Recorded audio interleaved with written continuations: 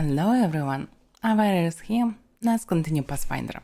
And by the way, good morning, Damdami. So, we almost finished in Genera, at least I hope so. But surprisingly not finished. I expected that something will happen after dealing with this patronage, but nope. The only thing that was changed, now I have a coin for the upper city. And that's it. I still probably need to deal with Shamira, but I didn't saw her in her own mansion, so I don't know, maybe I need to visit it again.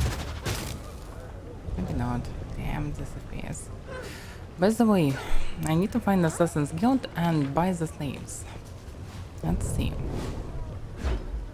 Assassin's Guild definitely not in the lower city or upper city.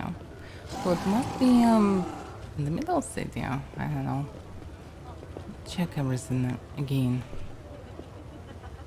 10,000 dollars, Porto down. There's more houses for the slaves. There's an inheritor still stuck there.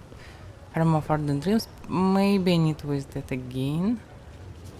Porto down, Porto up. This island maybe can be visited, but I didn't saw the way to do it. Maybe can be visited from this side. Porto to the flesh markets, to the lower city.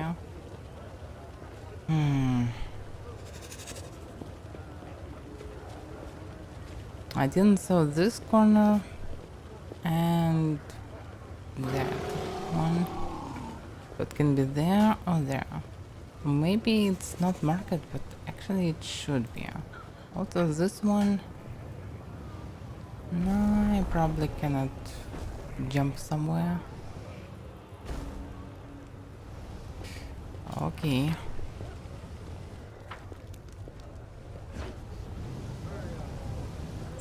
Slaves. Okay, let's teleport down.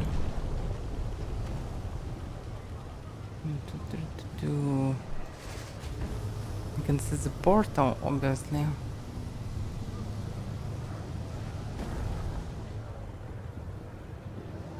Yeah, how can I teleport there? Probably this one. Portal down. I need to visit flesh markets and Assassin's Guild.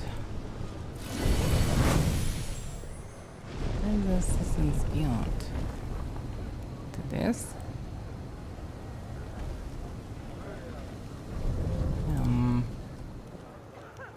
Grim Mansion? This. Okay, let's check this Grim Mansion. Because why not? Just loot.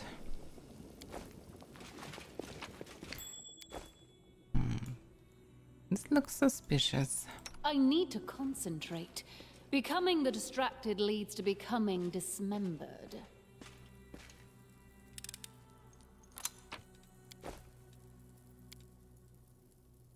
A trivial matter. Some new Crimson Cloak. Cloak of Resistance +5. It's actually funny that the best Cloak of Resistance finally not some bluish greenish color. It's finally red one. So evolution from blue is always lead to the red. That's funny. Someone can use it actually. It's probably a bit to use for melees, but okay. Example, Ember can use it. Why not? So actually, this is just a building, probably connected to one of the quests, but I'm not sure to which one because I probably never saw it, or maybe it's just a building. I don't know. so if I can find such place, maybe Assassin's Guild looks the same. I mean, the building with closed entrance that need to be open first. Let's look around. This is the way to the lower city. What about this?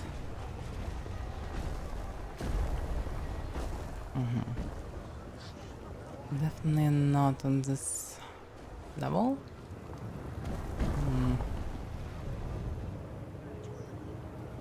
No, okay.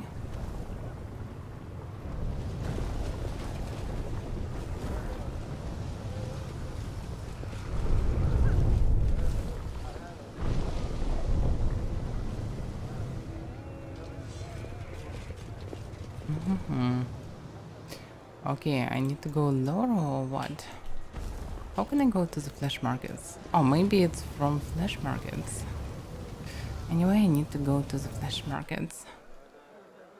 Thank you, Demi.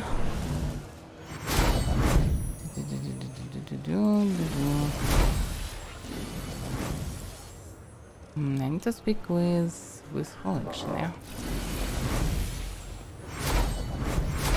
Someone who trained with Alzheimer slaves. I don't buffing when I come into him.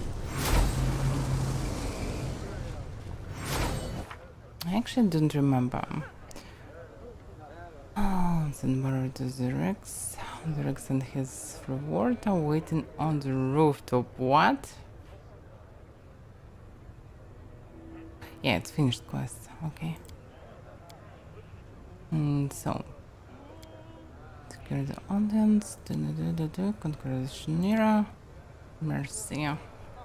Why the Azmar prisoners? Proclaims a shipment of Azmar slave girls is about to arrive at the flesh markets.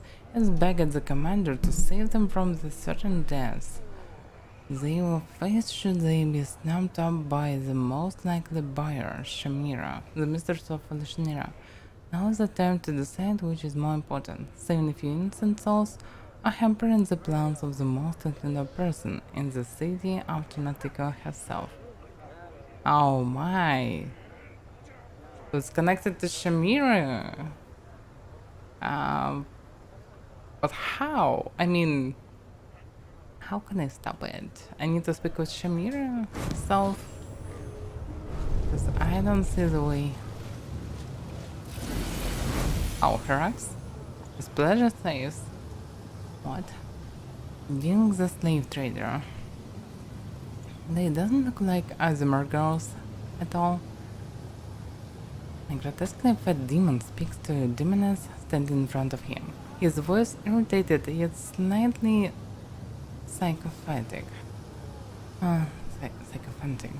If you want to get these sweet Azimars for the 10,000 delight, cough up 50,000. Just look at how delicious they are. These girls haven't yet been wiped.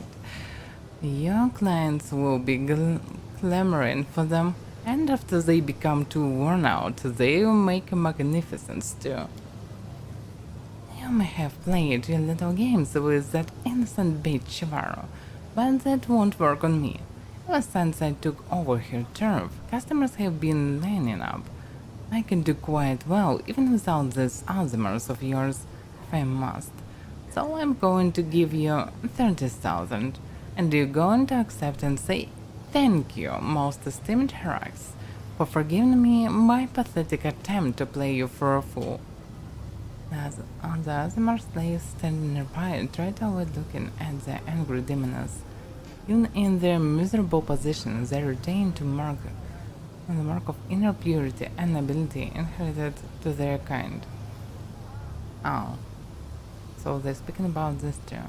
Okay. Puffing himself up, the fat demon answers abruptly and angrily. 50,000! For these delightful innocent creatures, your shabby and worn-out demoness can hope to compete with. That is my final offer. May I much to swallow you, you ugly bucket of lard. The disgustingly fleshy demon greets you with a wave, his arm encased in row after row of fat.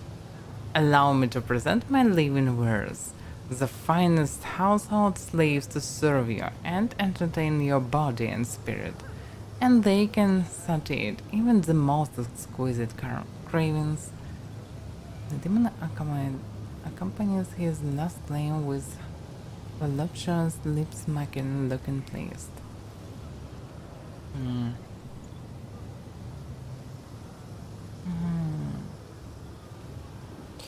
I'll buy the Ozmar slaves. Oh, I see you're a connoisseur. I'd like to warn you that these little birds will cost you a pretty penny. Their price scared of the Madam of the 10,000 Lies, but for Shamira, to whom I intend to sell these fresh Ozmar beauties, 50,000 is the spare change. I'm willing to sell them to you for the same price.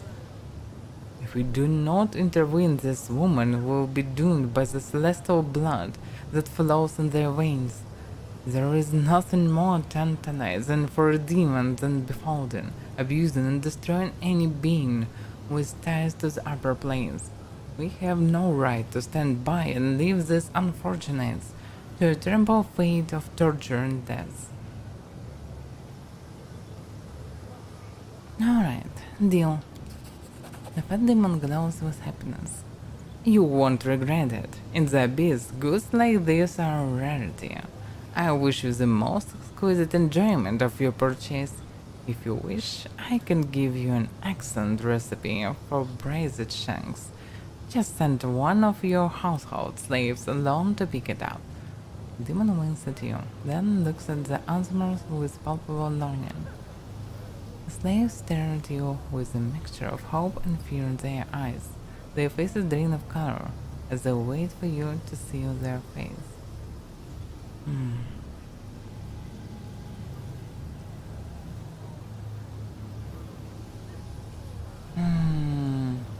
Should I send them to the Zanzibar?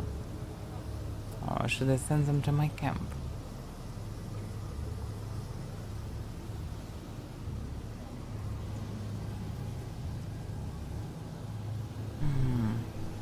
Yeah. Logically, I should rescue all of them. But maybe not. Yeah. It's hard to say.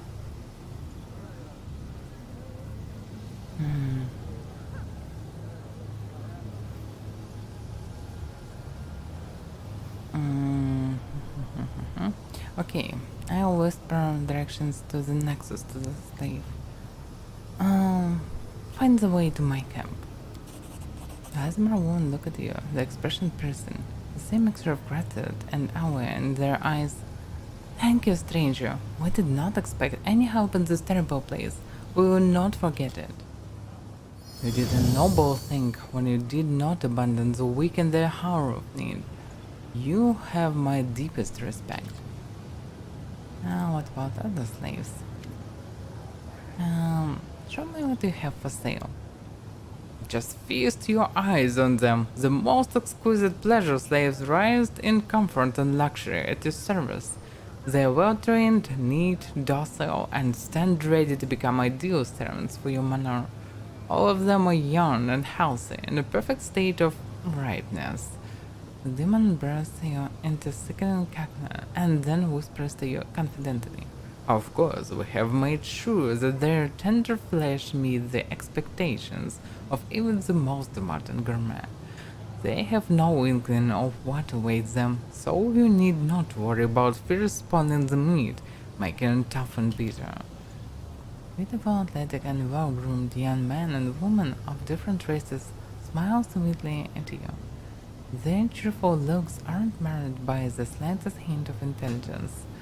These slaves remind you of happy and well-fed sheep grazing in the pasture.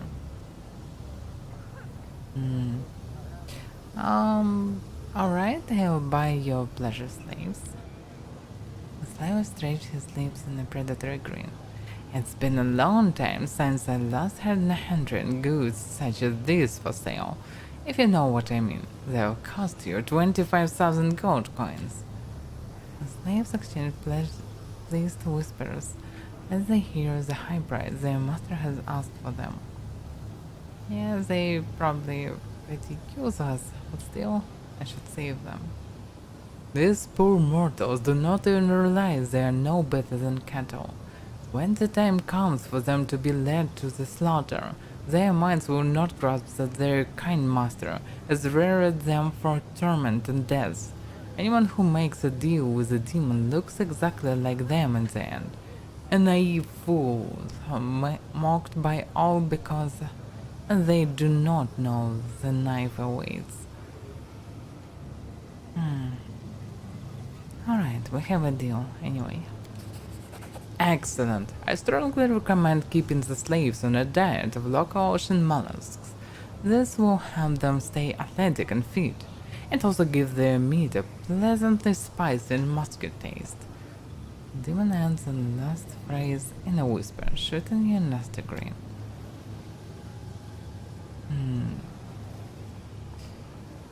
These poor souls raised by demons like cattle for the slaughter. You have broken their golden chains.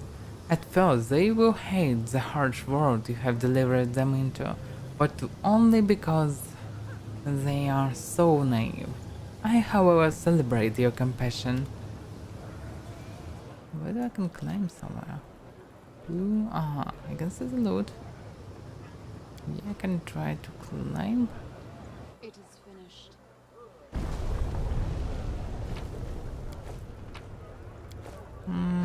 Nothing special.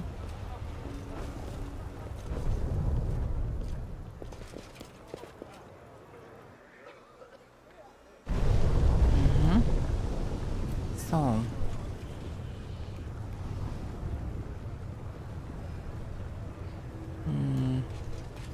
what was the mercy quest?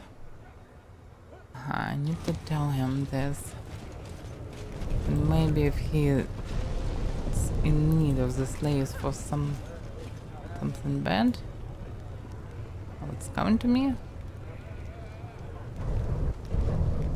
So it's connected. Oh, I get it. Interesting. This floating island can be connected. What about this one?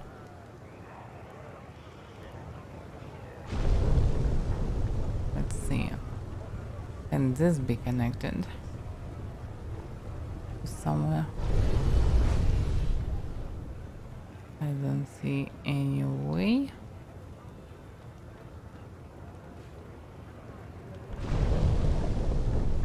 But what about this lighthouse? Oh, it cannot fly? Aha, I get it. It's connected to this one. Yeah, I still have no idea where is the Assassin's Link. Good, I mean.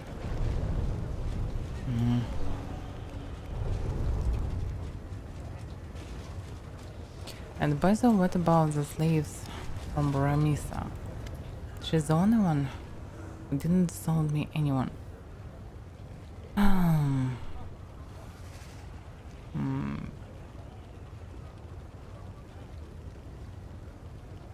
Okay, I cannot buy anyone from him. Looks like. And what about... Yeah, I can buy people from Success. Sniper interpreter. I'd like to see slaves. He will not negotiate with me. Okay, I have to go.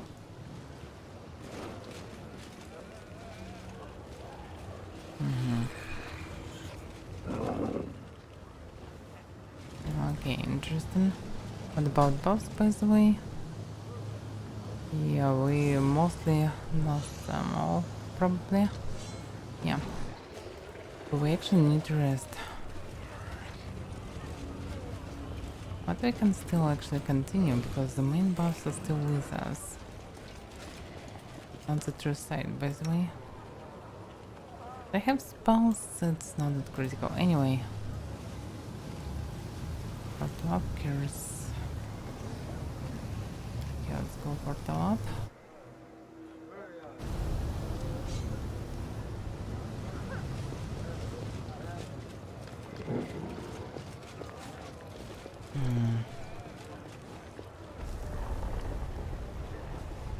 where is the guild? What about this place?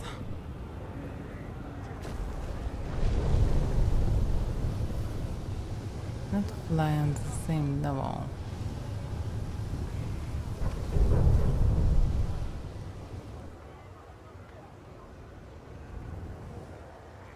I'm not sure that this can fly.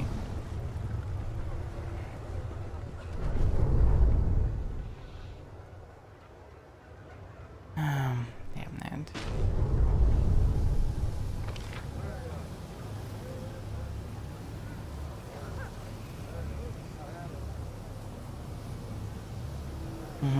They're on the same level. Okay, I see. So I need to go back.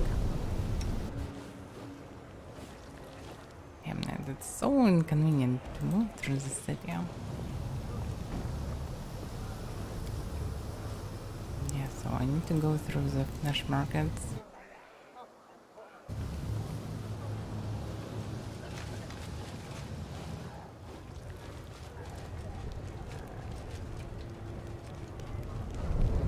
As it should be.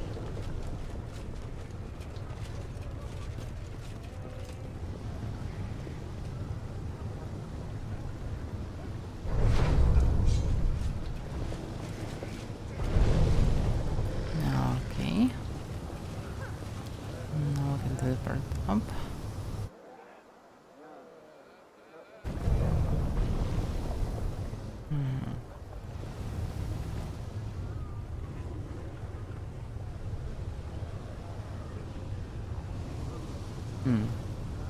Wait a second, this island is flying. That's not far. Can I come into it? This is where it's on top. But anyhow, cannot teleport to it. Yeah. Okay.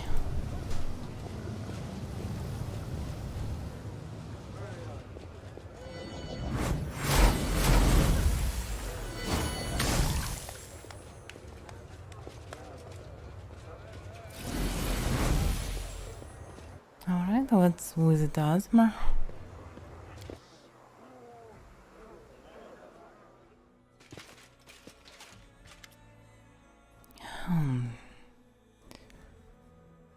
I decided that Asmar captives would be safer at my camp.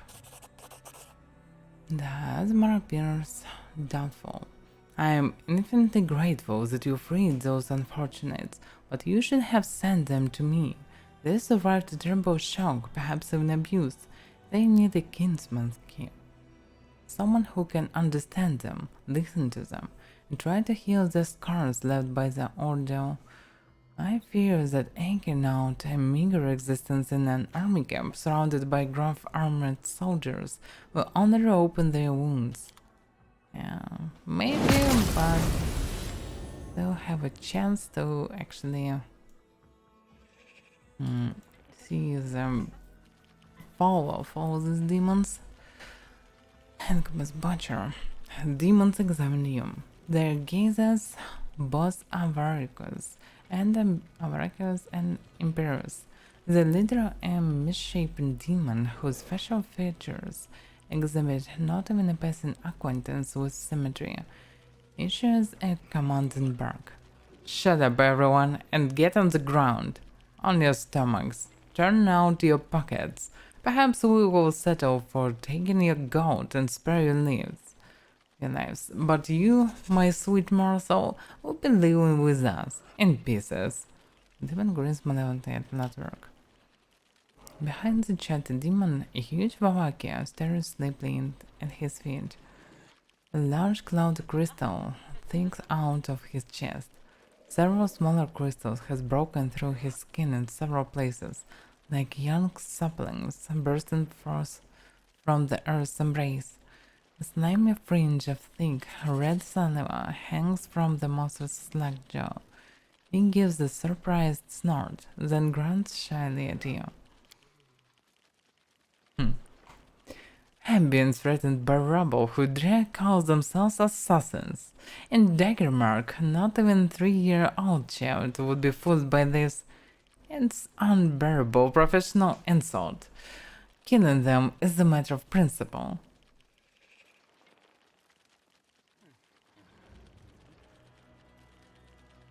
Now, how are you? The demon with the lopsided face spits on the floor, then replies cockily. We're the best in the Assassin's Guild. Mess with us and we'll mess you up. And why did you come here? The demon's finger is crooked as his ugly mug points at Ledwork. This Azimar misfit has made a certain someone very angry. So angry they put a large bolt in his head, which is why we're going to get him. Festoon this dismal hovel with garlands made of his entrails, then play ball with his stupid little noggin. And who's that brute tagging along with you? This? Oh, this here is our Gozer. We found him in the sewers below Lashanira, barely breathing. We were going to cut his throat, but he is so elite, he is tame enough, and mighty strong. Someone must have scrubbed his brains real hard. Now everybody knows not to screw with us. Or we wake Gozer up, and then they're done for. Demon glanced at Slovakia with mingled pride and awareness. I think you're not assassins. You're just common rabble. The demons lowered their bravado and exchanged nervous glances, taken back by the steel in your voice. The leader of this band of misfits finally mutters in a shaky voice. Well, maybe not assassins per se, but it sounds more intimidating. Fools shed their pants when they hear it, so we don't even have to shank them. But you, missus, are no fools, so that much I can see. Folks, let's not bother the nice lady. We'll just turn around and be on our merry way, then shall we? The demon's tone takes on an air and groveling. By the time he's done speaking, he is practically pleading with you. So who sent you? I don't know her name. Everybody call her Red Mask because that's what she always wears. We have no idea who or what she is beneath the mask. She sits in the bed like all day, gas and booze like there is no tomorrow. Huh, interesting. So who is this Red Mask? Damn it if I know. Some kind of woman, definitely not a demon. She is one of yours, an outsider. But she's got an edge to her, and her mask is scary as anything. Alright. Get lost. I'm not going to bother killing you. Sorry for troubling you, missus. Won't happen again. Demon scurries away from you, casts a frightened glance over his shoulder. Andrak folds his hand in a gesture of prayer, wailing in utter despair. I beg you, please protect me. Unless she is stopped, Red Mask will get to me, and even worse, to my words. I do not fear death, but these girls must not be hurt again. I cannot put an end to Red Mask's depravity, but you can. I appeal to your mercy. Find her and stop her once and for all. What do you know about this Red Mask? I haven't the slightest idea. No doubt some villain displeased by my attempts to save my kin from slavery. Perhaps the dark souls that revels in crime and the suffering it brings. I have never met this creature before. Alright, I'll deal with him. The Azimar allows himself a weak smile. You have a generous and courageous heart. I will be praying for your success. They still all look suspicious. By the way, I could use a little help myself. The Azimar throws up his hand in confusion. I fear there is a little I can do to help, but please accept this gift. You have a mortal look about you, and I have no doubt you'll make good use of it. The man hands you a flask with a hidden potion. Then he hides his hand behind his back to show he does not expect payment for his generosity and would refuse it if offered. Okay, thank you, I have to go. Actually expected that maybe I can buy some divine reagents. But nope. Because he can be the priest. The cleric. So I need to use this red mask to be rotated. No. I don't see any entrances.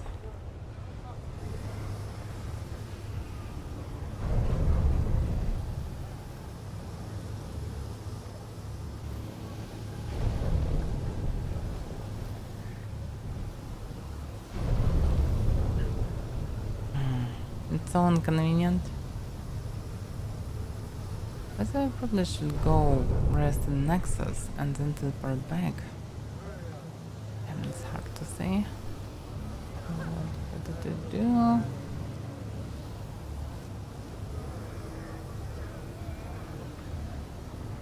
Portal. Where this portal is? Probably and down below. Yeah, I cannot see anything special.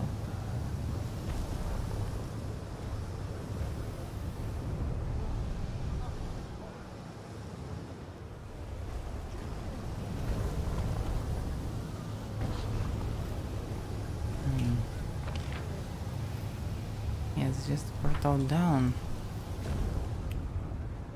I still have no idea where is this Assassin's Guild. I can't see it in any place for some reason.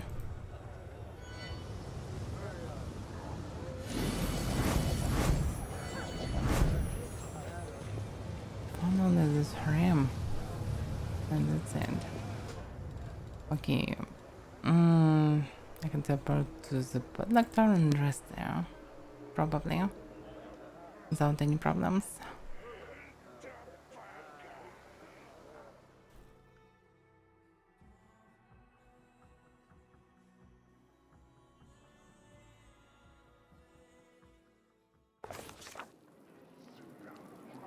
Okay, that does the rest.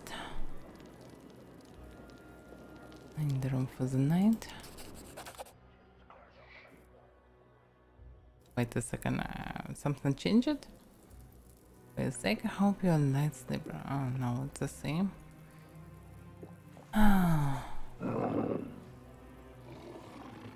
Okay, anyway.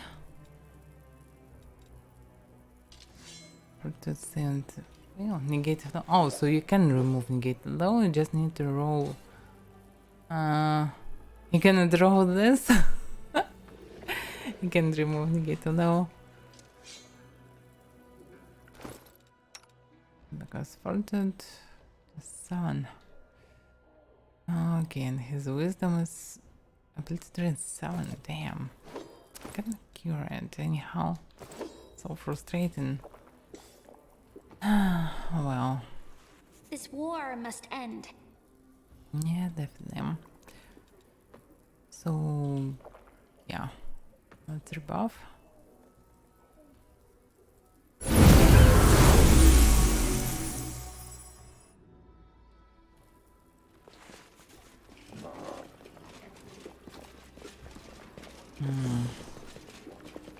That's because it's a red mask. The woman in the red mask grimly examines the cloudy glass and its equally cloudy content. She doesn't seem to notice you, but when the silence drags on, she grins out. Get lost. I am not looking for drinking companions. Who are you? Staring the masked woman, he said through clenched teeth. It's none of your business. I'm red mask and that should be enough for you. Why did you send assassin after a lot of work? Yeah. As expected, she is Asmar as well. The woman smiles bitter and removes her mask, revealing the unmistakable features of an Asmar. What once was surely a beautiful face has been disfigured by terrible scars. Someone must have flayed her, carving away entire portions of her skin. That wretch deserves the worst death imaginable. But the demons abducted and enslaved me, not work both me and my fellow captives. I thought myself saved, but I was wrong. The worst was yet to come. The thing he did to us, I can't describe them. He destroyed our bodies and our souls. His sick mind is full of filthy, perverse desires, and he acted them out on us. It was a miracle I managed to escape. I could have left the abyss, but it feels as if Latberg has sown the seeds of his madness in my soul and refused to spread his sickness to other places, happier places. Let his evil perish here in the abyss, utterly and without a trace. Hand voice trembles with barely concealed anger. She does not lie. Your heart aches with a desire for retribution. Latwerk is a liar and a traitor, and he must answer for his misdeeds. Champion, we must go back and see that he faces justice for his crimes. Amra's eyes fill with tears. It's terrible. What did he do to you? The woman flashed a cynical grin. Am I not pretty enough for you? Are you afraid? Yes, I will never be called a beauty again. No, it's not about beauty or anything else he stole from you. I am scared of what he's given you. He shared his pain with you, and it took root and grew. There is a thorny tangle of suffering in your heart, and you are impaled on its spikes. Why is Latberg doing this? Because he is a madman, a blood-soaked lunatic draped in the raiment of a holy savior, a psychopath, a filthy demon whose sick desires can only be sated by the suffering of his victims. And what happened to you after you escaped? I have walked the path of vengeance and then. Calistria, patron goddess of all who have been wronged, has shown me I must dedicate myself to this path. I am the retribution that stalks villain in the night, paints the darkness red, and makes the streets ring with their pitiful screams as they end their miserable lives.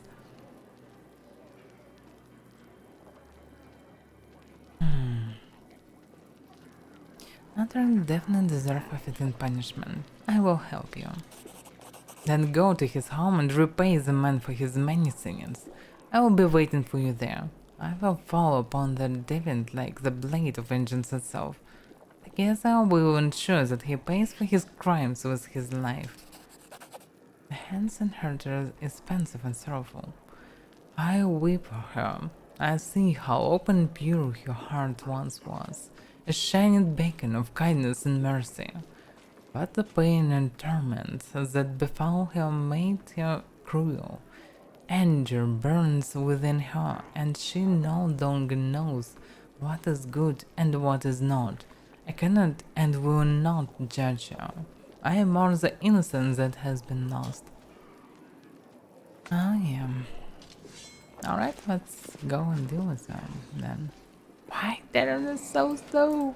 Darren, what's wrong with you? Why are you so slow?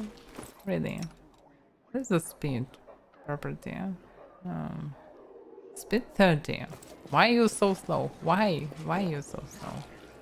Yeah, he's staggered. So he's non-stop staggered again and again or what? Damn, it's frustrating. Okay. What can I do? By the way, it goes only a few seconds? Wait a second. Rules are made to be broken. So it goes so it's short buff? I thought it was a long buff. Oh crap, it's round level. Oh, it was changed by the patch. I remember it was a long buff. Maybe I messed with them, but I thought it was a long buff. Okay. Anyway. But the turn.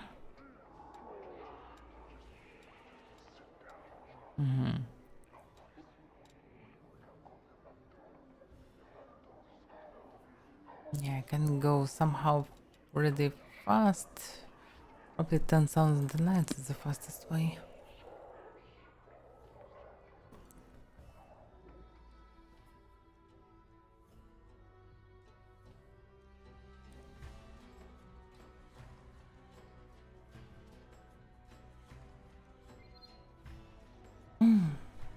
Welcome, Yudiam.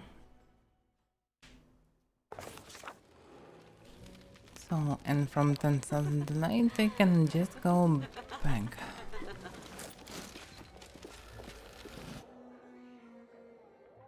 It also would be nice to find the Assassin's Guild, but I have no idea where it is. I saw this place so many times. It also should be billboard, according to all the information before the entrance, but I cannot see anything like this anywhere. Alright, to the flash markets. What are they doing? Oh, anyway. How actually to go to this? Yeah, probably can go through this too as well. Yeah, it's a proper way probably.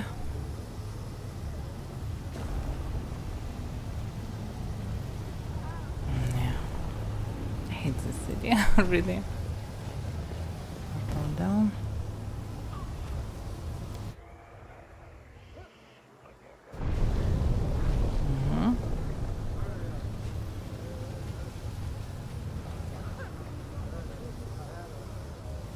So a different portal will lead to this part.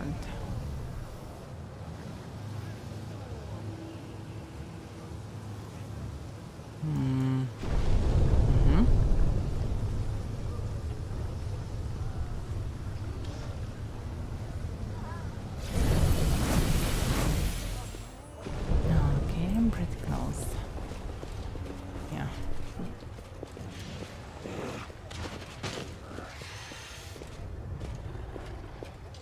Can I enter it?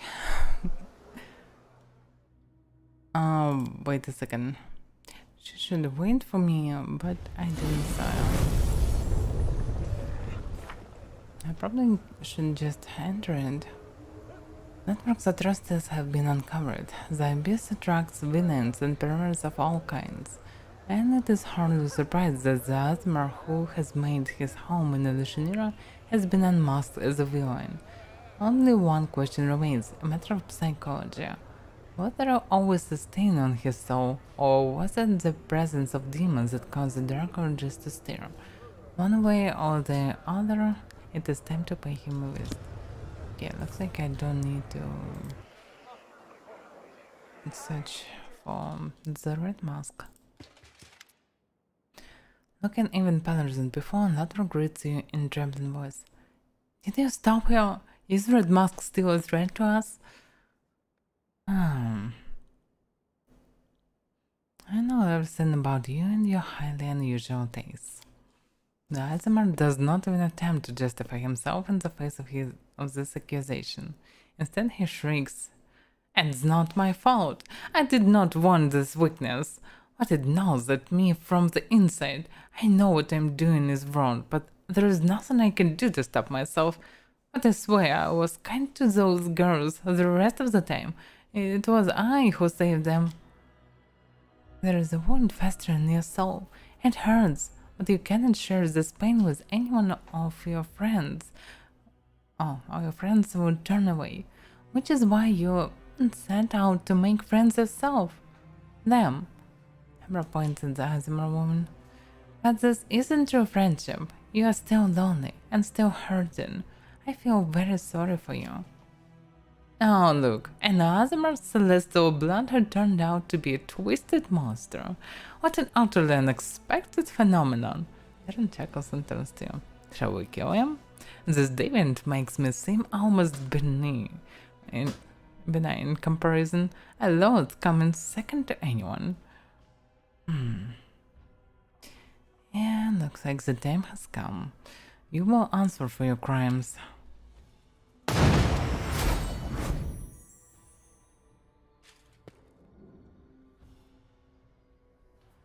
So, with a show of impeccable timing, Red Mask drops from the rafters, looking like a remorseless spirit of vengeance incarnate. She lands in front of the ashen-faced Bloodwork, and in a harsh, damning voice proclaims, "The hour of retribution is at hand, scum. You will pay for each and every one of your crimes." No, don't touch me! My evil will never go unpunished. So, runs inside, and she just standing. Nice. At least I can see what's inside. I sense something. My little birds, protect me from this vermin. They've come to enslave you once again. No. So they really will fight for him. Not what I expected. Anyway,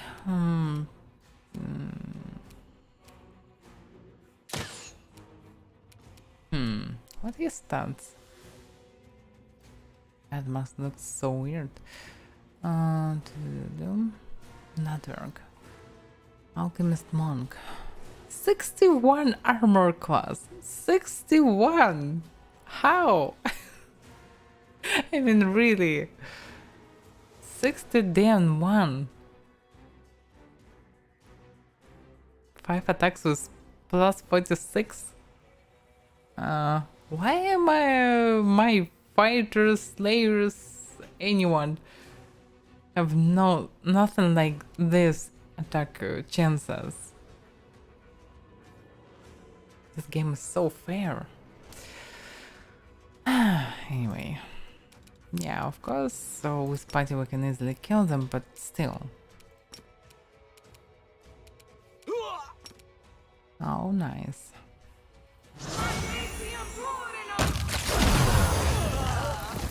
Oh. Is it already finished? The Atmar screams, desperately smearing tears and blood across his aristocratic face. I'm begging you, spare me this disgusting trait, this addiction. It makes me hate myself. I was weak, but I swear I will no longer allow my weakness to harm anyone else. Bring me to justice if you wish, but spare me from your vengeance. Archelaia gasped with bitterness and indignation. The blood of heaven runs in your veins, while others break themselves striving to be better, nobler, brighter. You... all those things were given to you by fate. You were born blessed, and this is how you squandered that blessing. This is worse than mere folly. This is a blasphemy. How dare you? Darren glared at Bloodwork as if he were a particularly disgusting insect, abruptly cuts off the succubus. Yes, he is a traitor, a blasphemer, and irredeemable scum. Stop lecturing him and do what it is you want to do. Remember that you're a demon. Turn his final moments into rapturous agony. We can see what you are eager, so please go ahead. No one will judge you. He doesn't deserve an easy passing. The succubus looks at Darren with dismay. No, I'm not going to do that. I hate him, but I promised I would change. I don't want to be like him.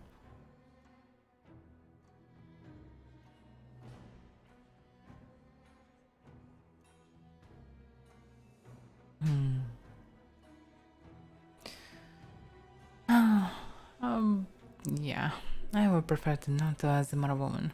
He is yours. Deal with him as you see fit. After cast a frightened glance at the captives, eyeing him with predatory intent. What? But they are my little birds. I love them. I've been taking care of them. They would never harm me.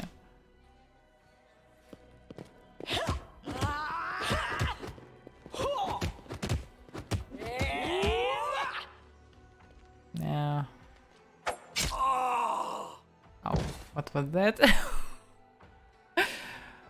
Invisible strike. His bird was wild, almost bestial fury as the Asmar woman rushed toward Latwerk. They have no weapons. They tear into him with teeth and nails until the mammoth's agonized screeches give way to choked garden whimpers. Oh, she was in invisibility. Without further ado, the Avenger bends over Latwerk. When she stands again, she is holding the bloody strip of skin that used to be the Asmar face. The woman takes off her mask and smiles with satisfaction. He took away my beauty. Now I've taken his. Red Mask stretched Latwerk's face over her own, fixing it in place with a handful of barbed hooks she drives into her own flesh. Rivulets of blood runs down the woman's neck, giving her a grotesque and terrifying appearance. You will take care of this young woman, and I'll take my leave. This carved city is full of scum whose wrongdoings remain unpunished. I will bring retribution to each and every one of them. Red Mask's laughter echoes eerily through the cellar's walls, full of excitement and lust for blood that can only be sated by a more brutal cannon. You did a noble thing when you did not abandon the weak in their hours of need. You have my deepest respect. So they still connect normally? Alright. I will show the Asmar girls a safe path to the Nexus. Go to my camp. The young Asmar woman exchanged glances, then nod gratefully to you. Huddled together in a tight group, they set out in search of the promised shelter. They carry themselves with an air of grim determination to look after one another and find a way out of this terrible place.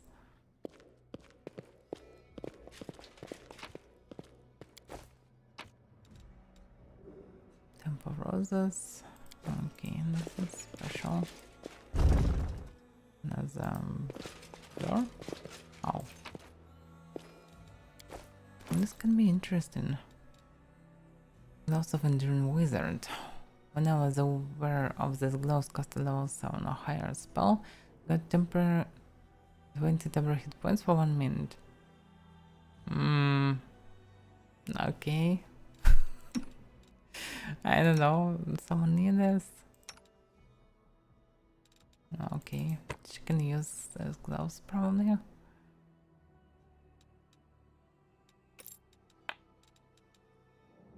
Turn about. This platform metro change prevents Bard's bardic performance of Scarlet's Rage and Soul class ability from being interrupted. In addition, it's revived by the skulls on the fallen. Okay. We don't need this, actually. Probably still, but isn't just high armor plus 4, by the way. Yeah, and lower arcane failure chance. Oh, by the way, what about weight? 25? Oh, it's in. Yeah. It's more lightweight. Nice.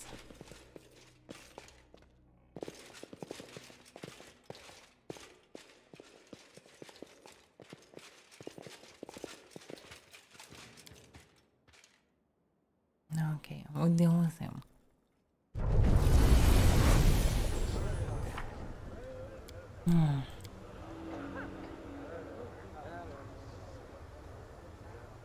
Okay, I need to locate miners and have the mirror. In order to make friends. Smart on bottom to find any hierarchy. It's no wonder then that in order to vie for Shamira's attention, one must overcome one of the most prestigious and well-guarded borders in all of Lashniras, gain entry to the harem of ardent dreams. I already was there, but I was by another quest, so probably, yeah. I need to go by another way inside. Alright, let's go inside. Probably this time I can really speak with Shamira. The last person before Nocticola, actually. It's closest. A red-haired beautiful demon sits majestically on the throne. An aura of bright light blazing around him. It's not the gentle, life-giving light that shines on Galarian. This light blinds, withers, makes a person burn with fever, draining their strength. And who do we have here? The latest wanderer from another world coming to seek my patronage. Ramira throws a casual glance at Arshania and raises an eyebrow in surprise. So, the rumors were true. Arshania, you really are making friends with mortals now? I must admit I found it hard to believe such a worthy daughter of the Abyss had fallen so low. Chimera falls silent but receives no answer. Well, not that I really care.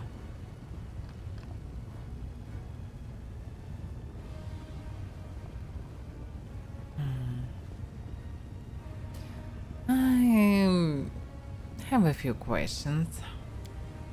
With a sigh, Chimera hisses irritably under her breath. Curse Noctico's hospitality for bringing these strangers from other places to my city and my harem. What kind of harem is this? Shamira stamps irritably. What do you think? Because I'm Shamira the Ardent Dream, the chosen lover of the great Noctico, every time she grows weary of plots and conspiracies, and craves with passion and warm caresses, she comes here to her harem.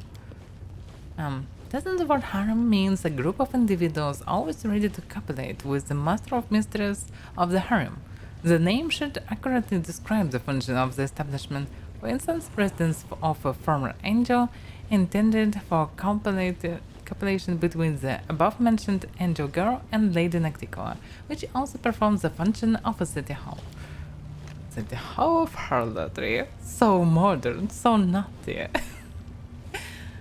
Hello, Aurora Knights, and welcome. I've seen you with Hebzamira at the flesh markets. Tell me about him. Hebzamira is an honored guest here in Adeshinira. I'm not going to discuss him with every stranger I meet. Alright.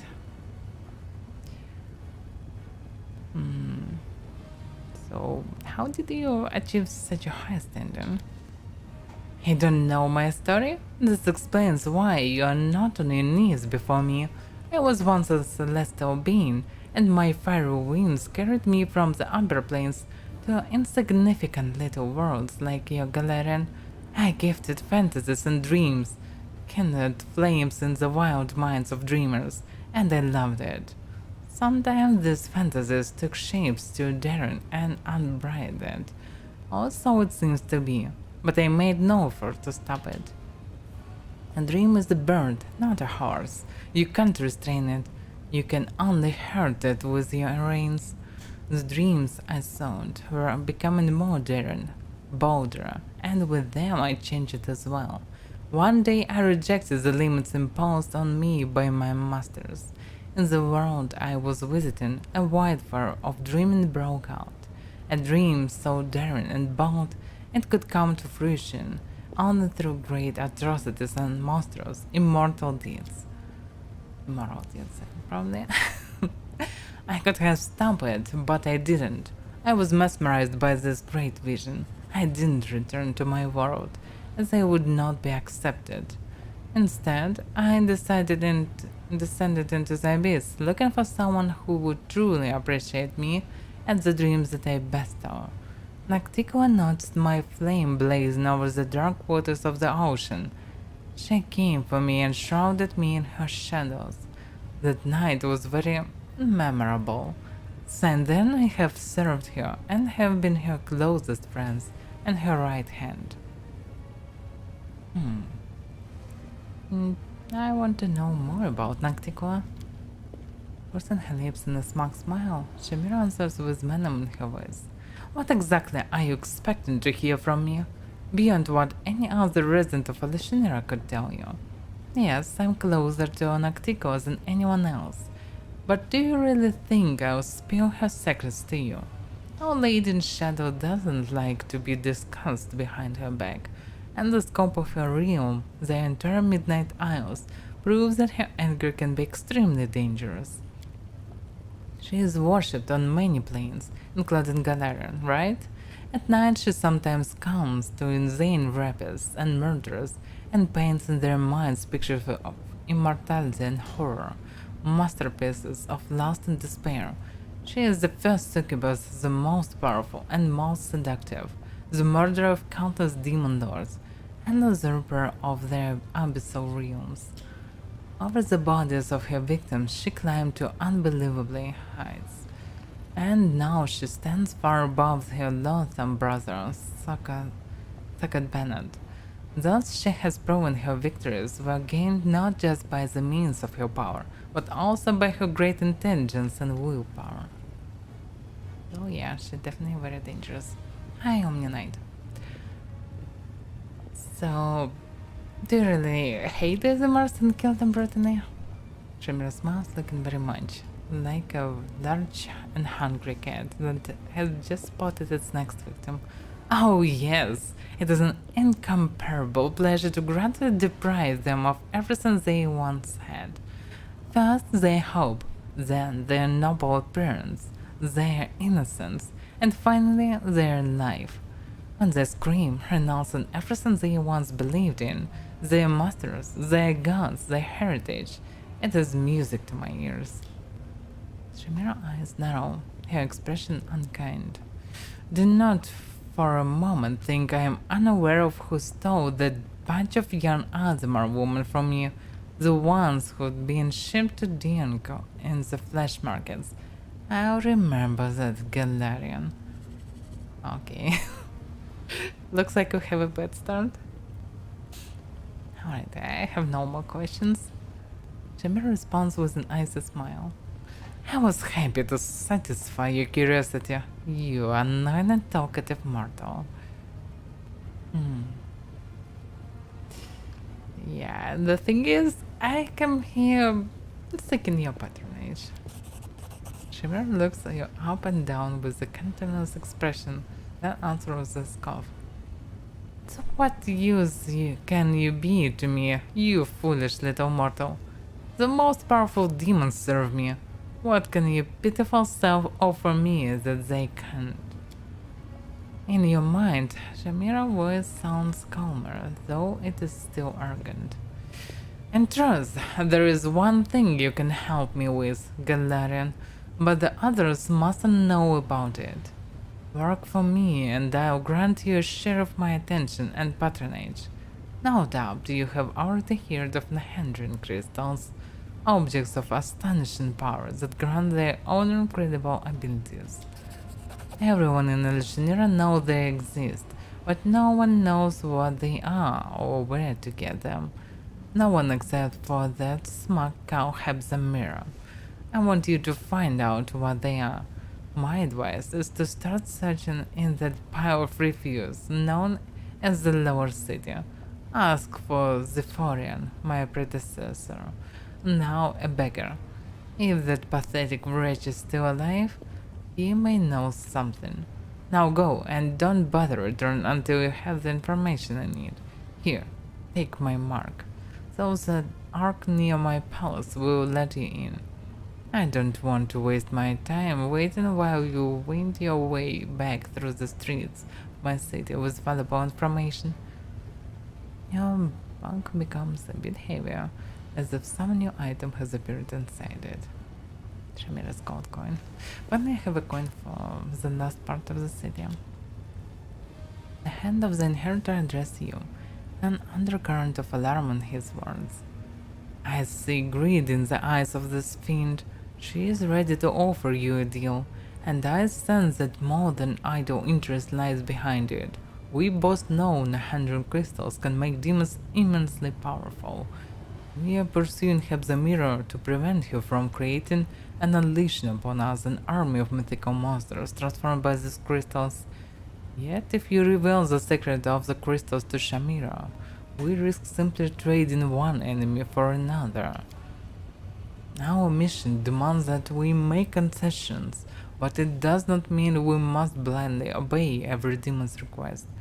Wait each of Shamira's words, remember how cunning she is, and do not let her turn you into a tool she can use to commit atrocities.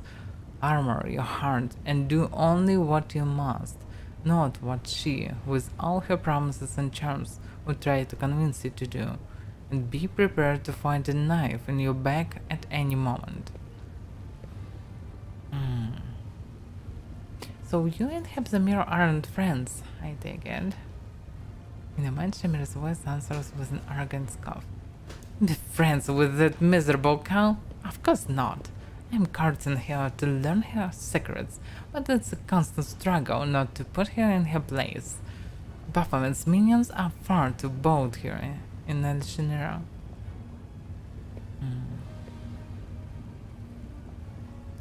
Tell me about these crystals you are so interested in. You haven't heard of the 100 crystals? Ha! Are all Galarians so stupid and unobservant? They're purple crystals. Possessing them grants immense power. Unfortunately, only high-ranking servants of Baphomet know where to find them or how to use them. They use the crystals to gain tremendous power, and now they strut around the Shinira like they own their place.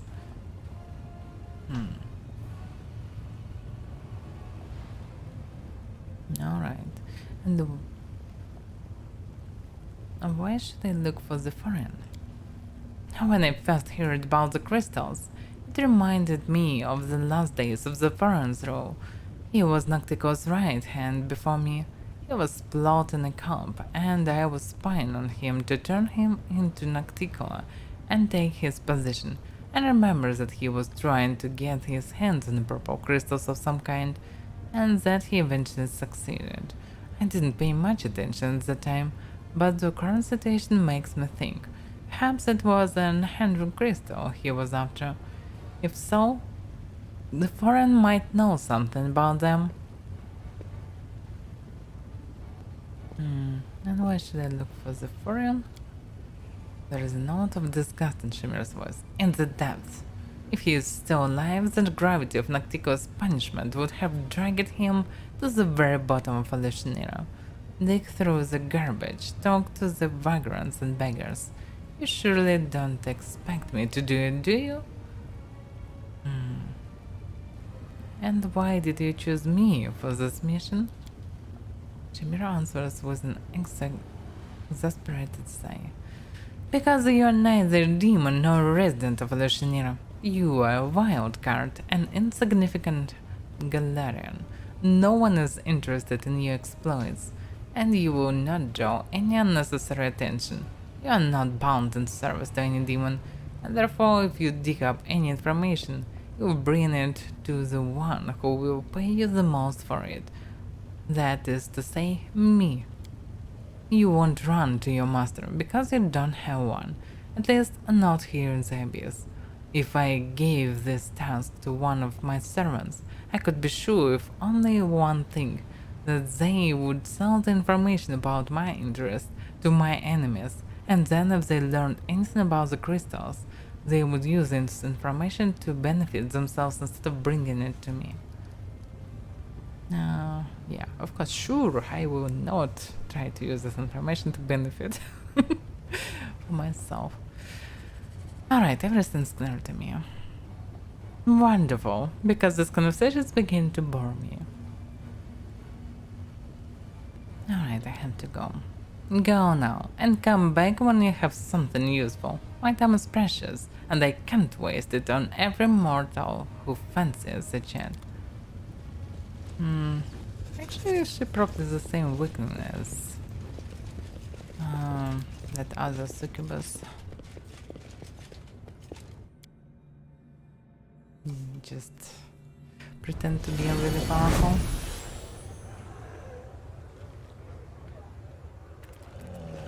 So now I can use teleport normally, so I probably should use it.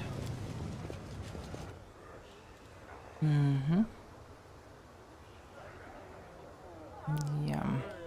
I also need to find Echo the Scaria. But alright. This. I don't remember who was sitting in the tower. I saw someone was pretty close name to the foreign. This commander of the ship.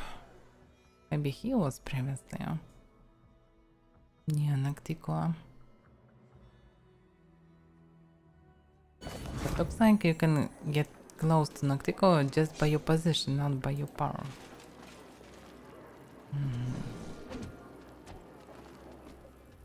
No, no one here is this name. Maybe Burgas know something. The one-eyed demon greets you without enthusiasm. Bed, booze, a bargain. What brings you here? I'm looking for the foreign. Do you know where he is? Maybe I do, and maybe I don't. It's not my place to gossip with customers. I'm an innkeeper, not a spy. So buy yourself something to drink and stop wasting my time. I've got a special liqueur you should try. A true rarity, 100,000 gold. Alright, I will pay for this liquor and drink. And the demon demanded gaze. Liquor is revolting, savoring of rotten meat and mold, but the aftertaste is surprisingly tart and pleasant. The demon gives a snort, a short creak enough, as if a swarm of crickets had awakened in his mouth. The foreign, eh? Hardly anyone remembers that name. He was an ambitious son of a bitch, sharp and tenacious, but he was hasty in his attempts to overthrow Nocticola. And our Lady in Shadow remembers all too well how she was underestimated by the Demon Lord Viraxos. So she dealt with the foreign before he could stab her in the back. She ruined him, completely. Well, when that lump of bleeding flesh opened its eyes and moaned, we were shocked it still lived and breathed. On the day, the foreign's name was relegated to a generous past and forgotten. But I have seen him once or twice among the beggars. You see it at the threshold of the Battle Bliss arena, begging for gold, and no one recognized him. Nocticola didn't just break his body, but his spirit. So far as I know, he has never tried to take his vengeance on her, and he has plenty of reasons to want revenge. Oh yeah. The vagrant is repulsive, even by the standard of the abyss. His lumpy scarred face makes you think he was put through a meat grinder, then shaped back into a semblance of his former body and left to live out his life. His tall and once impressive figure has been shattered. His arms are covered in the protruding lumps of unseen bones that were left to heal properly. The beggar is clad in many layers of dirty, smelly rags, onto which hundreds of keys are sewn, from tiny toy box keys to a giant cast iron key that bows the demon's neck almost to the ground. So, you're looking for the foreign? He is long dead, but that doesn't seem to be stopping you. Well, so what do you want with the dead man? Just look at him. Darren speaks quietly, almost whispering. He was once a ruler of the city, Nocticola's favorite. I can make an educated guess about what kind of favorite he was. The incubus, embodiment of temptation, most cherished plaything of the mistress of the Midnight Archipelago, and now reduced to the wretched ruin. How unenviable is the fate of those who court the passions of the powerful?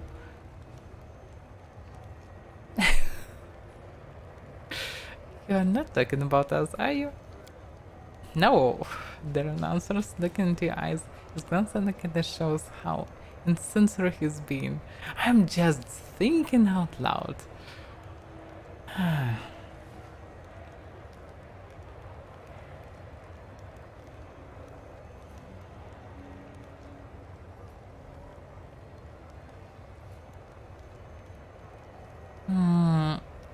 This is not a glimpse into our future.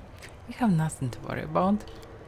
I have no idea why you're too sure about that, but I like your confidence. I always have. Darren gives a small crooked smile. The foreign, the master of lies and trickery. I remember fighting him. Even Hand of Inheritor remember him, surprisingly. So, what do you know about the 100 crystals?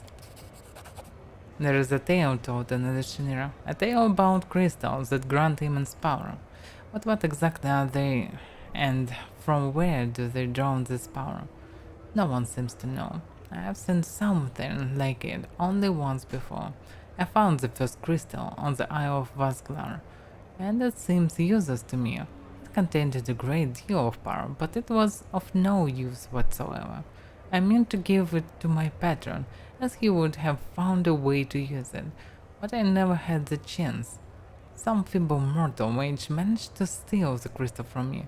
He locked himself in the tower, examined the crystal, studied it, and managed to find some use for it.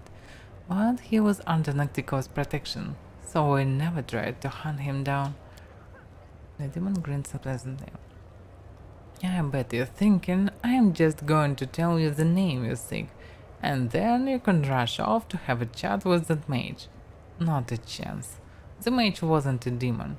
He was a mortal who served Noctical arcane needs back in the days. Kicked the bucket long ago.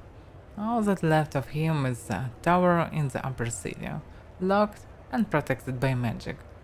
Many have tried to get inside in the hopes of stealing something of value, but the remains rotten long ago. No use talking about them now. Ah, but you're curious now.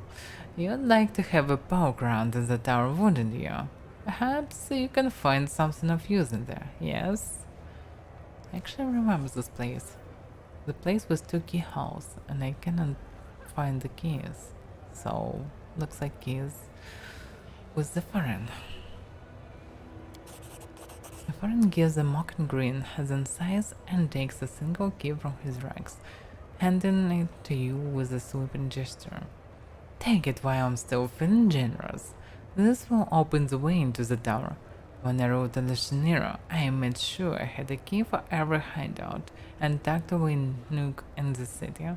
You never know when they might come in handy. Here, take this and get lost. No one will throw me a coin with you hanging about.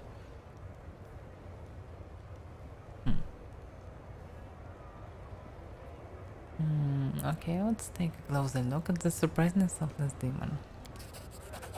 Something spiteful and vicious lurks in the depths of this beggar's eyes. It looks like a predator waiting in ambush, or as a scavenger waiting impatiently for his prey's agony to finally end so he can enjoy his meal. Whatever his motives, this demon obviously does not wish you well, and is already counting down the means to your imminent demise. I remember, I've heard of this place. It's a tower, supposedly filled with treasures, left there after the death of an ancient mage. But no one could prove there is any truth to these rumors, because not one of the daring adventurers who managed to get in even returned. The place is a death trap. The foreign's probably just toying with us. He's pretending to be helpful, only to send us to sudden death.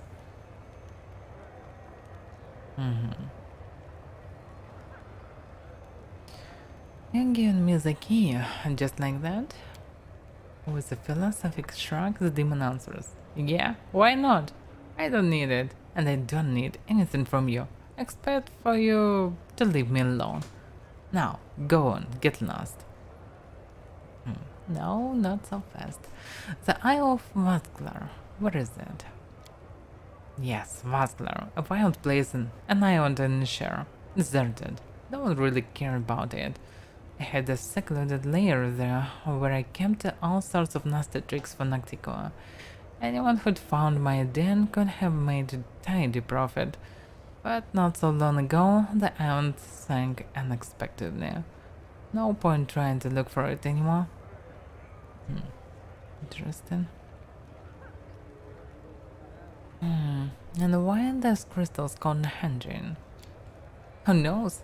It's a way of fashion. The thing is, they're not actually Nahandrin at all.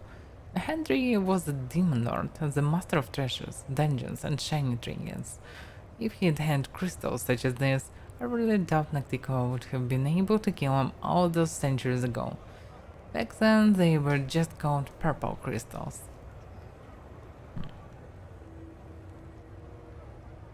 You're lying to me. You're trying to lure me into a trap. The demon's ugly mouth breaks into a malicious grin.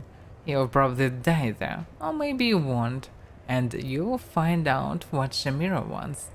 It was Shamira who sent you, right? She was the one who turned me into Noctico back in the day, and now she wants to topple her mistress and take her place, just as I once tried to. That's why she wants those crappy crystals so much. So be it.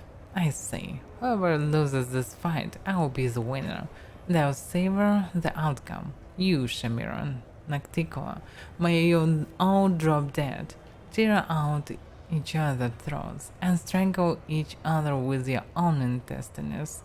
You all scum, and I'll piss on your corpses as they float by an ocean of your blood. Yeah.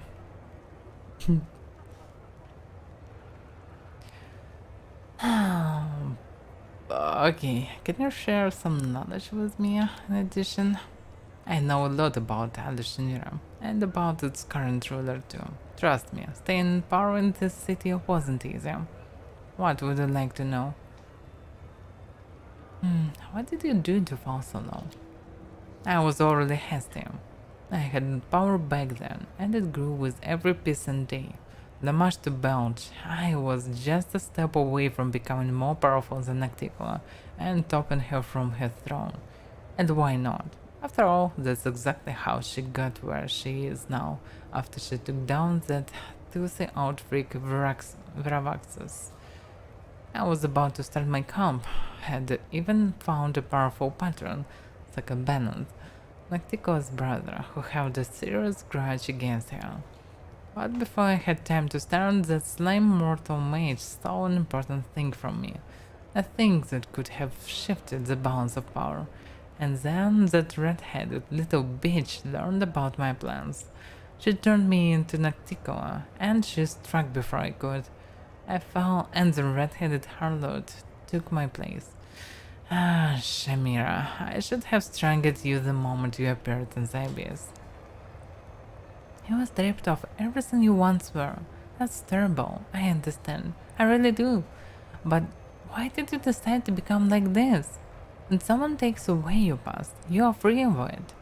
Why didn't you want to become someone new? It is as if you were broken, then badly glued back together. Do you really like living like that? Farron cackles hoarsely. Do you really think I had a choice? Do you think I wanted any of this? Everyone has a choice. You can leave this alley at any time. Go to a place no one knows you and become whoever you want. But for some reason you keep sitting here. She's right. So, what do you think of Alushinira today? It's the same pile of crap it was when I was in charge. Here in the Abyss everything changed constantly, but nothing really changed at all. I could tell you how much better the city when I ran things, but that would be a lie. Back in my day, it was no different, just as I did. Shamira rules this crazy lot with an iron fist, subduing them through terror and violence. It doesn't take a genius to do that, you just need to be absolutely ruthless and have enough power to be able to drown any insolent scum in his own blood. Actually, it can be done by any brainless desperate who can crush mountains but can't count how many corpses I impaled on his spiky claw. Got any advice on how to survive in this place? The demon response was firmer, the words positively bursting out of him. Do not trust anyone, and once you ascend high enough, be especially suspicious of the unexpected gifts that will suddenly start being showered upon you. No one here does anything without reason. With a bitter chuckle, the incubus makes an obvious effort to stem this outpouring of hard-won knowledge. That's enough about that. I'm leaving. With a malicious grin, the incubus croaks hoarsely as you leave. Enjoy your walk around the Lushinira. So.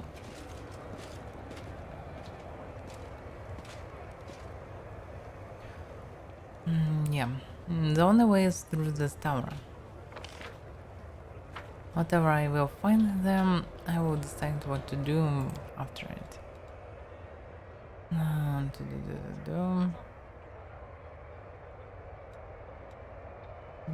it probably is the best variant.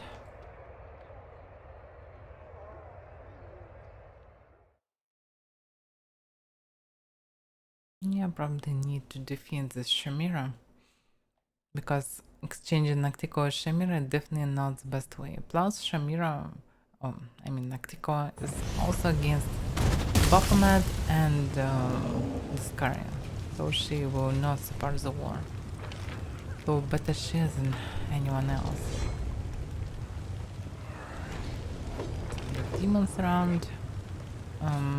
This tower is actually not sure where it is. Maybe this one.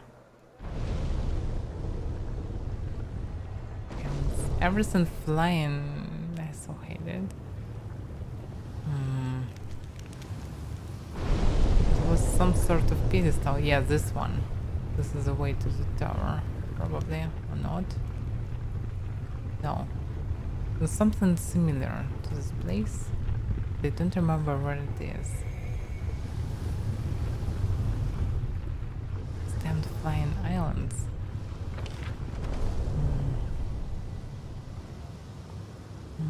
Not open dimension. What about this? No, it's not it. Okay, what about my part? Is this in it or not? Definitely not on the top. Maybe on low ground.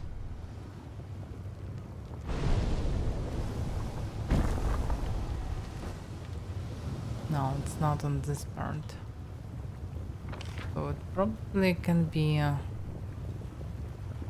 this part of the city. Damn it. So inconvenient. Okay, let's go on top. Oh, wait a second. It can be... no, it's anyway on this side. If I remember correctly, because I'm not sure. I can be sure in the Shinera. What a master place.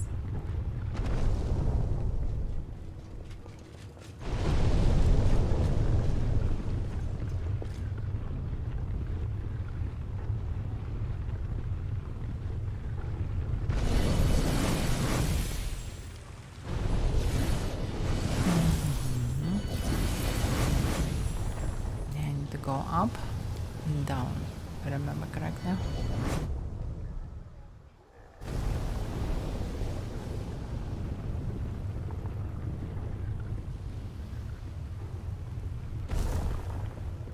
Maybe it's not on this part. Damn, I don't remember.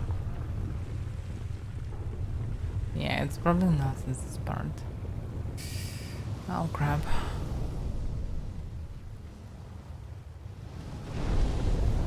It's not on this part. Oh well, okay. Damn. So it can be on the right island.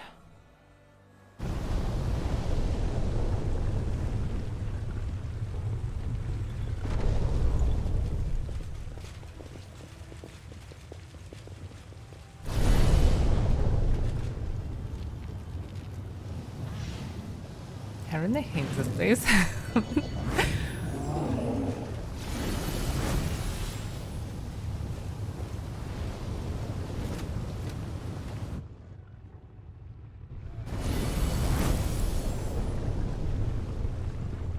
But probably the devs that decided to do this place like this already immortalized himself, because every damn gamer who played this city will remember it.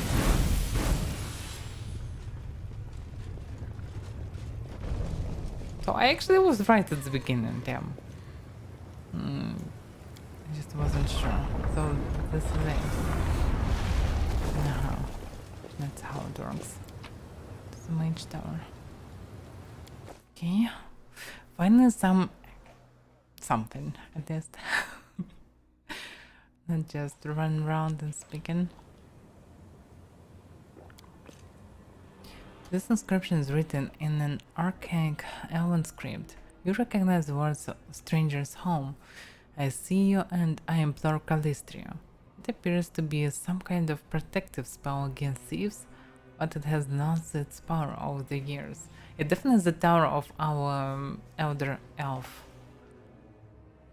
How they call him? Storyteller, yeah. It's definitely Storyteller's tower. Or maybe his friend, but probably a tower of both of them.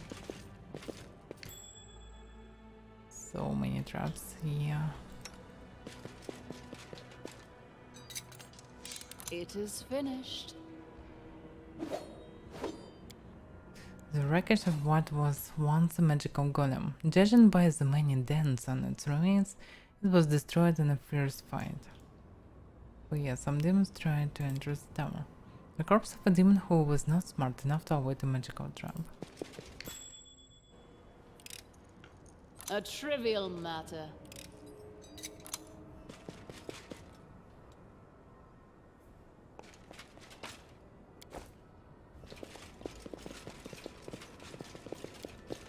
Okay, let's go to the second floor.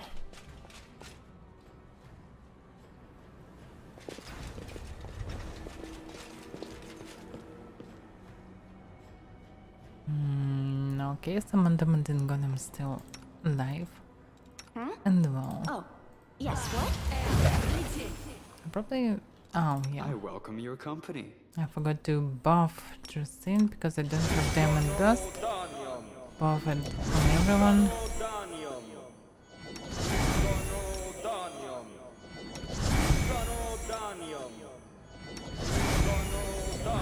Actually, probably should change it in buff mod. Oh, let me see. Supposed to profile Amelia. Dressing.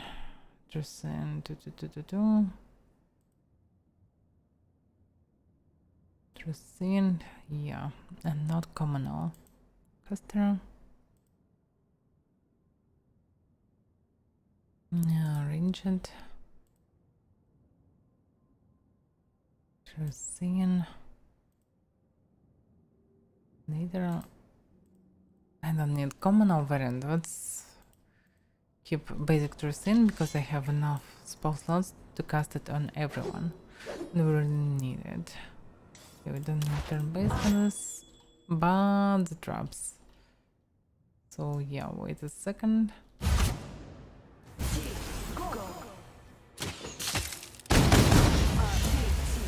Out of my sight!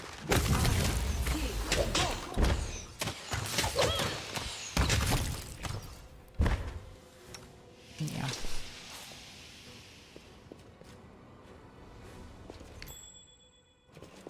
So many traps. This inscription once contained a spell of warning. When an intruder appeared, it would let out a chin howl to raise the alarm. Fortunately, the enhancement has worn off with the passage of time, so your ears have been spared. Yeah. No mistakes.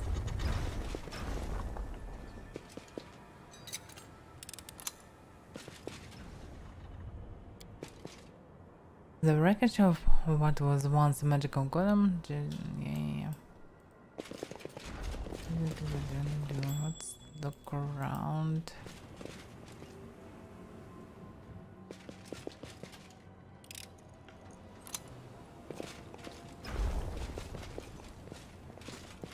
Take a look. Focus on the goal. What a find. How many traps around, huh? Hamnet.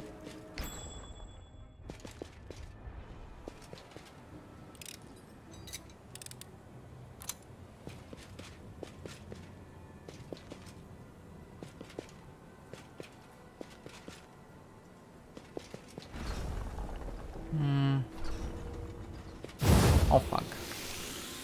Uh, Not a big deal, I suppose. And it's moving somewhere, by the way.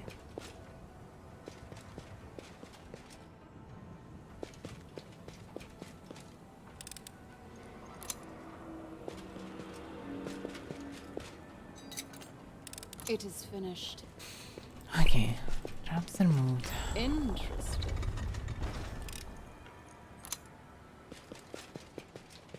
Damn, so All many according traps. to plan.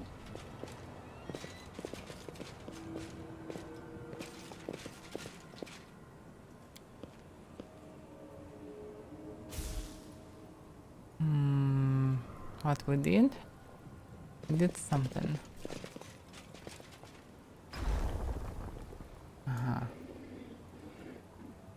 It's a bit lower. Interesting.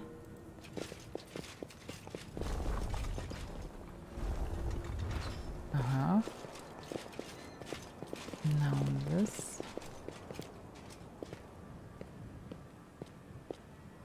Looks like we need to lead all this.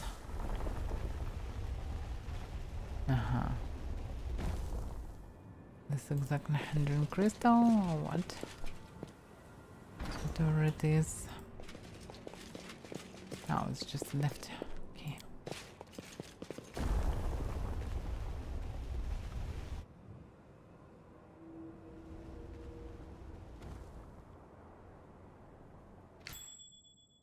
Yeah, of course, a lot of traps. Time's not waiting. I'll go ahead. It is finished. Yeah. It's a strange door.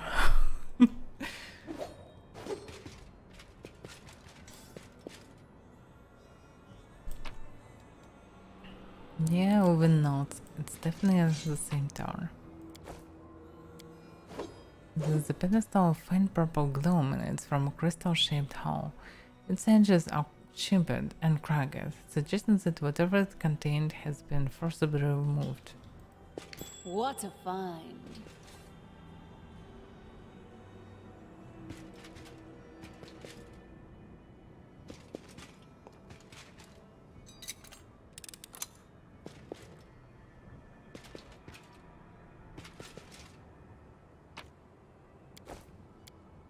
The magic has left this once powerful magical seal. It protects the premise from the presence of demons.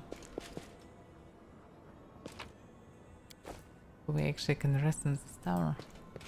What's the point?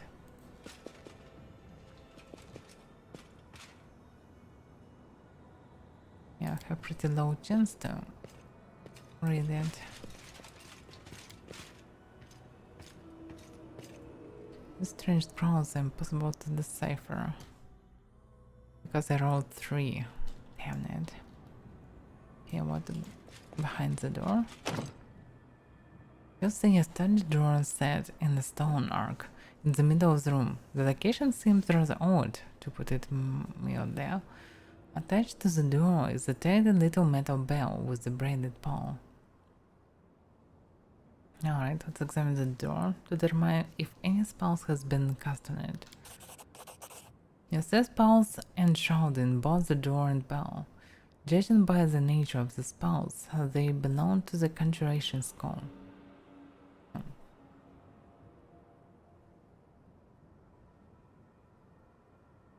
Logically, you'll summon someone when you open it. Let's examine the door closely. This is an ordinary door. Judging by the intricate carvings on the door, it is of English make. The bow also appears quite unremarkable. Though the bow bow is covered in an ornate pattern, there is nothing unusual about this door other than its location. Let's leave for now. Yeah, but wait, okay, alright, let's summon whatever is inside. What's the bell? The door swings open and an ephemeral form appears in the opening. It looks like a soap bubble. On the other side of the door you can just make out the hazy interior of a small, thick and filled room. The typical ambience of a Galarian inn. So, teleport back to Galarian? What the hell?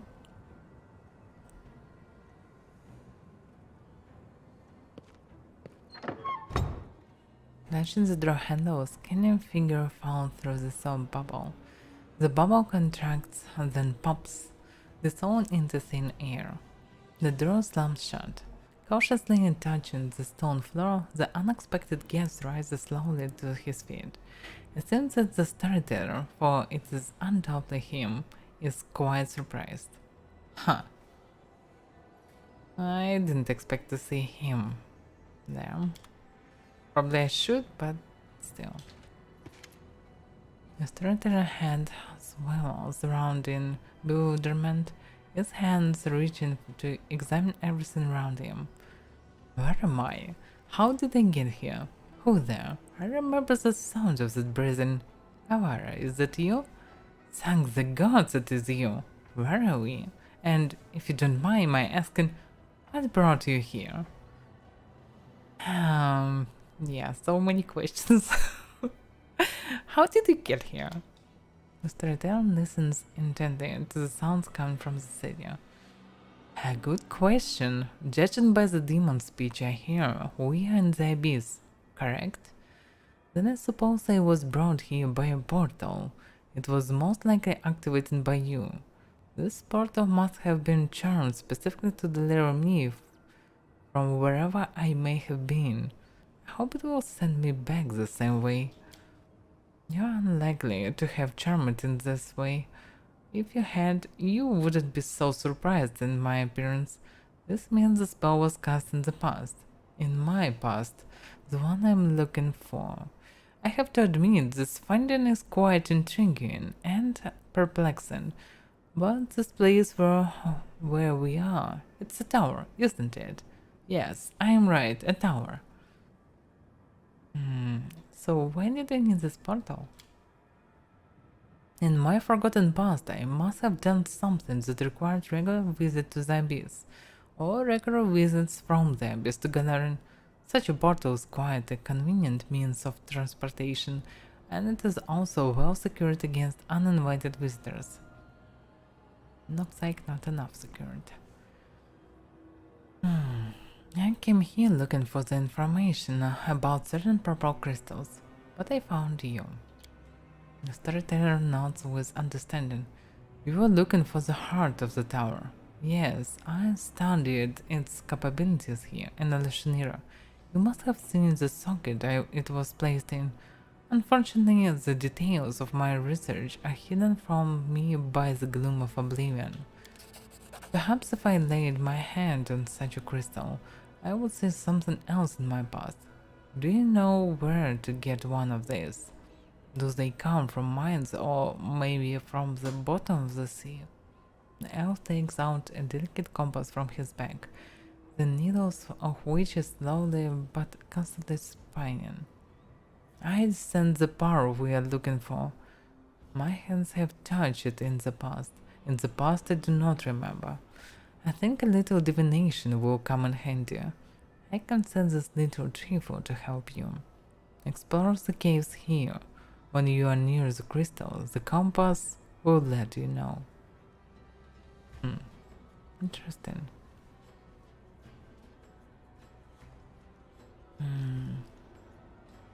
By the way, what do you think of Gabriel ordering me to go to the abyss?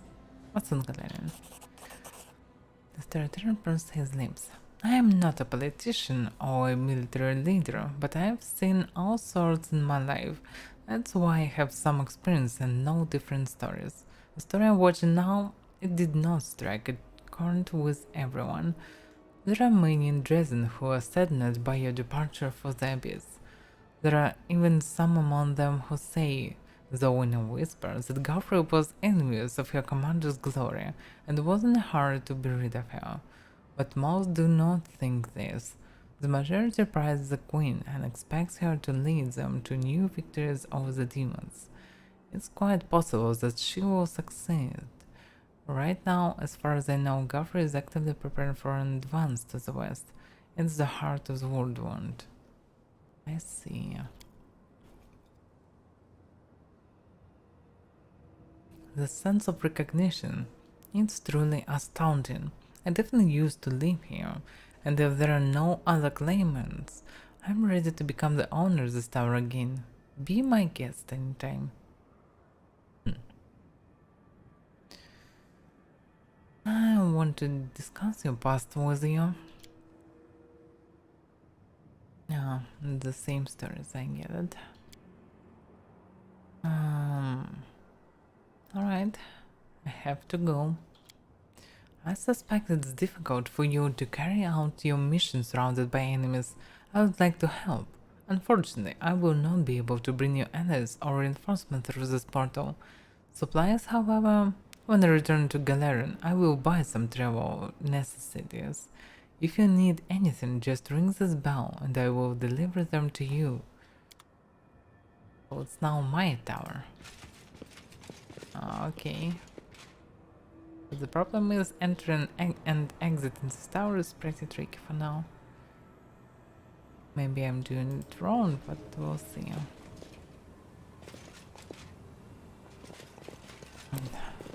Chest.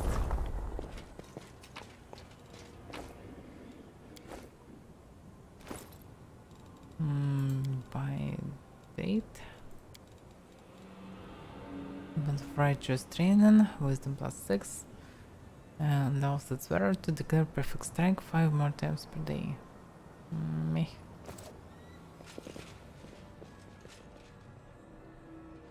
What about this way?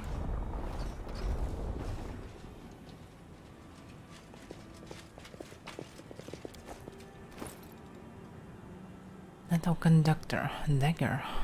Shock and has +5.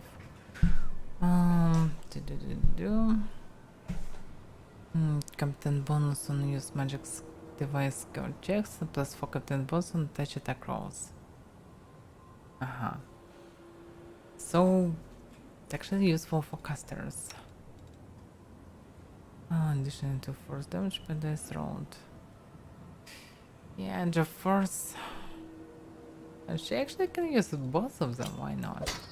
She's not fighting with them, so yeah. She actually can use both and get the profit. Touch attacks and for casts.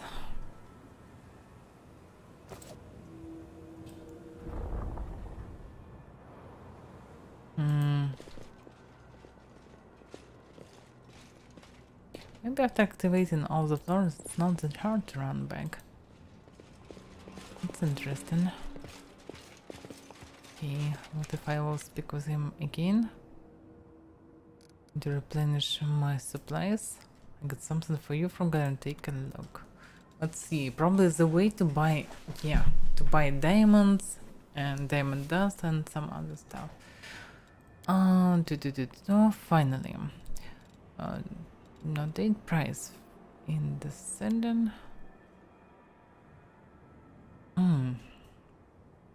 Whenever ally in a 20 feet area of the wearer lands against blows, this bound of Constitution +4 makes the wearer next spell extended, as though using the extend spell feat.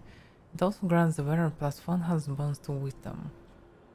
An extended spell lasts twice as long as normal. A spell with duration of concentration, instantaneous or permanent, is not affected by this feat.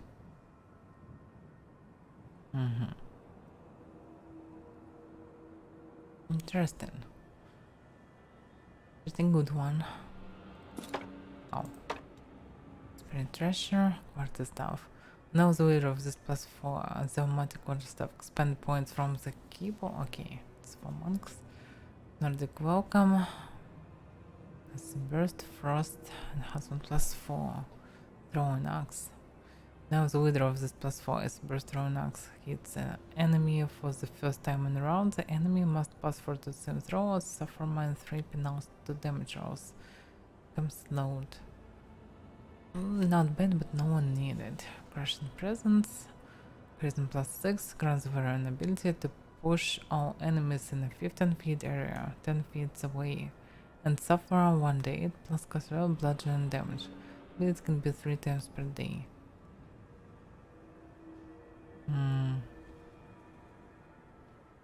Probably by an action. Anyway, we don't really need it. Proscriber's Kit, Ring of Burial Might. If the wearer of this ring has the ability to cast spells spontaneously, it grants them the ability to cast the following spells. Nice spells.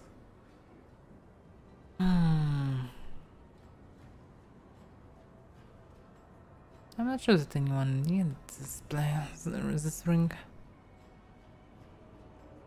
Chainmail, Spiteful Birds. This +5 chainmail grants its wearer +5 competence bonus on persuasion skill checks made to intimidate. Now the wearer suffers 10 or more HP damage from a single ranged attack, they gain a +1 morale boost to armor class for 1 round. The next melee attack deals additional damage. Pretty meh. Dragonfall. This +4 skill mail grants its wielder +4 inside bonus to armor class against dragons, and also +2 inside bonus on attack damage rolls and save throw against dragons. Okay, anti-dragon scale mails that no one need actually. Because of Martial Accents, these gloves grant their wearer additional 1d8 bludgeon damage on hit with unarmed attacks. Yeah, but no monks around. Robo Virtue, probably for the monks, yes. So many stuff for the monks. Scrolls, yeah, I probably should buy some scrolls. The festival reach meta magic rod extent. I probably don't need more meta magic rods. Scroll of restoration, definitely. Demon dust, yes, finally.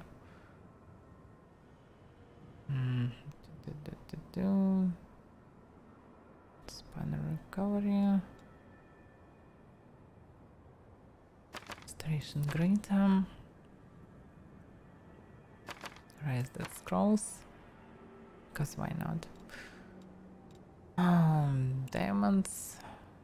Scroll of resurrection. Yeah, I can buy all the crap. Because I can. Scroll of heal, we probably don't need it. Okay. No. Probably can sell some crap amid.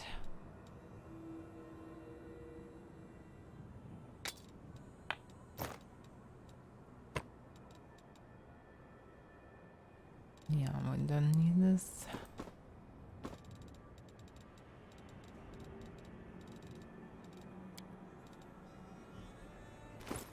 Okay, let's see. They really need belt to strength. I mostly never fight. They anyway should be under the buff. We just spend too much time without it. It won't help. But this way I can get some profit from it.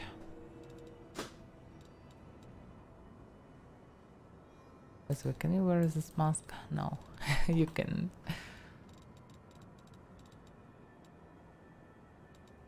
Weird helmets. Psionic protection helmet. They can't wear even. By the way, someone needs this. Amulet. Quick draw. Inside bonus attack and damage rolls with ranged weapons. Yeah, definitely better than nothing. This one. I'm gonna use the hex and difficult check. Oh, I don't need it actually.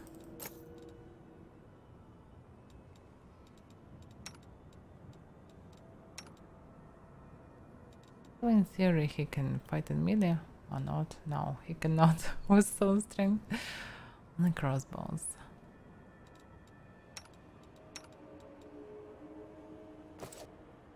Anyway, now I can remove all the debuffs. And this is good. Boom. Restoration.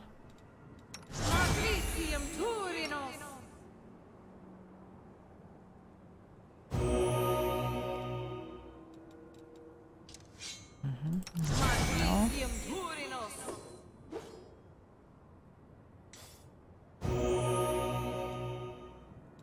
No, okay. Who's with negative levels? Probably no one. No, he got -2. For some reason I cannot see them.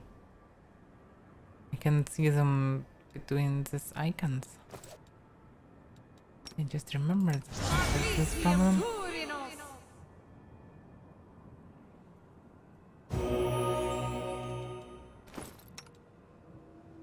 And use another one.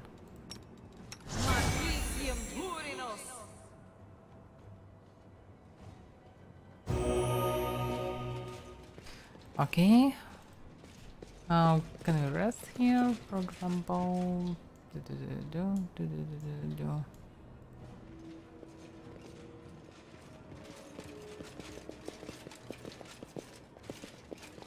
Where it was? Yeah.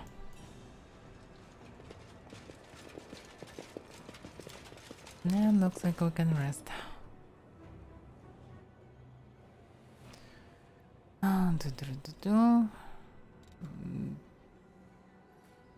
Yeah, it's all wrong, but okay, who cares? Probably. I'm surprised an odious little lordling like yourself hasn't earned himself a swath of serious enemies. Only people who do things earn themselves enemies, whereas I, for the most part, simply enjoy myself.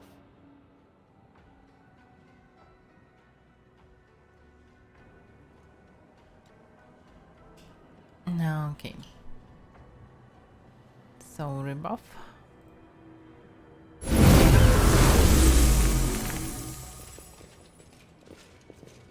And with some Drosine. Nice, very nice.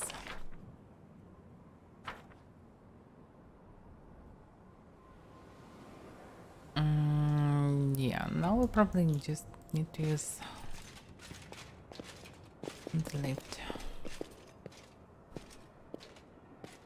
Demi is slow. Always staggered.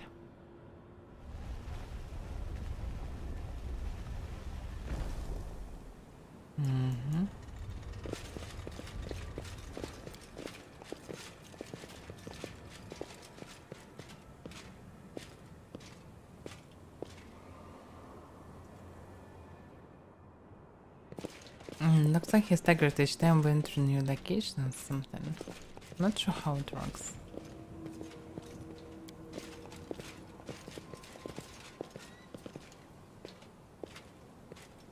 Damn, he's slow. God.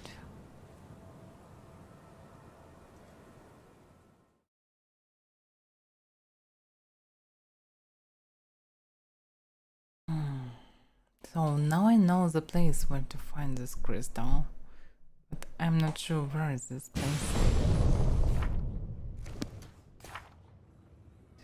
To find the 100 crystals, the director believes he will be able to tell more about the 100 crystals if he gets his hands on one. The most obvious way to find the sample of the mineral is to look in the place where it is excavated. It would likely be some kind of mine of natural quarry. Yeah, it's actually, I know only one place like this in Nexus.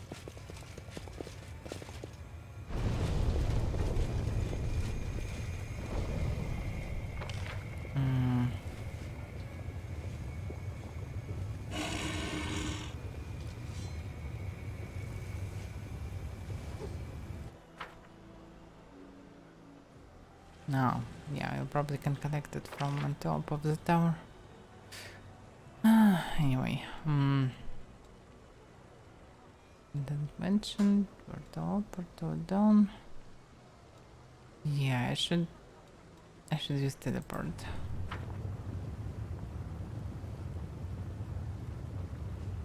Surprisingly, I'm connected with the adjacent island.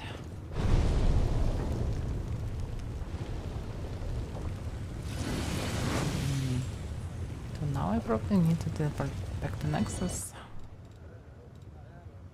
Yeah.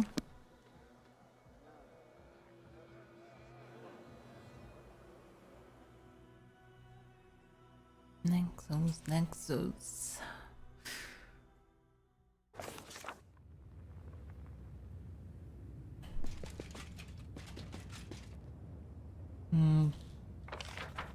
The compass starts to vibrate. The crystals should be nearby. Yeah, they definitely should be inside. The compass emits a low rumble and quivers like an impatient hound that has caught the scent of prey.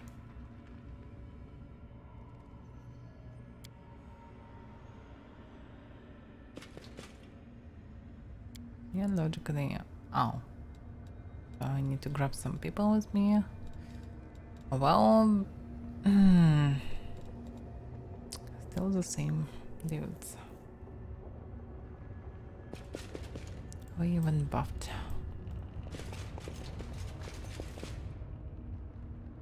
How was there previously?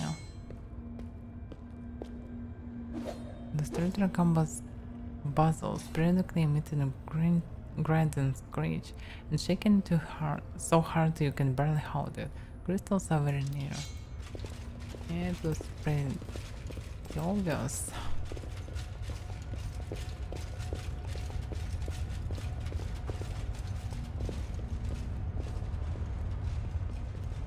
Can I go lower?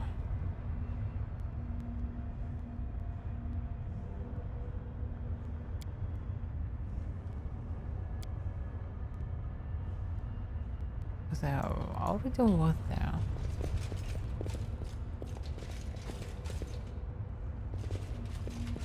They all look like purple crystals, but I cannot do anything about it.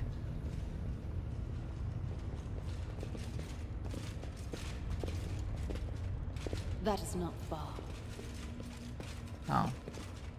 Uncovered the camouflage tunnel. Camouflage tunnel, alright. So, tons of crystals around. You can grab anything. Anyone you like.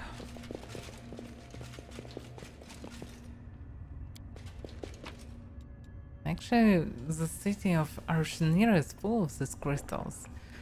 I mean, every damn mechanism or lightning is supported by these crystals. Why no one knows about them? It's so weird. Maybe it's just purple crystals, but the 100 crystals are special purple crystals. It's hard to say. A purple crystal unprecedented and unusually durable. I refuse to accept their statement. Oh. Ancient carnivorous crystal. They're pretty dangerous because of the stun. But anyway, who cares?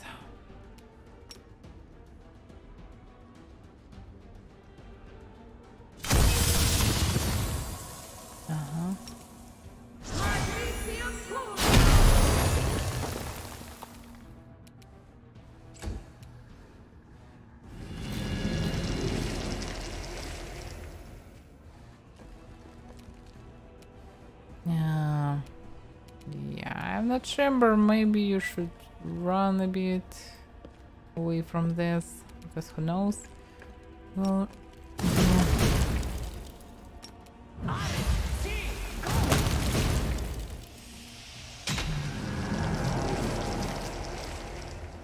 yeah. Looks like they're not that dangerous actually. Alright. But they can stun, actually, the whole team. This time this stun 3 was. So I actually was lucky that they didn't stun the most dangerous people.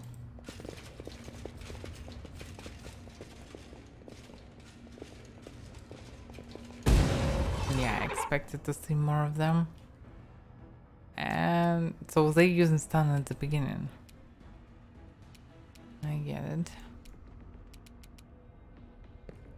Don't go back.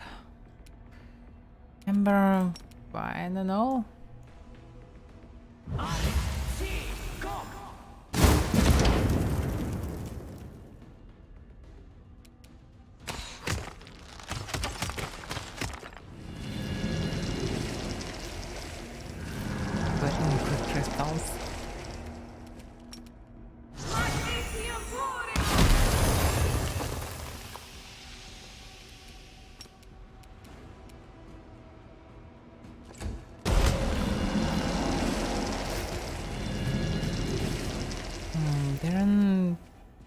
it would be nice to attack it. I'm sure that they can do attack of opportunity actually. They doesn't look like pretty agile dudes. Surrender or else! Too late for apologies.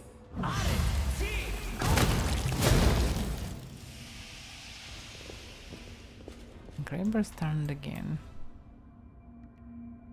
Can't wait for them.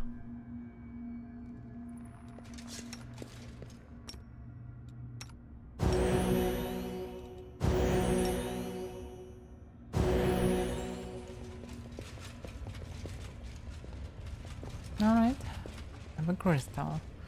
So now I need to speak, yeah, with the storyteller, so I need to go back to the upper city and go up to the tower and go through the tower to speak with the storyteller, and then something will happen. Maybe not. Who knows?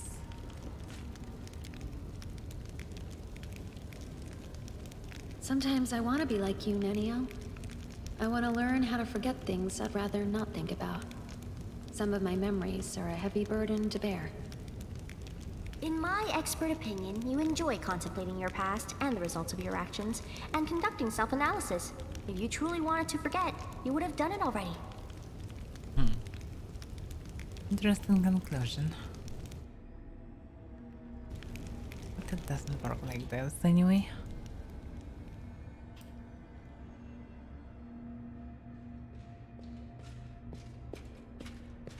In due time.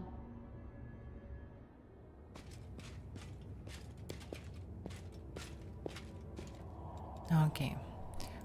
Let's teleport. Do. That's the favorite mistress.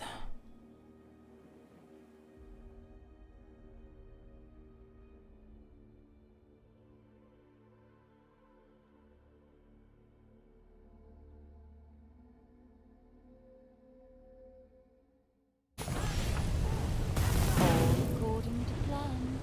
Alright, rebuff.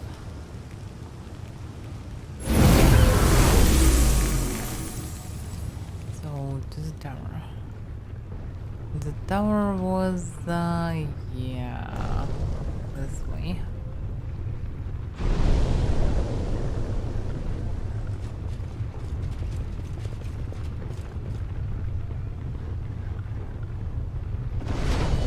Darren, please go faster.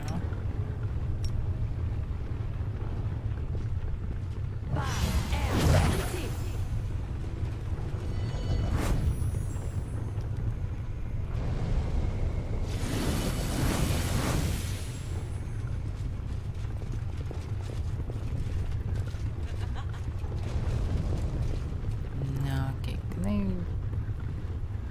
Darren, damn. Why so slow? Okay, this tower would be so good to see Storyteller on Nexus. At least his projections, because I am or something. But okay, for some reason he is this tower. Oh, it would be nice to have, I know, teleport between Nexus and this place. This way maybe I can do it. I doubt about that. I maybe can I'll go activate ahead. the teleport differently. I mean, activate the door.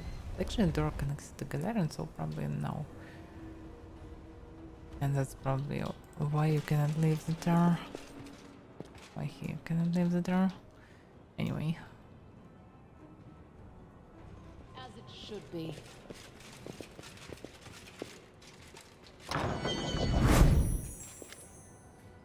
Now, by the way, show me supplies. Can I buy more of the dust this time? No, I cannot. That's a shame. Anyway. Take this crystal. What do you see? Mr. Tanner takes the crystal, and his face becomes twisted with evil rage, and a screeching cry bursts from his lips. A blood stain spreads across your chest. The storyteller vision once again bursts into your mind. just as they did in Canabris when you brought him the stone chisel. By the way, can it be the crystal inside me? It can be. My wings take me higher and higher, steering storms, but even they can't disperse the ball of darkness hanging in front of me. Stupid little maggot, you think you can fly as high as me? My cheeky opponent does not answer, and the wound under my heart continues to gush streams of blood, tinting the feathers of the black boat, and dripping into the dark waters of Ishar. There is something wrong with this wound. My strength is dwindling too quickly. This means there is no time to waste. I'll grab her, scratch her up, cut her with my claws, and throw her to the very bottom of the abyss. Quickly change the direction of my flight. I rush forward and hit the center of the dark cloud. Well, where are you? My chest is thrust forward, ready to take any blow, and my claws are cutting through the air. But she is not here. She deceived me. The dark cloud was a fake. Where are you? Her triumphant laughter echoes over the black ocean, so insulting, so insolent and impetuous. Someone catch that laughter, choke it. Your mind is confused, adrenaline pounds in your veins. With force of will, you manage to overcome this madness and concentrate on the storyteller's screeching voice. So, who are you? You don't know me? I am the demon lord Alinithia, lady of harpies, sweet-voiced mistress, and seductive peril. My wings can embrace a mountain, and all in the abyss know my name. So, who are you fighting? That pathetic absurd Nocticola. She attacked without warning and wounded me, and now she is hiding in her shadows, thinking she can get away from me. Your pathetic leathery wings can't compare with mine. And what are you fighting for? For power, for might, for superiority, for the right to fly over these endless waters, for the right to seduce the unlucky ones of our choosing. One of us will perish, the other will rise and get everything they love their owns, and I will be the one to triumph. So how will your fight end? Storyteller voice changes, you hear a death rattle. She will win, overpower me, weaken my spirit, and my body will drop into the waters of Ishar. The El's voice becomes lower and lower, becoming denser and stronger, like a stone that has decided to talk. From now on, I am blunt. I sat and thinking. I grow firmer, stronger, I crystallize, I gain edges. Power lies dormant in me, and I lie dormant in the dark. Yeah, of course, shitty roll. Storyteller's heavy words, like massive mouths, crush your soul into the dark abyss. They lie on your shoulders, pushing you down deeper and deeper. You don't want to breathe or live. You just want to lie down and never wake up.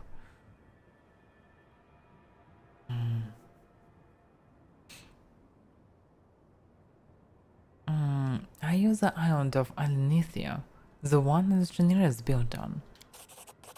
Yes, my body became stone, my flesh turned to firmament, and the power hidden in it made it expand and swell. I am the island and everything hidden within it. So, what will happen to you next? You will take me out. Your hands will take me out of the cavern. The storyteller's voice calms. This is where the road to the past, the one open to me, ends. It leads to this very moment, but I see something else. The future. A possible future. Droplets of spittle fly from the old elf's mouth. His speech becomes furious and garbled, his voice trembling with tension. It hurts. The crystal is so huge. She's implanting it, sewing it into living flesh, my flesh, and all this power, soaking my flesh and blood, flowing in my veins. I'm rage, I'm agony, I'm violence made flesh. Overcome the scarlet rage says in your mind, you get through the stream of insults and mouthed words flying from the storyteller's lips.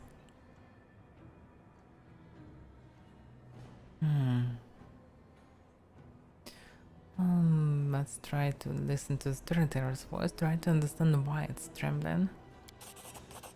You feel the thirst for blood, the heat that pulses through a warrior before an imminent fight, the pride swelling within the demon that is speaking through the storyteller, that power that he yearns to feel as soon as possible, the duty that he intends to embrace with honor. Who are you and whom do you serve? I'm a humble demon whose old name doesn't matter. From now on, everyone will call me the Hornet Horror. Lady Hebzamira will lead me into battle, where I will crush your enemies. No, I will destroy them with my horrifying grunting that will rip their pathetic flesh from their meager carcasses.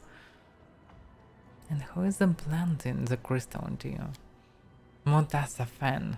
That cunning one with snake eyes, one of the fosterlings of the upstart Ariel. My mistress Hebzamira ordered him to do it. She has many such crystals. I am not the first or last to have had this done to them. Mutasafan is a weak and mortal spawn, but even he improves with practice.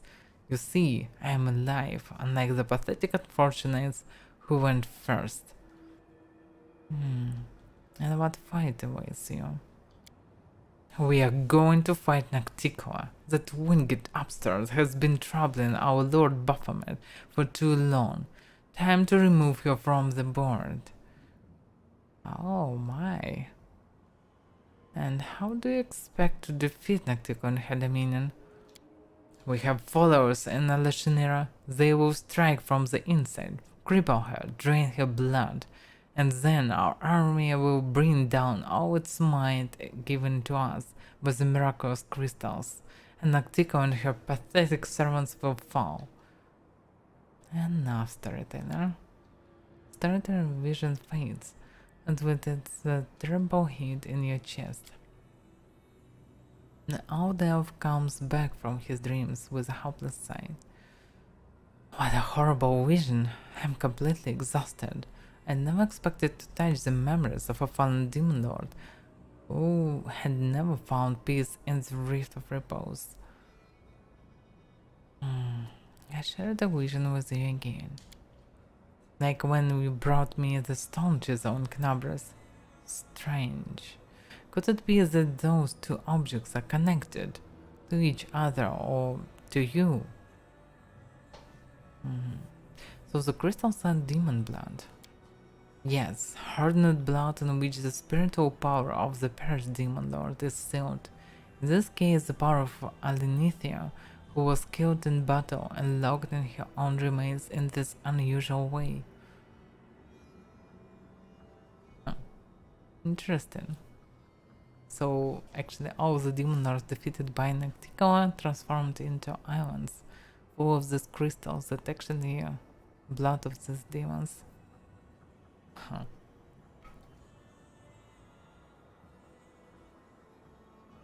Interesting idea.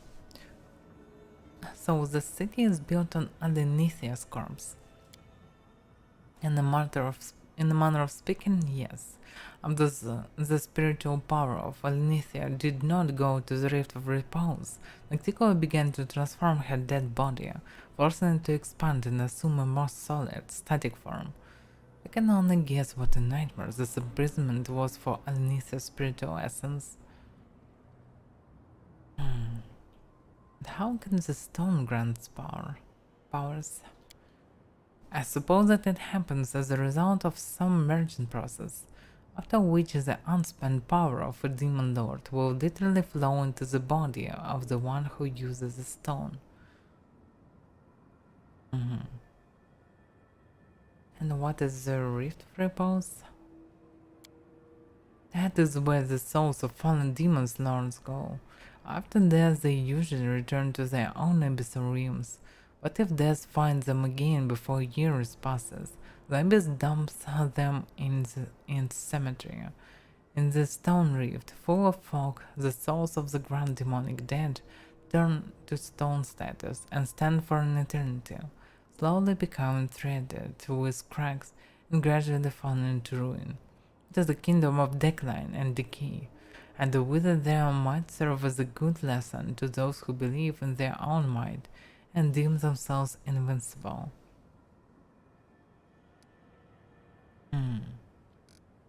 Alright, everything's clear to me now. The Outhouse gives a sudden jolt and says, I've had a brilliant idea. The stone knife you showed me in Canabras. Do you still have it? Can I examine it again? For some reason I don't have it. Oh well, alas.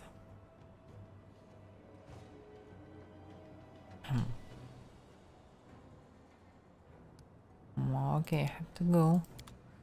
So, why I don't have it? I doubt that I dropped it somewhere.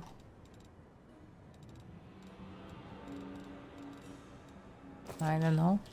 Actually don't remember where it is. Maybe it's in the chest, maybe not. Alright, anyway. So what do we know? Truth about the origins of the 100 crystals has been ascertained. All that remains is to go to Shamir and share this recently acquired knowledge, or perhaps not. Everyone knows that the demon instinct is to rebel at all costs. Sometimes conspicuous disobedience can lead to greater respect than diligent service. So, actually interesting moment. This crystal is pretty fresh, probably. And looks like Baphomet tries to actually kill Noctico and remove it and replace him. And Baphomet actually leads the army.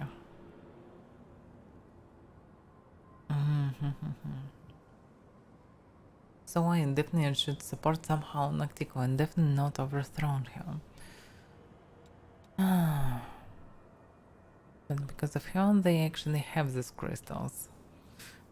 She probably knows that unique, and others also know how to make these crystals or use the blood of the demons.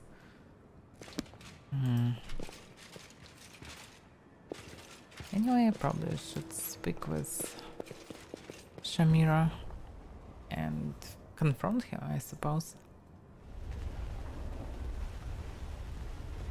It can be interesting.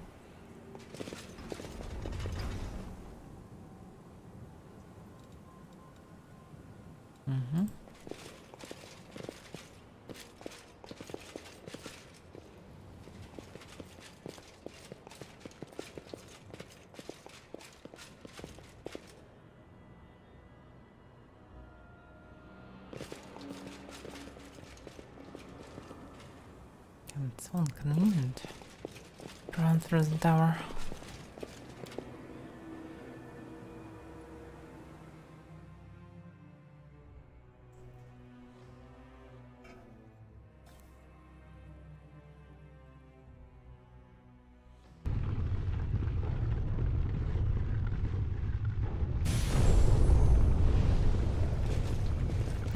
Okay.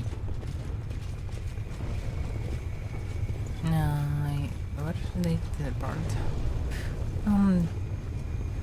Yeah, first of all I need to run on another side. Then I need to teleport to the Shamira.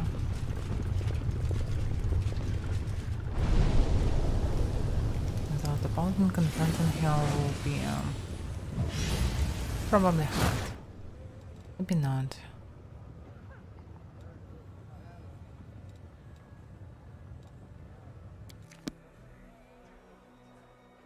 I still have no idea where is this Assassin's Guild. Maybe I should Google it. Because maybe I somehow just... I don't know, just missing it. I spent so much time to find it and I failed somehow.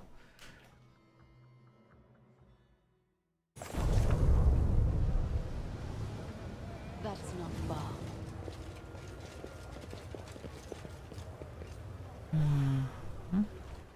Okay, let's save.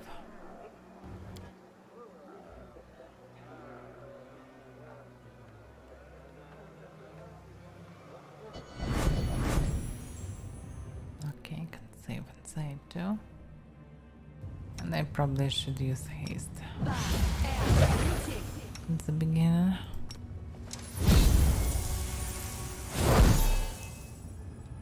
I know what to do.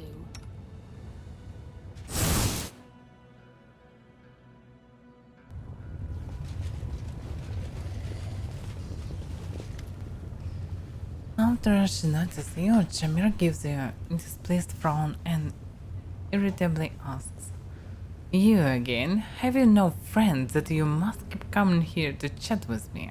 Or perhaps, though I find this extremely hard to believe, you are not completely useless and have something of interesting for me." I have completed your task. Shamira ignores you, looking somewhere else. But in your mind you hear her angry hiss. "So speak if you have, but use your mind instead of your flapping lips. Your mind." I know that you have done much to win Shamira's favor, but my heart tells me that helping her would lead to evil. Forget everything I have told you. We'll find another way to complete our mission. It is wrong to fight evil by increasing the power of another evil. Reject the promise of ardent dream, and we'll leave this place before we betray ourselves and our ideals.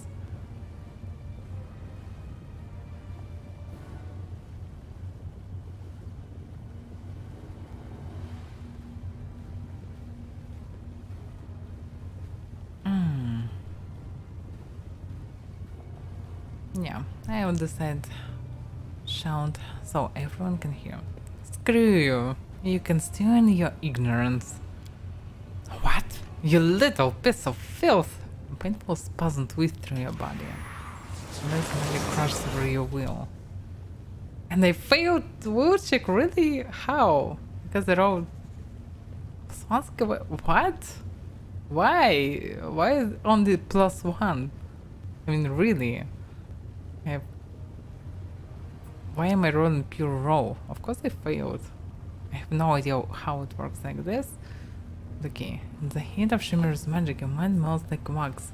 A lunch of Nahanum crystal surfaces as the demon strips out your memories as efficiently and restlessly as a hunter dressed in a carcass. Suddenly, the heat subsides, banished by a gust mountain wind, cool and clear. The hand of the inheritor voice thunders inside your head. "Hold on, champion. Together we will overpower the magic of the spin. Fight to the end. You can't break me." Harrison Shimmer brings more force to bear against you. Vein pulse in her temple. Of course I will fail if I have such a shit. It's not only I'm getting for some reason +1 instead of +20 at least.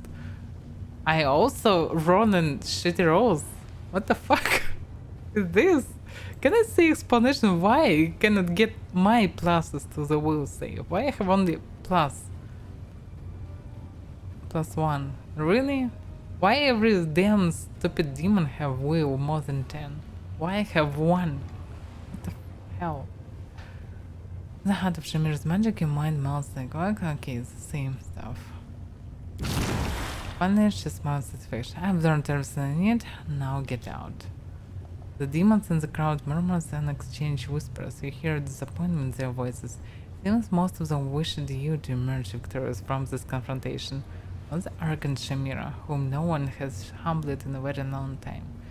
They look at you with respect, even fear. After all, they would never dare contradict the ruler of the harem. One demon currently gives you a thumb up. Then points at Shamira and makes an obscene gesture, indicating her wanton ways. Can I see explanation why my will save throw is -1? Mind fog? Why? And how? Why I have this? I mean, really? How and why? How is this? What the bug? And why my companions can do nothing? They just stand in with like dumb bosses doing nothing instead of, I know, shooting at her, helping me, doing something. You know, they standing near me. It's not like I'm solo here. What the hell is going on with this game sometimes? Really, I don't understand. My companions can help me. I have pretty high wheels that saves me tons of time in this game previously. Why I lost everything this time and no one can help me? It's ridiculous. I can understand if the demons, I know, slaughter every damn companion, but now I don't have any mind fog. I have will plus 11. Actually, even with plus 11 will, it's unreal. Under Lake Scholar, what the fuck is? Oh, damn it! I'm still wearing this shit. What a crap! Damn it! I didn't know I was wearing this crap. Anyway, from where was this mind fog? Why can't I just attack her? Anyway, looks like we have problems. In addition, because even with actually 15 will, it's actually pretty high in comparison with others. Only really wisdom character can have more of this.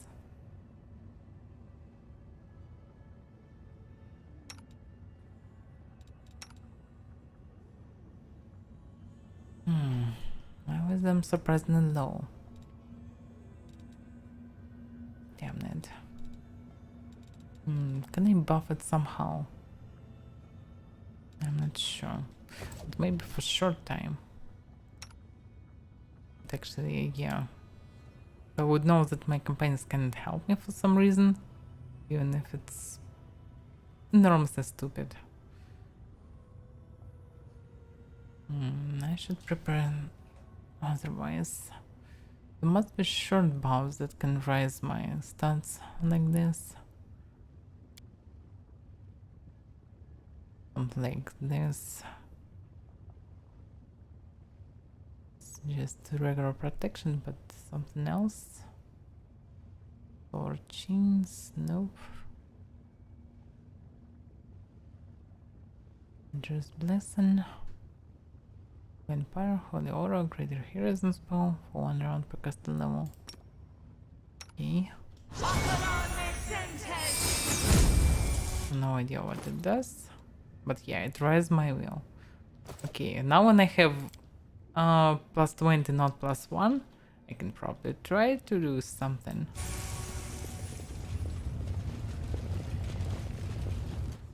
Then I don't see any mind fog spells. Okay, I've completed task. Screw you.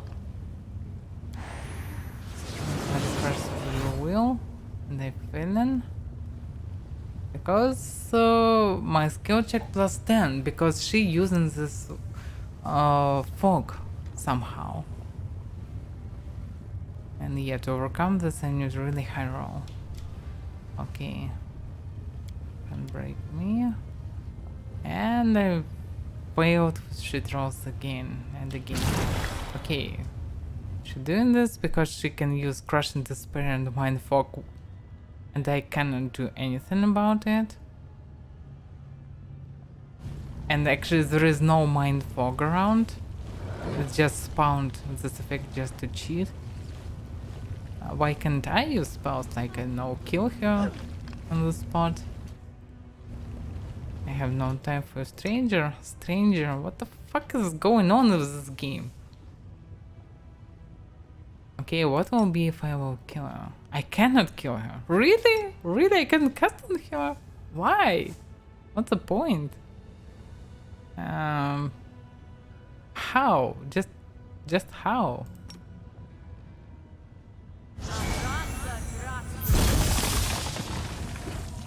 she's immortal for some reason. Because the devs are morons. Okay, if the devs are morons, I will load the game. They're just cheating with spells. I cannot do anything. Companions cannot do anything. They standing like columns. I don't get it. Why it work like this? Why just cannot do it fair? Why can confront normally with my stats?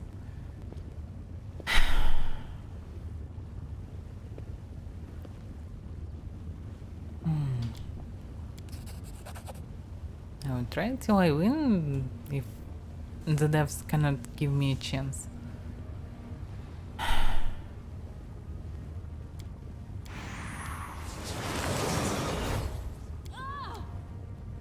I failed again because of shitty rolls. Yeah, 3. Why not? Want to roll opposite part of the game again, and again. I probably can't raise my will higher enough. Plus, with this mindfuck, it's unable to do anything about it. Maybe additional spell resistance can help me. I'm not sure. Just still, anyway, can pierce through it. Smile. The world's not ending just yet. Are we ready to move out? Spell resistance in addition. Maybe it will protect me from the mindfuck. I'm not sure.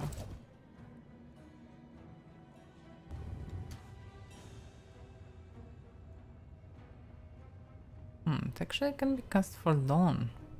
Almost 5 minutes.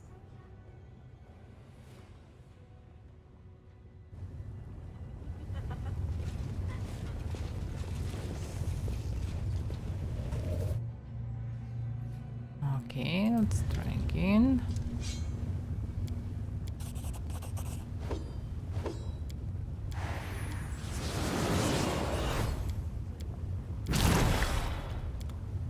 Shit rolls. I draw 15. I can draw 15, but I can normally roll 3 bunch of times. Always. It's actually the same chance, but for some reason I always roll no part.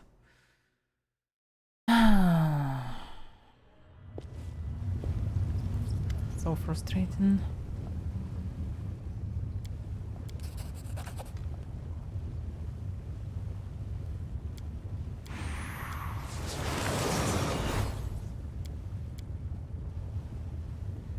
Oh, I rolled 15, but now I have even 9, even lower than 10. The hell? And second difficulty is even higher, so second difficulty I can pass. So if I'm failing on first, I can't do anything. Because...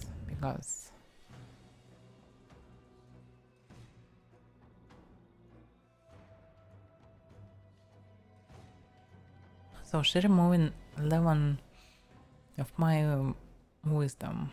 Not wisdom actually. We will save somehow. Just by cheating.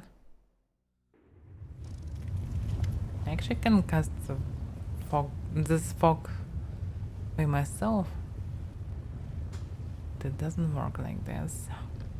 Because it's all scripted.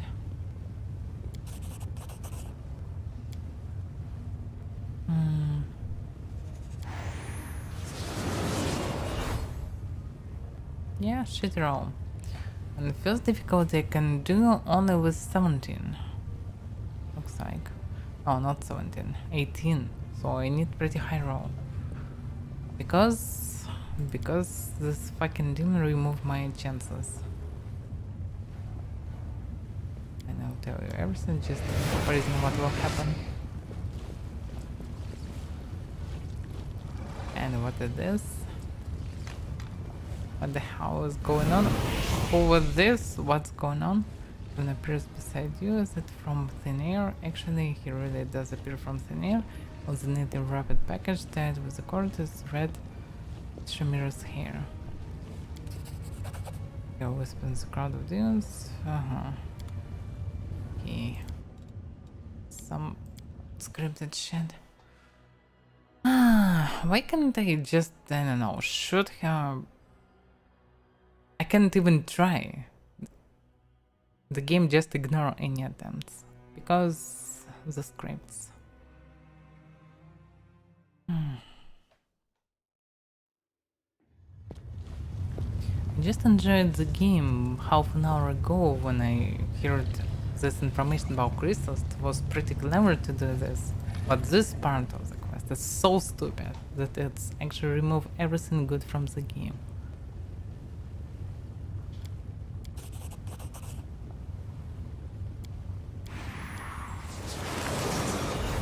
Yeah, of course it's 3. I wrote at least 3 times in a row this 3. Not 2, not 4, 3. Yeah, of course I wrote 5 and maybe I even wrote 4 in addition. But why can't I roll 18 instead? Just because. Why not? It's opposite of the 3 on D20, but I can draw it. Okay. Can I just attack her at the beginning?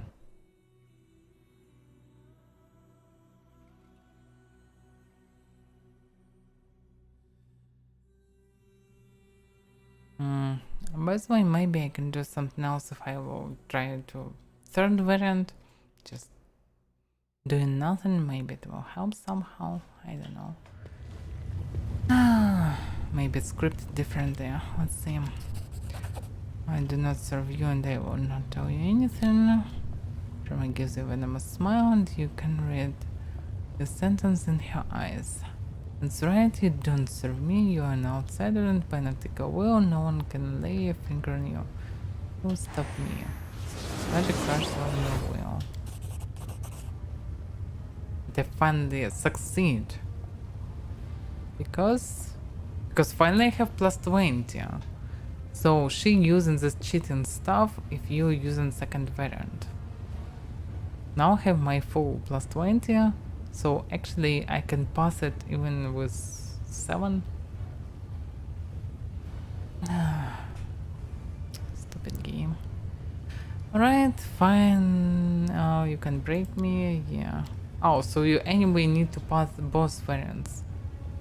And now she actually breaking your will or something and removing your bonuses. Just because she can. And you can do anything and your companions standing like a column. And with plus 9 I have 0 chance. Alright. Keep trying. Fail it with 35 difficulty. So we need to pass 3 checks. Really? So I don't know who can pass 35 check with minus 11 on your skill. Even wisdom character probably cannot do it anyhow. Even with plus 20 on skill, you can pass it only with a very high roll. And only without this fog. So we need to actually 30 on your skill at least. That's actually unreal again. So it's so heavily scripted. Do I need to go for this class then? Because it's unreal to do it anyhow, even with the help, because of the stupid fog. Can I get immune to this fog? Probably not. But okay, let's load the game. Let's see. Because even if your person should just rise in the difficulty again and again.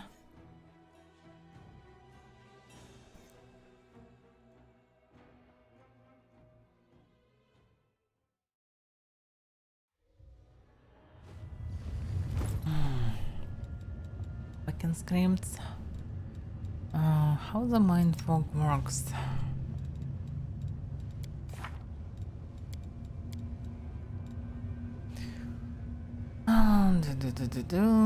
Mindfog produces a bulk of thin mist that weakens the mental resistance of those caught in it. The mindfog takes -10 penalty on wisdom checks and will saves. Creatures that successfully saves against the fog is not affected and need not make further saves if it remains in the fog.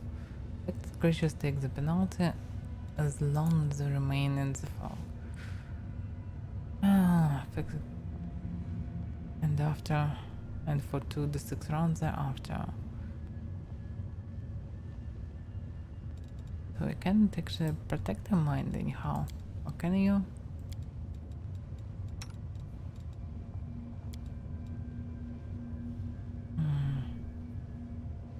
Logically, there must be some mind protection spell. Especially from cleric, maybe.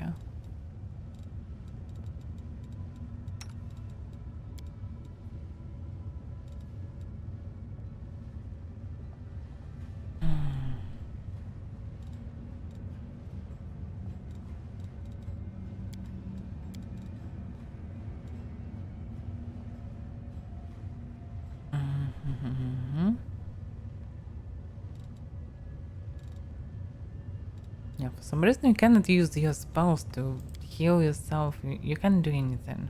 Such moments so ridiculous. I can understand such situation when you dump warrior and you come solo. They come here in my team and I well protected and I can protect myself and remove any debuffs. For some reason I cannot do it here.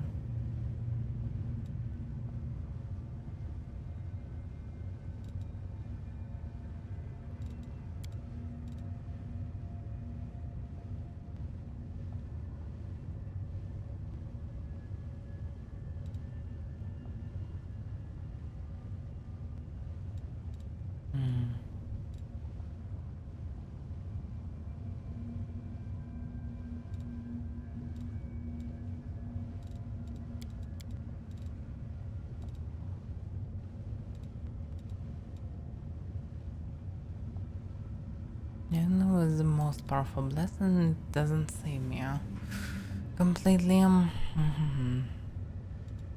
What from priest spells? Cleric, anyway.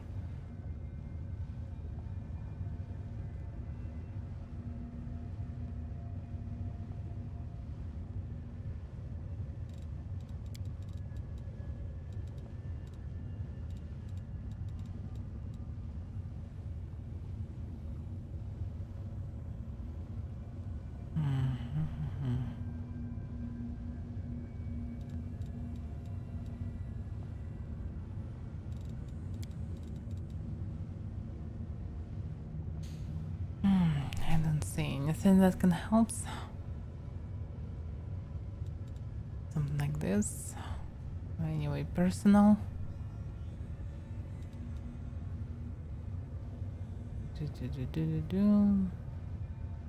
Immune to harmful gases and vapors. 1 hour. Yeah, but I probably cannot cast it, but can I?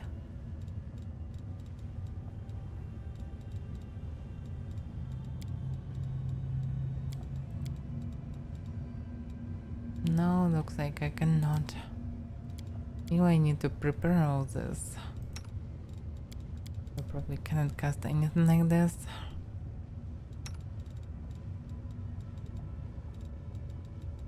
And I actually doubt that will help because there is no mindfog around.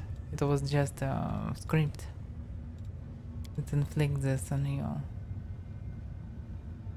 So you probably cannot be protected anyhow.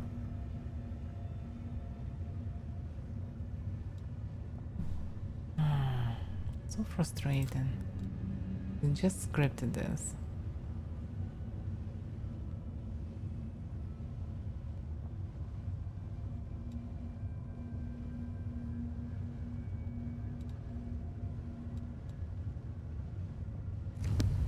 I don't know. Can I just attack her at the beginning? No. This spell doesn't work like that. Oh, so I cannot do it on anyone here. Why? An enemy creature, okay. This works on all creatures.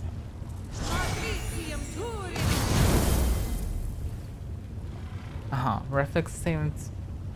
Okay, what about the reflex central? 5 modifiers 36. So okay. I also that someone can save from it. Okay. What about this?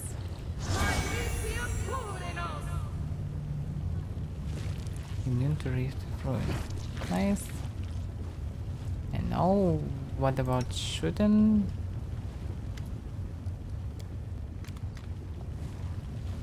I don't know. How can I shoot actually someone?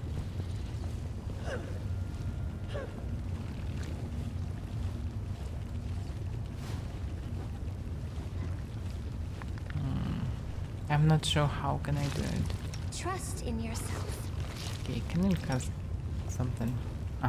So you cannot cast anyhow. Anything anyhow.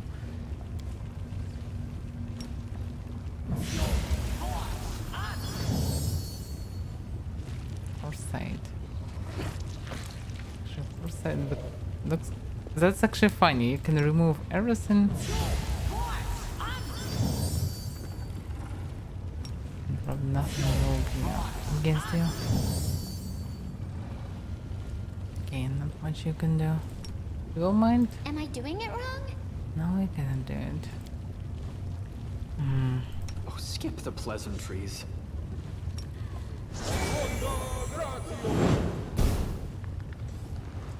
Spell resistance 32. And shit it all. Of course shit it all. How else can it be?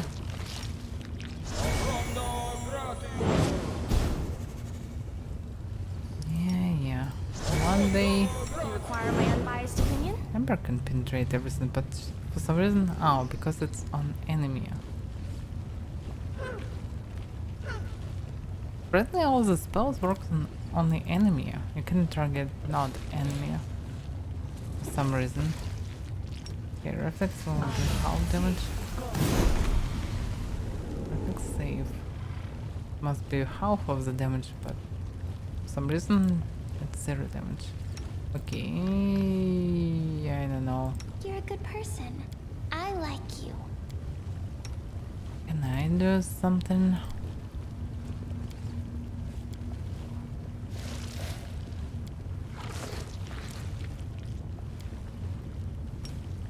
This spell doesn't work like On that. the enemies.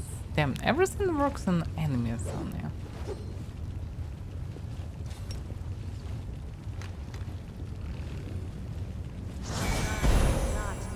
Hard to save. Yeah. So you can use anything with saves on here.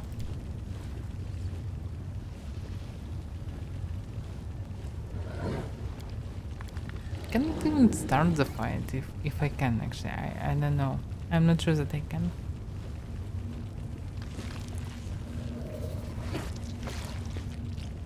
And I'm not sure how to shoot a target. I can just control something.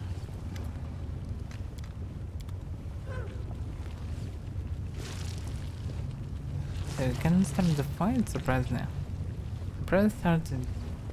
It's not the problem, but looks like it's the problem.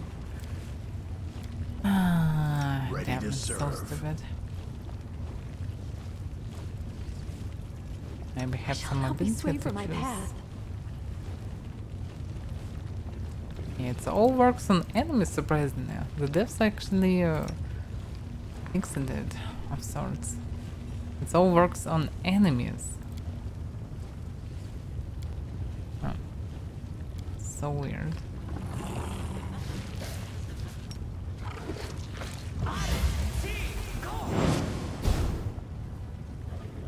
Yeah.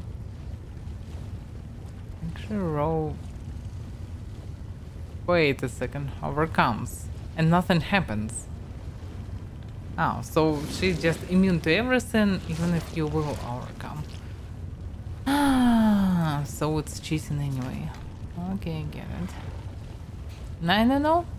I'm not happy with this. I don't know how to call it. Ready for anything. You cannot do anything about it, so you cannot win this confrontation, even if you looks like can win.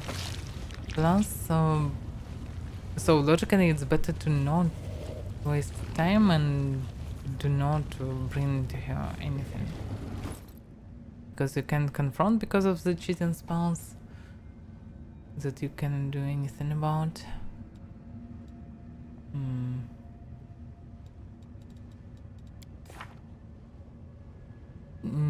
I'm not sure that this quest is necessary.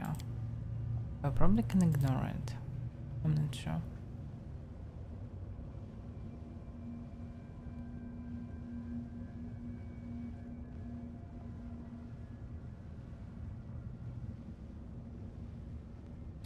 I don't know.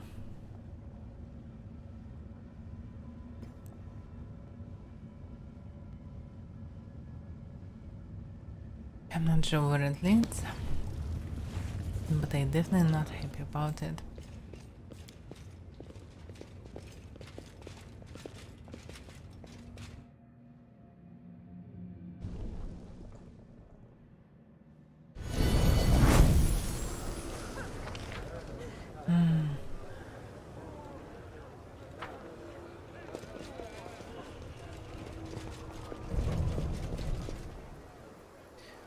I don't know. I just lost interest in game.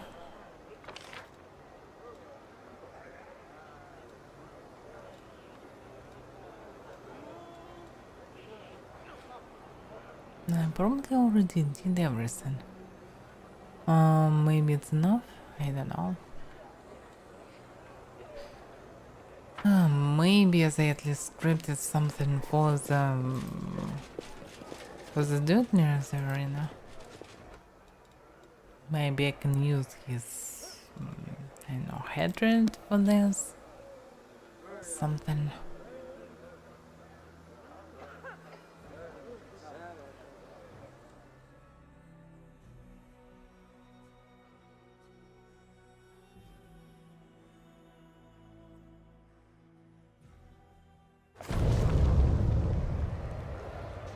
Okay, let's speak with him again.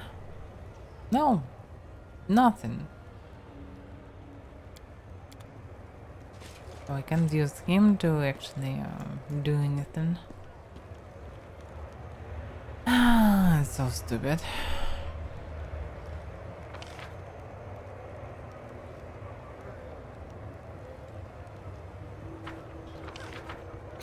I don't know.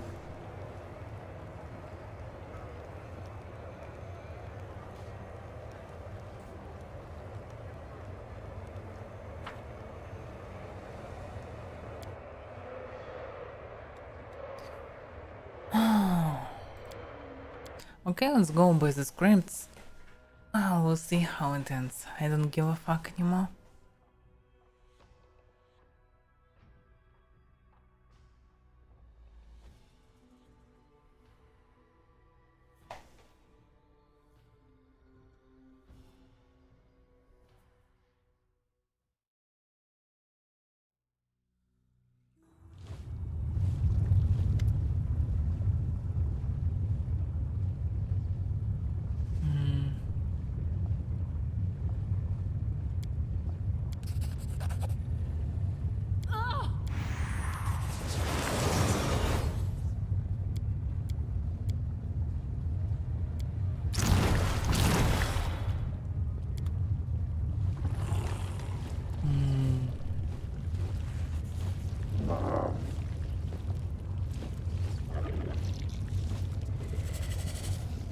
So how the quest ends? Actually, so it just ends. Any information? Yeah. The investigation is now crystals over. Meanwhile, Shamira is buzzed with rumors about the amazing Galarian whom Shamira trusts with the most delicate of missions. Really? Really? So every fucking demon in the Lashanira now hears the rumors that I am doing something for Shamira, not confronting her even. How stupid it is. Damn. In Russian we have phrase like ложка дегтя в бочке меда. And that means a spoon of I don't know how it would be on English, so let's replace it with shit. In the barrel of meat. In the barrel of honey. Anyhow. So, yeah. The barrel of honey can be cool and tasty and sweety, but when you place a spoon of shit inside it, it all becomes barrel of shit. That's what my actually opinion on the game right now. As it should be. It can be good You in are some most places, curious, mortal. but the devs ruining it in every damn possible way. Again and again and again. I hate stupidity. And yeah, another scripts. Okay, Nocticola herself. Don't give a fuck about it. So.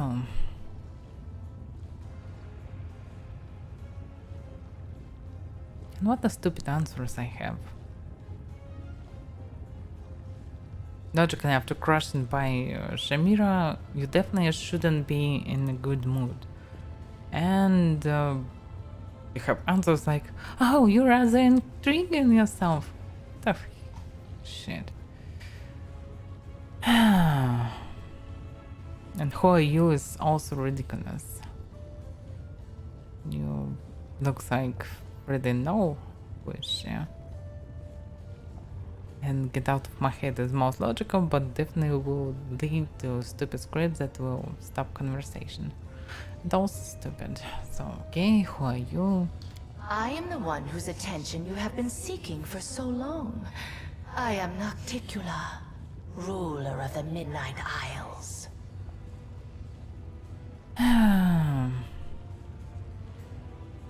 So I take it I finally have your attention. Yes, your arrival in Alashanira was quite impressive. Rumors have reached me even here, behind my locked gates and my wall of valiant guards. Rumors of a remarkable Galarian taking my Alashanira by storm. So what do you need? I would like to meet you in person, my remarkable and daring Galarian guest. You have been granted a great honor, an audience with a lady in shadows. You have my permission to enter the palace. Go there and wait. I will arrive when the time is right. Until then, you will be taken care of by one of my servants.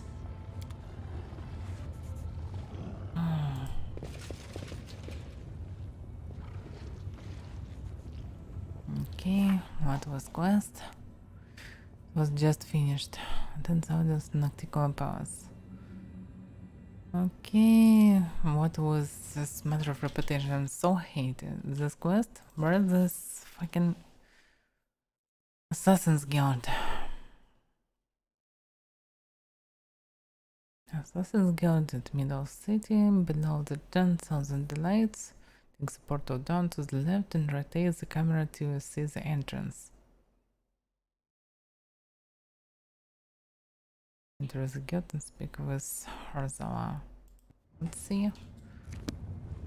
Judging by the description, it must be pretty obvious to enter it. But I didn't saw it.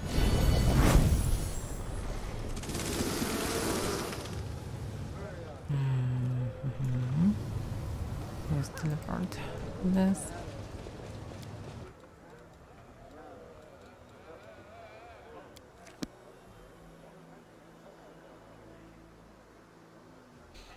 Yeah.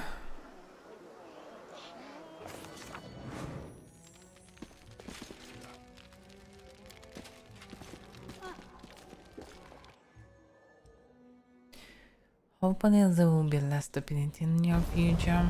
I'm really tired of this. So, on to the Assassin's Guild in Middle City, below the chance on the lights, take the portal down to the left. Take the camera till you see the entrance. Okay.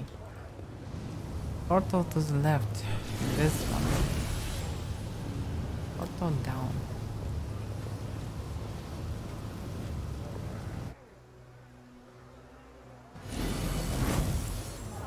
Wait till you see the entrance.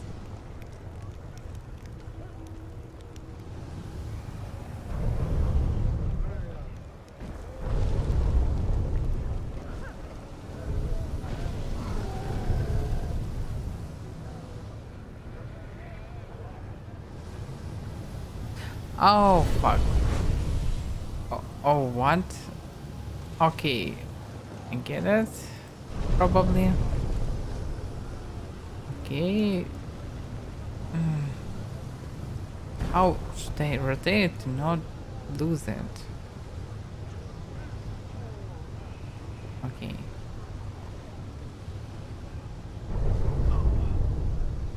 And I even cannot target it. This is the entrance of Assassin's Guild. As it's now marked. And market only when it's this part lower than other. And no fucking billboard that must be in front that was so much speech about. Nothing, anything like this. So the game lied to me. Again and again. I so hate this city.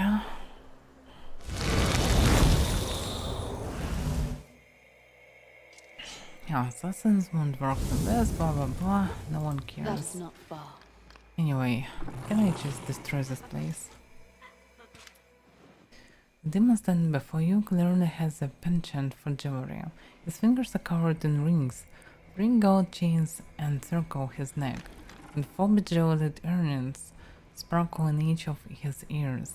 However, such exquisite adornment are not enough to hide the fact that he is a hardened warrior and a ruthless killer.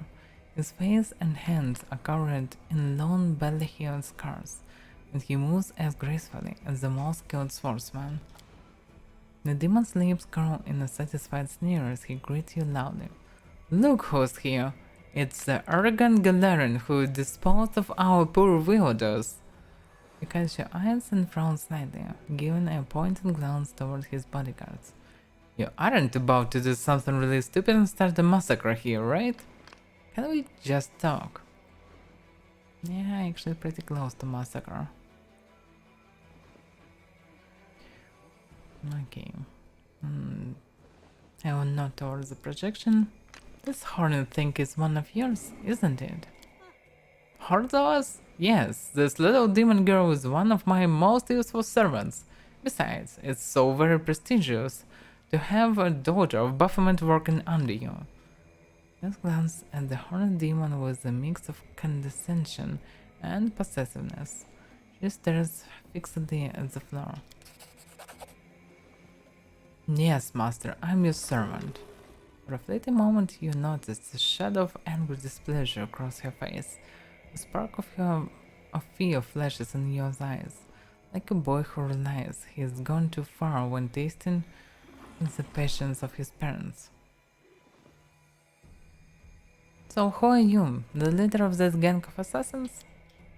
The demon gives a dignified nod. Yes, and I am proud of it.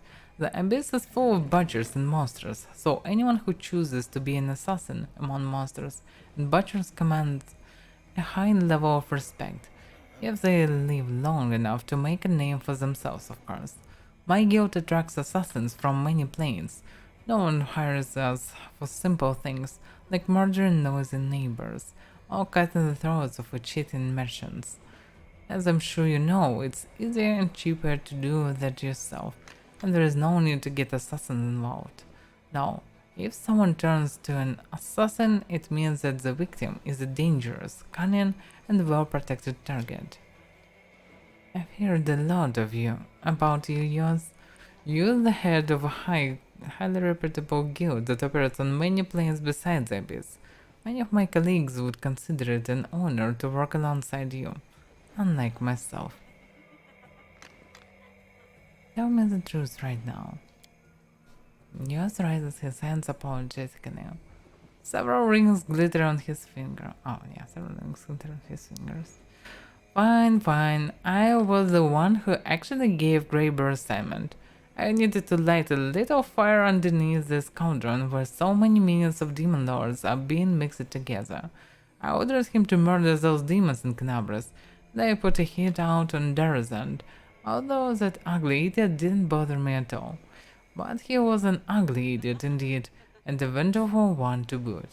That's why I gave Greybear dagger that was only supposed to wound the bower, and that is why using Vilod's name was important.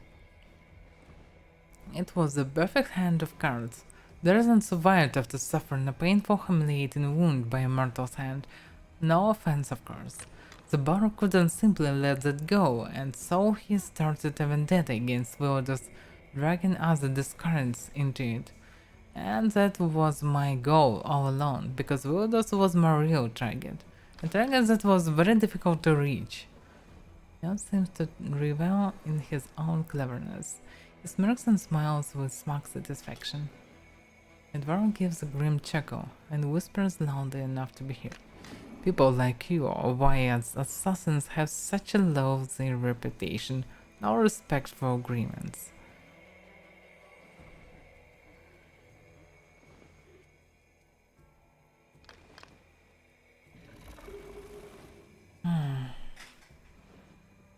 Say nothing. Greybear mutters directly. Staying quiet, Commander. I have a few words to say to this fellow when the time is right.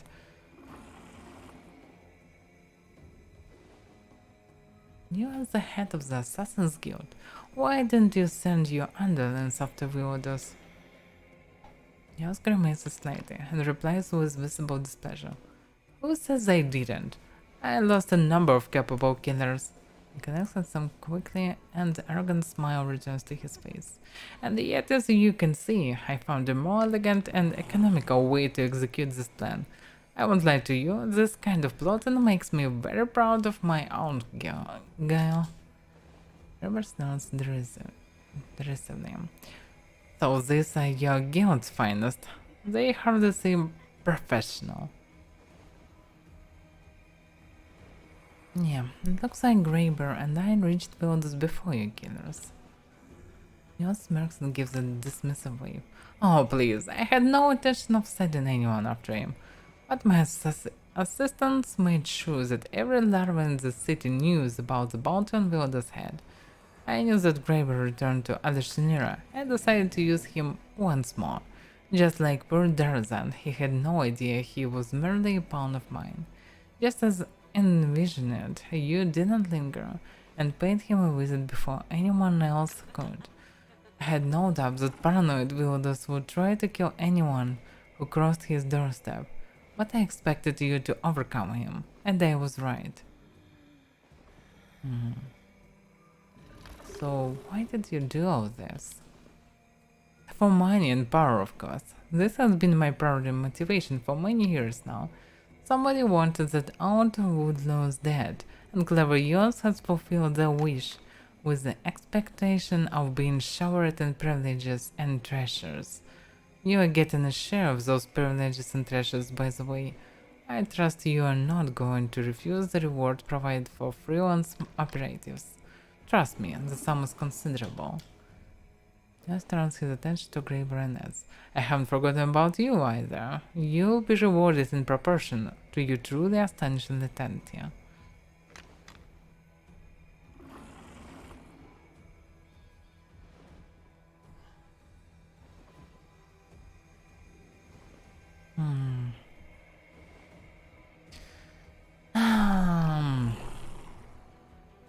I can accept money, or I can actually slaughter everyone inside.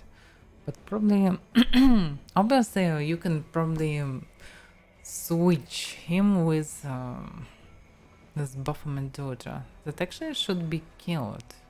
If I understand correctly, every damn daughter must be dead for now, but for some reason she is alive. And if she is still alive in kicking, she probably also hate her sister. So I can use her instead. Damn.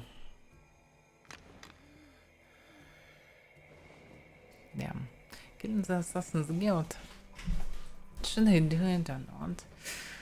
Why not actually? He's mocking me and used me, and I am not happy about it. So no amount of money can make up for how you've insulted me. Nels turns to Graber impressively. You there, dwarf. I offer you a place in my guild if you kill this Galarian right now. A cruel, vengeful smile appears on Graber's face. An interesting proposal, but this Galarian has paid for my service in advance, and when I accept a fee, I make sure to finish the job. As dismissed you with one contemptuous, supercilious glance, his naughty, haughty voice drips with disdain.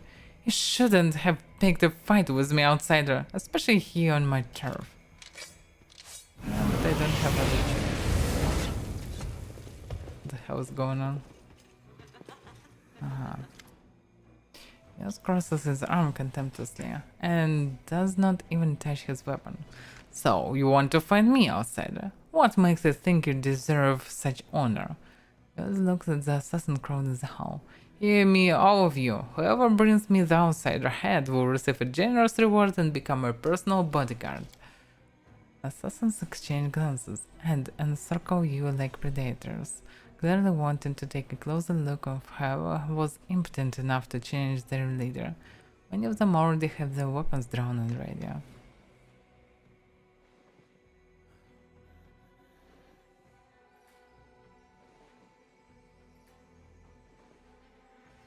How many must I kill before you get up the nerve to fight me yourself, Yos? The assassins approach you, nudging one another forward. They flaunt their abilities, showing off with menacing poses and roaring with frenzied excitement.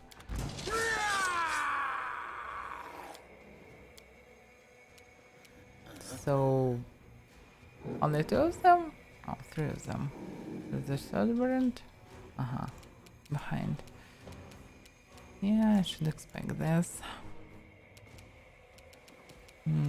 How can I actually kill?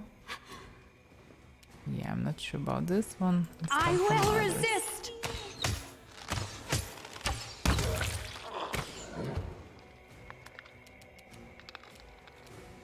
No. Out of my sight! Simply business. No, okay, Amber. Yeah, they are assassins, so they can actually dodge.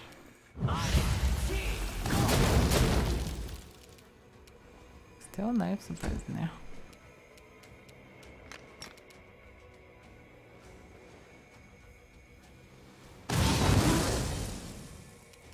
Yeah, still can dodge.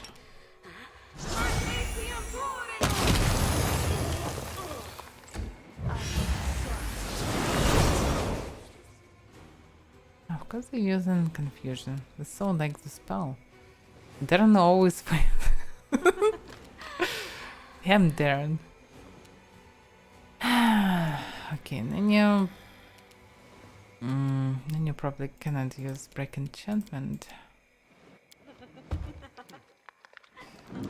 Okay. To the succubus, I didn't saw her. Anyway, we need haste.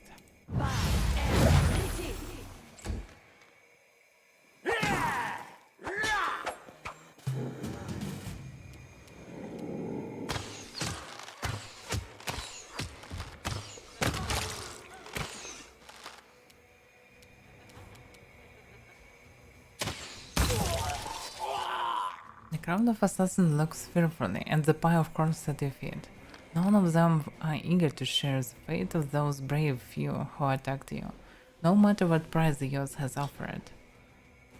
Yos flashes an arrogant smile and gestures nonchalantly. Well, well, you vanquished the lowest of my henchmen. Let's see if you are a match for the three tigers of sin. The monks step forward. With sinister smiles on their faces, they assume combat stances with the casual grace of true masters. We are the three tigers of sin, martial arts masters from the island of Germera. Ivory bade us these the way to the truth in the house of perfection, but their masters are blinded with arrogance. The truth is pure, and only pain can purify. The pain of training has tempered our bodies but not our souls. So we abandoned our home and descended into the abyss so that we could indulge in sin. Temptations tear at our souls like scorching winds, and through this agony they approach true completeness. Wishes they murder in you and torture your companions. This is but another step on our journey towards the truth. Okay, they're definitely evil. I actually have no idea why this is evil replay. I mean, these monks are actually moving on the path of actually torturing and killing. They're definitely not a good guys, and stopping them right now would be really a good action. But it's evil action.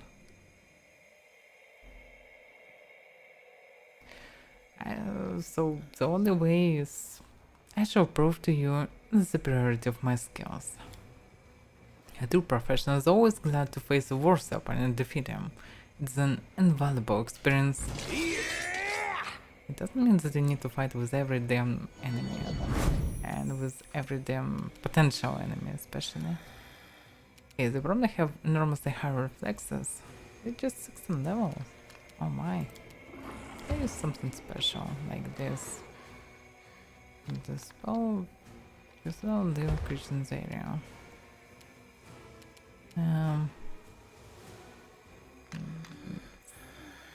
Centered on target point. Can I?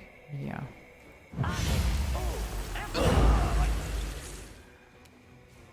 By the way, damage them in the future a bit. It's not that good actually, but it is fire instead. Yeah. No chance, they have pretty high reflexes. Okay. Oh, better to just Prepare yourself!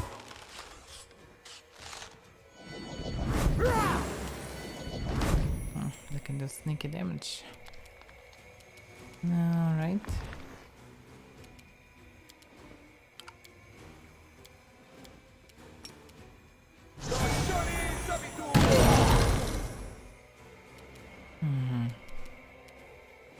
Still I need to go back because they will do some nasty stuff.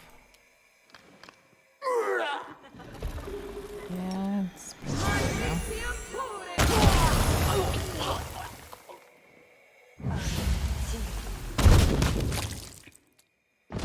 The last of the monks found his hands in a respectful gesture, even as he cut the blood. It was aversified. I bow before your mastery, my lady. With this final words, the monk goes name. What morons. Jan snaps his finger with a grunt of frustration. It seems Galarian is populated by weaklings. Baldur, Blood, Moon. Deal with this insolent upstart. Now face a giant demon with bulging muscles, and the succubus dressed in dramatic scarlet attire. Crimson sparks grow and flicker around the tips of her long nails. The succubus stares you down with her crimson, pupilless eyes. I don't know who you are or where you came from, outsider, but your journey ends here, in the light of Blood Moon. You shall pray to her. Pray that your agony comes to an end quickly. But Blood Moon knows no mercy. Better drop your weapon and run nameless, girl. Although, you won't run far. The succubus gestures to the hulking demon, and he flexes his muscles, making him seem even larger. Actually, it's so ridiculous, it sounds like, I don't know, it's not even B movie, it's, I don't know, C or D or, I don't know, X movie. I mean, it's so awful. these dialogues, these reactions. If you professional assassin, and they definitely are, according to the story, they in the Assassin's Guild and they on high-ranked assassins. And they seen how their comrades are easily killed without any problems. Definitely will not do some pathos dialogues. You will try to assassinate quickly or leave the place. So, it's so ridiculous and stupid. So unrealistic, so...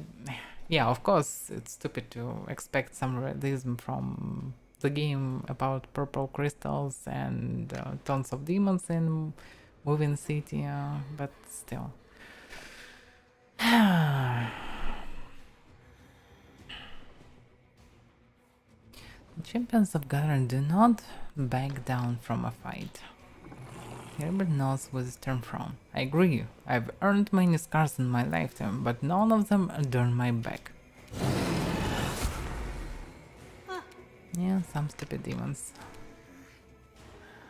But this one with without Tricine, really? Oh yeah, with Tricine, okay. So he is most dangerous. Okay, I don't know, just that one.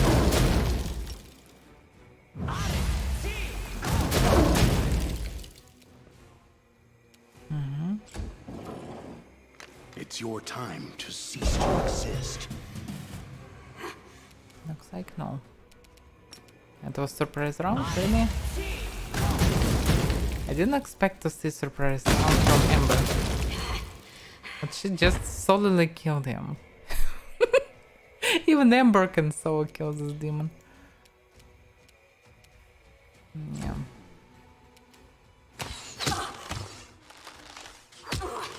Damn, these natural ones. Okay, Aurora's wasn't that bad.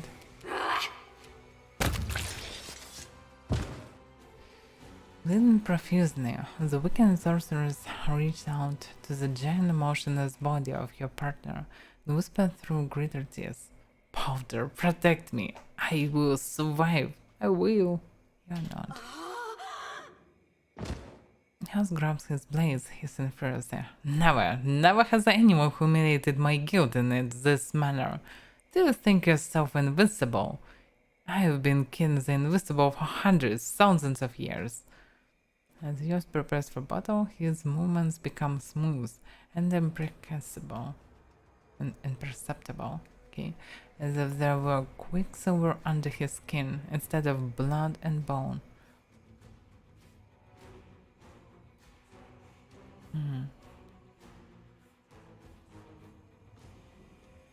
You're finally all out of henchmen ears. Now you will die.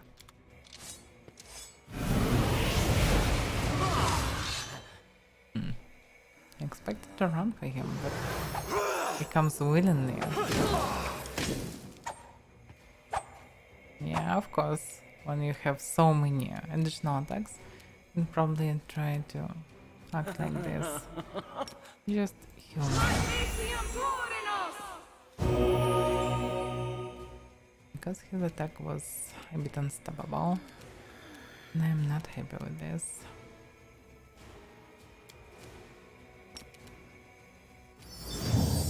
Let's remove some noise.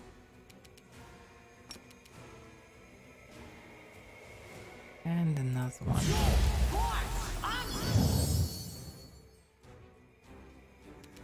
Okay.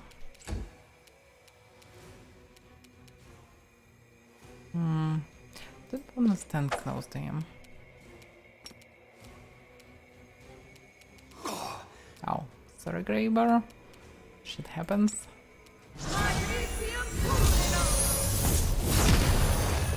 Desna, guide my hand!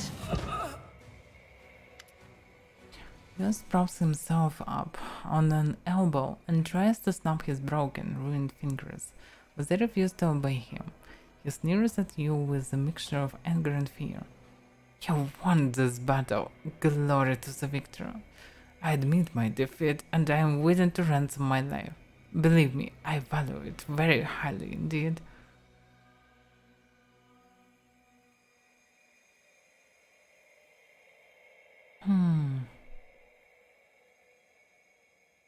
You can't buy me off. What the hell? Why 4 attacks? It always was 1 attack in previous cutscenes. Oh well. Yosh shudders at the fatal blow. He clenches the blades in his hands and whispers a spell. With anguish in his eyes, he watches the handles glow with hate, burn his hands to the bone, until at last the daggers become a shapeless, useless heap of metal. The light of life flickers out in the demon's eyes. Who cares? A translucent projection of horrors now hovers above Yo's corpse. She watches his dead body with disdain and whispers a contemptuous curse. At last, the scarring him got what he deserved. Pretending to be a servant of this arrogant fool was so humiliating. I'm glad it's over now. Discarding her mask of faith and meekness, Arizona looks down on you with a resolute imperiousness befitting a true daughter of Baphomet. Her voice is severe and commanding. This fool could never pass up an opportunity to swindle someone dangerous. Luring him into a trap was easy enough, and now he is no longer in charge of the guild. It belonged to me now, so please accept my apology for my predecessor's mistakes and leave. I think our business is concluded. Concluded? I've only just begun.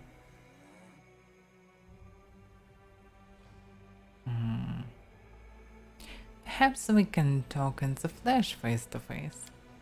Yes, let's talk. I can't stand those who profit of my work without paying me. The demon snarls loudly. Oh no, thank you. I am not a fool like yours. I prefer to keep a safe distance.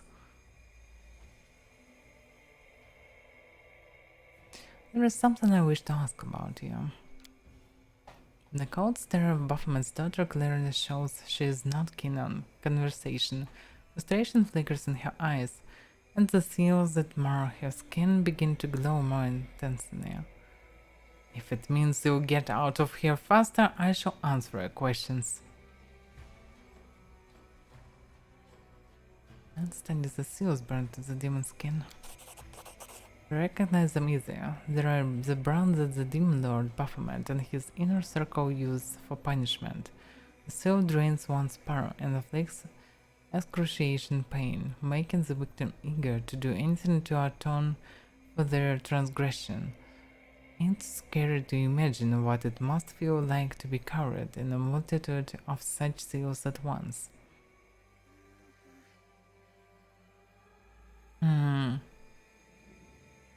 I am looking for your sister, Hebzamira. Fury flashes in the demon's eyes, and her hand touches the collar-shaped scar on her throat. Then look elsewhere, far away from me. I have no intention of getting anywhere near that bitch. If she crossed you somehow, I didn't have anything to do with it, but I do wish you luck in trying to murder her.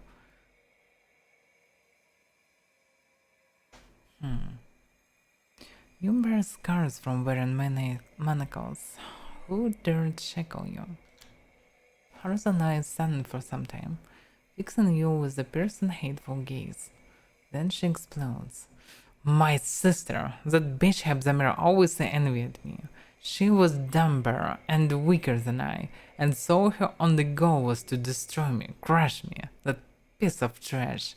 That belch of Lamashtu lured me into a trap and imprisoned me. I, Baphomet's daughter, was jailed in the ivory labyrinth like a damned hell for eternity. There is a note of vengeful pleasure in the demon's voice. Never mind that soon. I shall prove which of us is stronger and more valuable. Father will see. Father will realize his mistake. He refused to rescue me back then, letting my sister humiliate me and keep me prisoner, letting her bind my powers. But he will see who his true daughter is among the two of us. So let's join forces and destroy Hebzamira. Ursula looks at you condescendingly.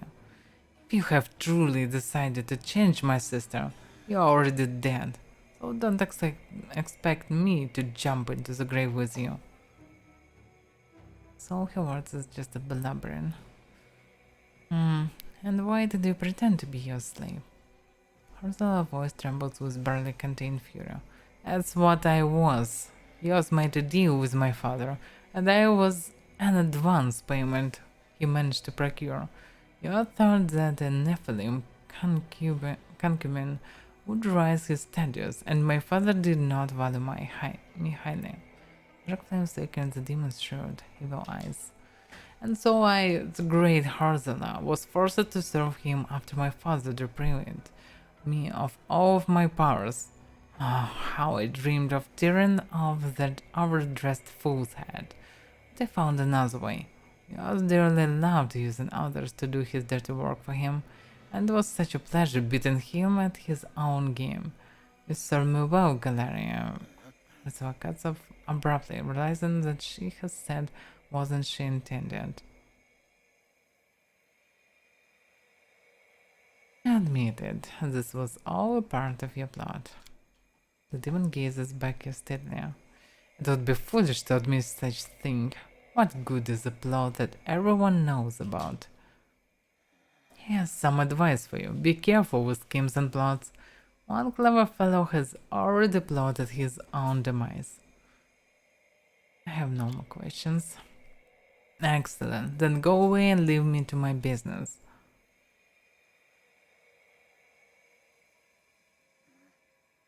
Alright, I have nothing more I wish to discuss with you. In this case, I ask that you leave the guild and never come back here again. We respect you, but we will neither provide services to you nor treat you as potential candidates for employment or membership. Rimmer puts his weapon away with a chuckle and produces his pipe. He lights it slowly with visible pleasure, inhales deeply and grunts with satisfaction. And the dwarf gives you a cheerful nod. I admit, I'm feeling quite excited. It's been a while since I crossed blades with fellow professionals. I'll be happy to discuss our adventures with you later, if you want to compare notes. Okay, then I can draw the dwarf. Some shitty crap, I suppose. Let me check.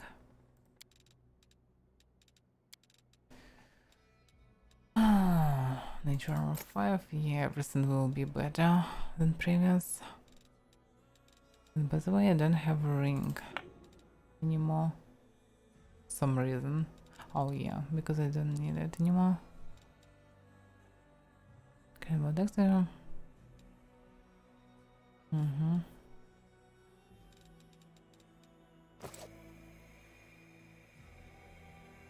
Alright. So, in theory, she can help you. But probably she will be too afraid. Plus, looks like I don't really need help. Because all this high names, actually, it's a bunch of weaklings, surprisingly for me. All this ultra powerful demons with thousands of years lives, surprisingly weak.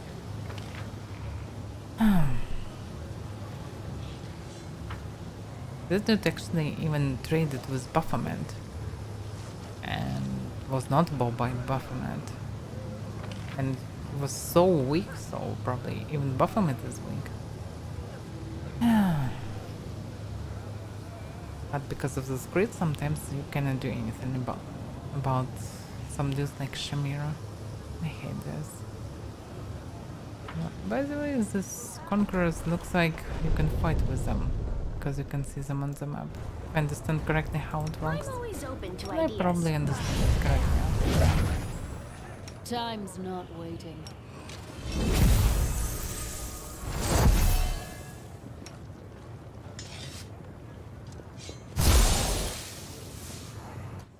Just need to find who to speak. Let's have some fun. Yeah, just not really. And get some XP. Only problem is staying in the middle of this and getting all the attacks.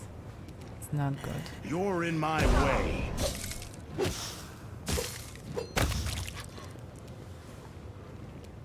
Okay.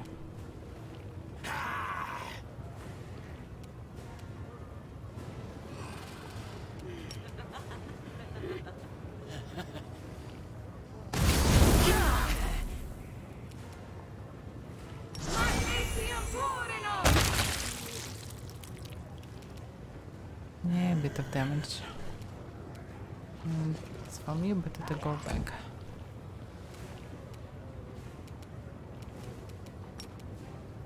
Actually still fights with me on this too.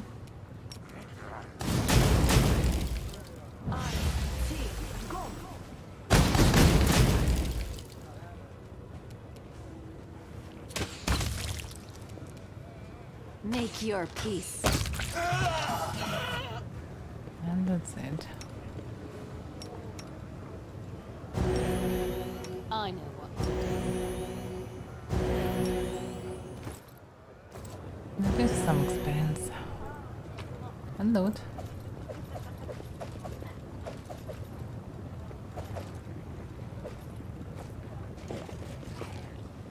Okay. I need to teleport back. Also can see some slaves. For some reason. Looks like I cannot do anything about it.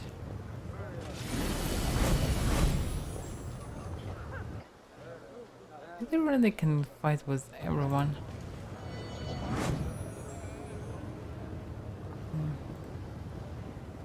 Yeah, looks like he's peaceful.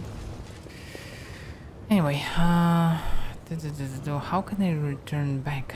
That's the question. Lower city. Yeah, it's not the fastest way. The flash markets. From flash markets I can teleport, so yeah, it's one of the variants.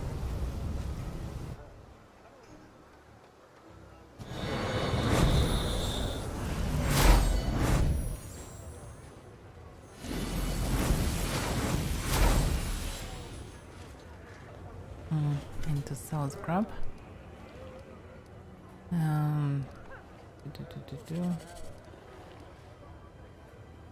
Show me your weapons.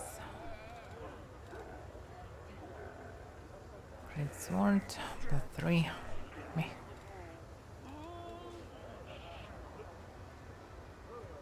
Yeah, I don't need anything of this. White tape.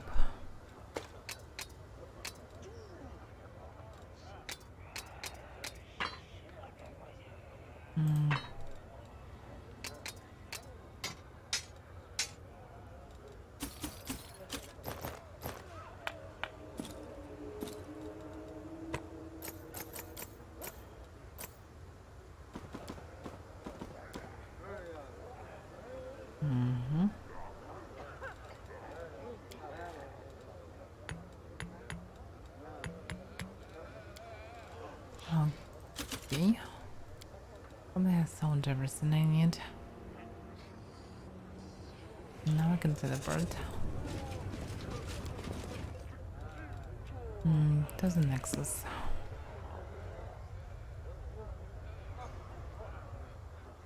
I need to grab Seal instead of Greybar. I need to rest.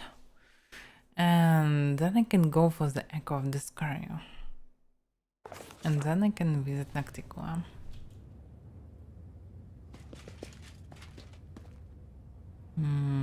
Great probably inside.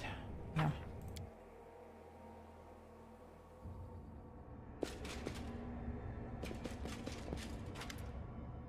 Perhaps I should thank you for your help. You assisted me in dealing with all of your schemes, even though you didn't need to do so. I'm grateful for that.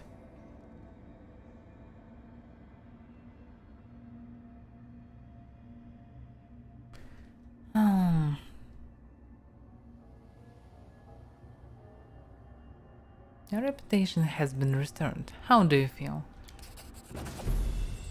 There is a spark of amusement in the dwarf's eyes. Don't panic. This will make people think twice before attempting to ruin my good name.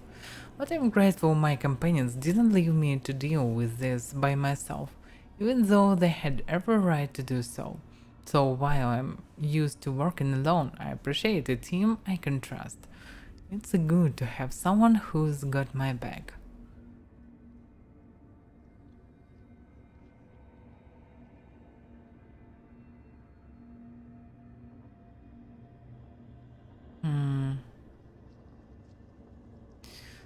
Protecting one's honor is important. Ripper nods in agreement. Who would we be without our reputation? A bunch of opportunistic scoundrels who'd be driven away from every door. Dishonorable life isn't worth a copper.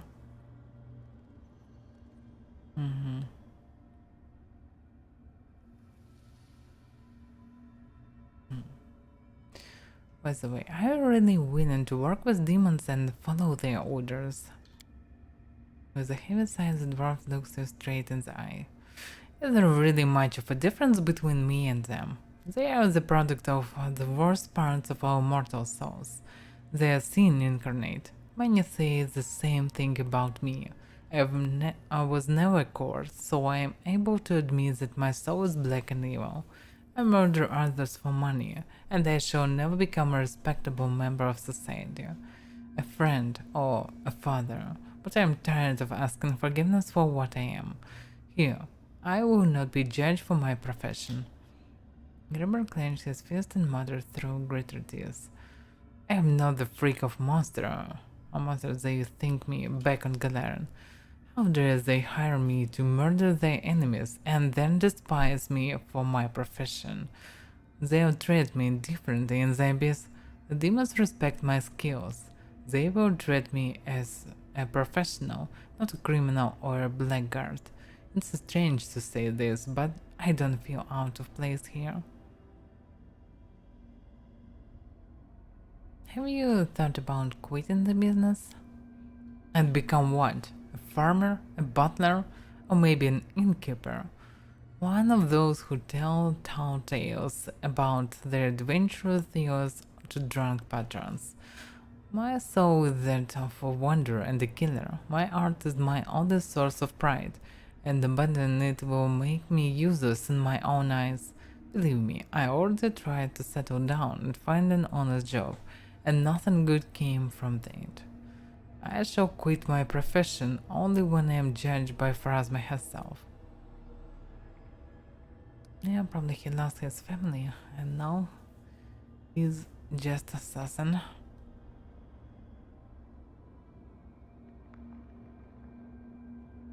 Given that we just massacred everyone, it is unlikely that you will become a member of this Assassin's Guild. Gripper chuckles, he fills his pipe with fragrant tobacco from Garund. Yes, that was a good fight. I do have to confess, I am so much sorry that I missed my chance to join the most skilled and elite professionals of my craft, but it is safe to say that this guild's prestige is practically ruined after we battered everyone in their own blood. Suffice it to say, I think joining it now would be a significant blow to my reputation. Rever's smile is genuine, and it is clear that he has no regrets about his choice.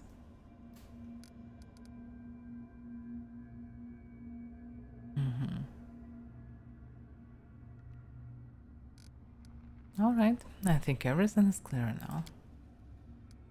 You've been a good employer, Commander. I'm glad I made this contract with you. Okay. Oh, I need rest.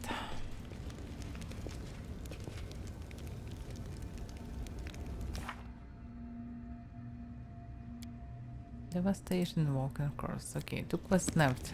One for Discovery, one for Nocticola. So let's do When Discovery Aya first. became a goddess, her friends probably missed her a lot, huh? They would have been happy for her, silly.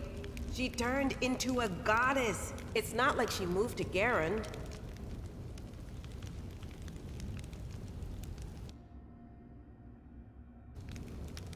Maybe it's not a big difference, by the way.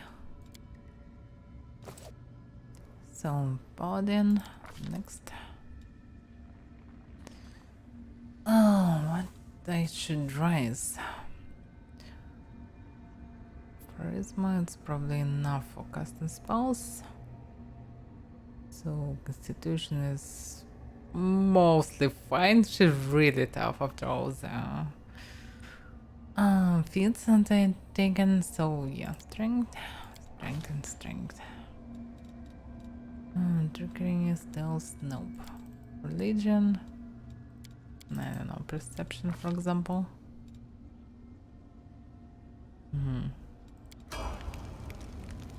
What about his spells?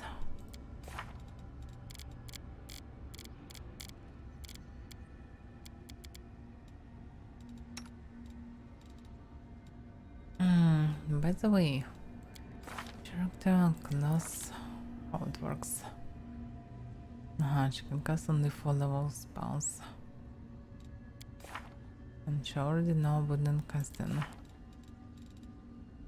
Is there anything really useful from this now? Yeah. Have to switch it.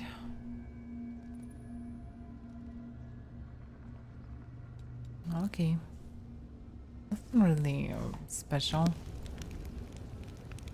So she don't need more spell slots.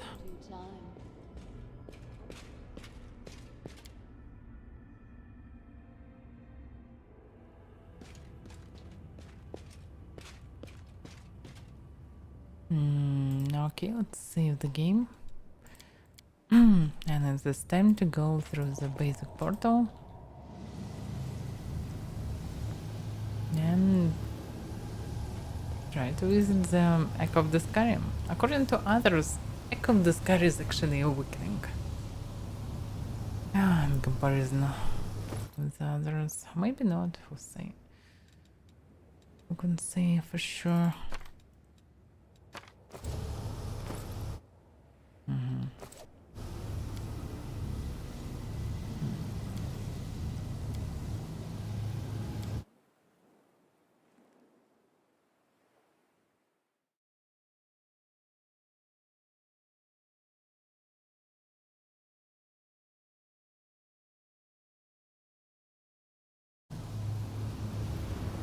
Okay. Let's buff ourselves.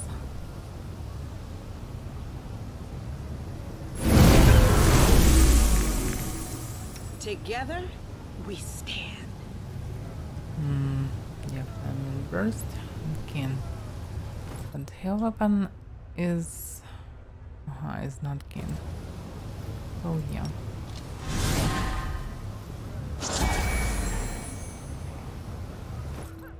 Now it's keen. Damn. Foreign calls that can trigger. But if I remember correctly, yeah.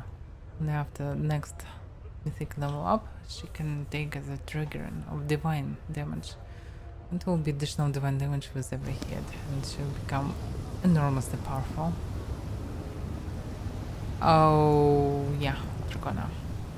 Finally you're here. This evil city frightens me. I feel like it's watching me with thousands of soulless, bloodthirsty eyes. But enough about me. I want to talk about our mission. I remember what that accursed Echo of Discario told us when we met him after the fight with Mutasafan. One day you will learn that fire can scorch you too. That's what he said. I think he's responsible for this invisible burns. You couldn't just have wings, Nadia. Both the real one and the monstrous one given to her by Rioa. There is one thing I learned from the Lodge. That which, a real varnish, any weakness can be turned into strength. The Echo wants us to suffer, but our suffering will be his downfall. I still have my invisible burns. I choose to keep them. I wanted to see if I would feel them in a Legionnaire, and I did. When I traveled into the city, the burning pain intensifies. I believe the Echo's lair, or at least a portal to it, must be somewhere nearby. We just have to find it.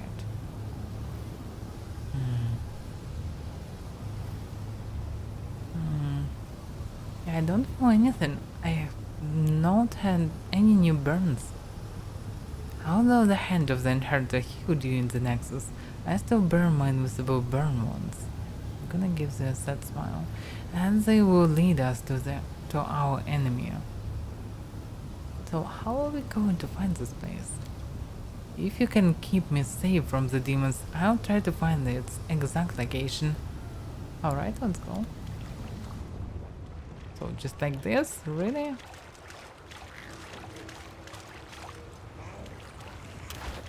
Okay.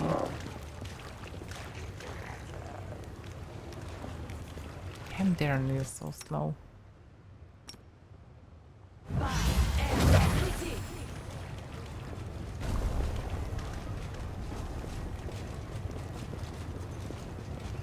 I probably already killed all demons who can attack her, but maybe there's...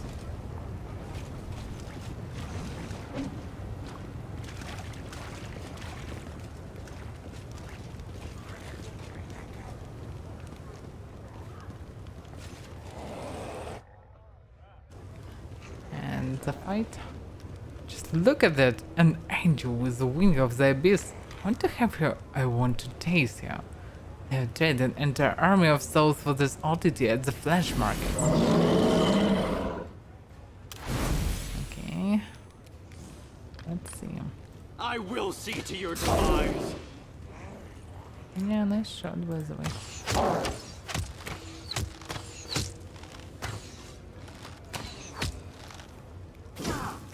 Oh, Marley. Didn't expect this thing. Yeah, Marley can be dangerous.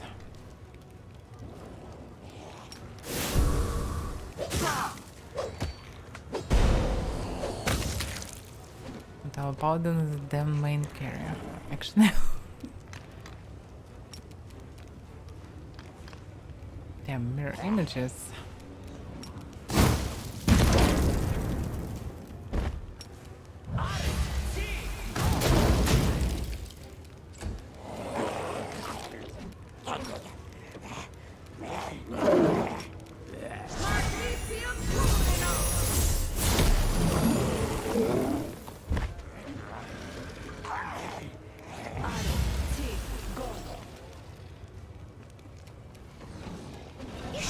To reason. He's still alive, surprisingly. For me. He's dead now.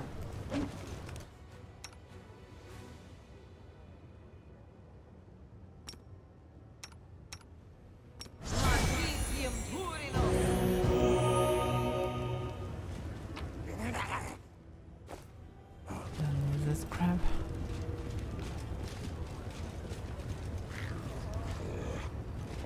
Oh.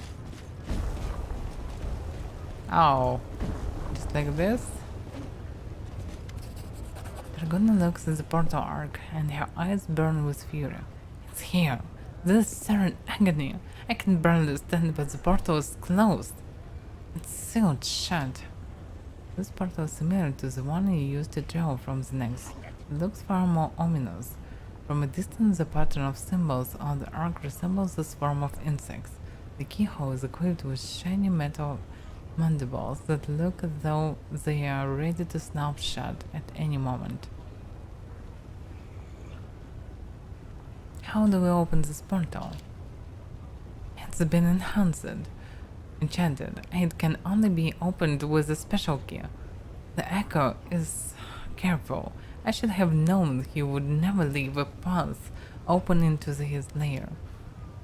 Do not blame yourself, sister. Perhaps the Echo has done business with some of the residents of this blasphemous city. If so, it is possible that a few of them have keys. Or as repulsive as this idea may sound, we could ask for help from the local rulers. We were going to have to visit them anyway. Alright, we'll deal with the portal later. Very well. But I will stay and watch the portal. Do not worry about me. The hand of the inheritor taught me the magic that makes him invisible to demons. I can stay here unseen by our enemies. Comfort me when it is time to attack. yeah, I actually already killed all the demons that can help me out, probably. I still can go to the arena, I suppose.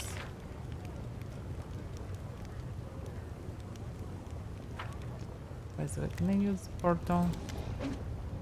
This portal is similar to the one used to travel from the Nexus. It looks far more ominous. Distance pattern of symbols on the rocks resembles form of insects. The keyhole is equipped with shiny metal mandibles. It looks as though they are ready to snap shut at any moment. Can I go in? Not yet. Alright, so I need to find the key, and I know the dude who has the keys.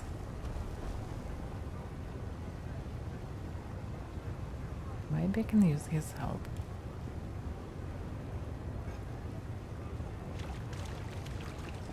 Also, he probably hates this guy as well, or maybe not. I think he can know something in theory. But also, he can be just scripted for only one purpose, so yeah, who knows. We'll see. A trivial matter.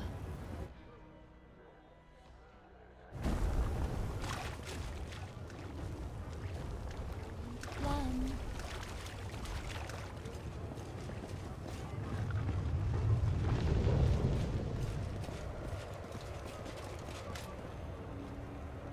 No, he can't help me.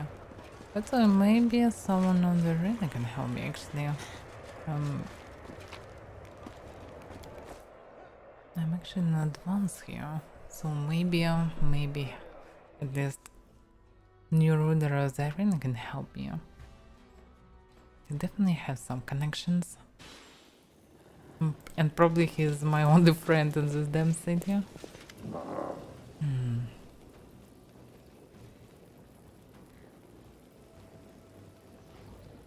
ready to enter the arena, what's the point?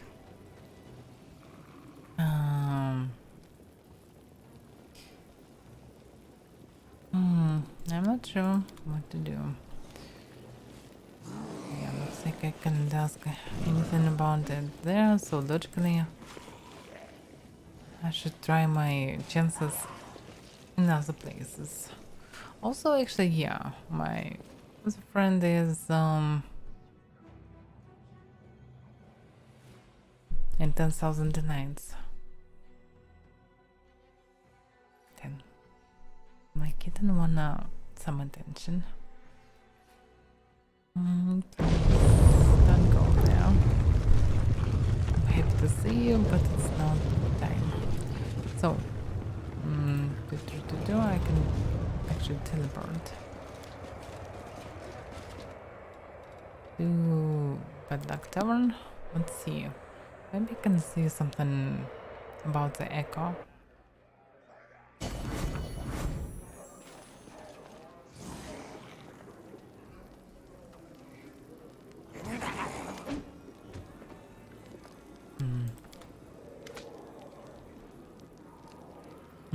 Nothing. Okay, let's teleport to 10,000 delights. Maybe someone inside knows something. Nactico definitely can help me out, but will she help me actually? She hates the scary and performance, so maybe yes.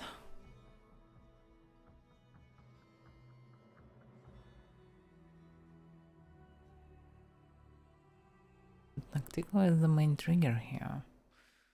And I shouldn't go there if I have chances to find information in other ways.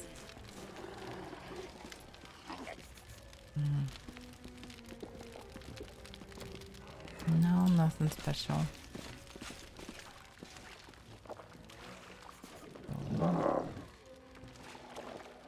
Maybe she? No. No one knows.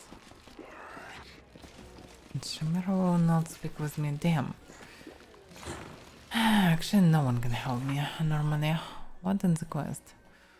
The location of the portal has been established, but how does one open it?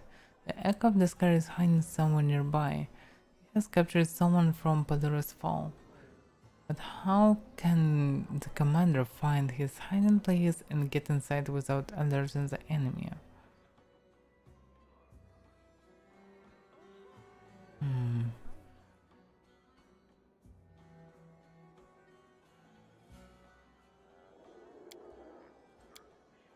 Yeah, it will finish in this location.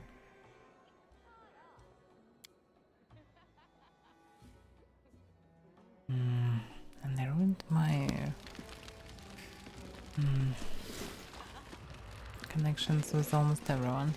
Damn it.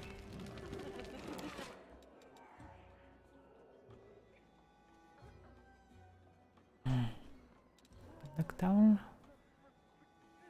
But obvious. Press visit to the ink of this current. Yeah, no. Calm you. You do. No.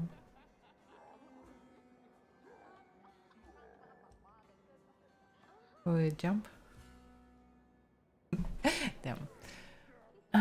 Anyway. Damn, it's hard to take because of the... Okay, anyway. Maybe she'll understand how to get them here. Anyway. Let's continue on to surprise visit. How?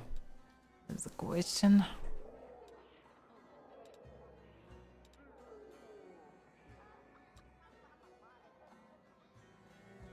Okay, come to me.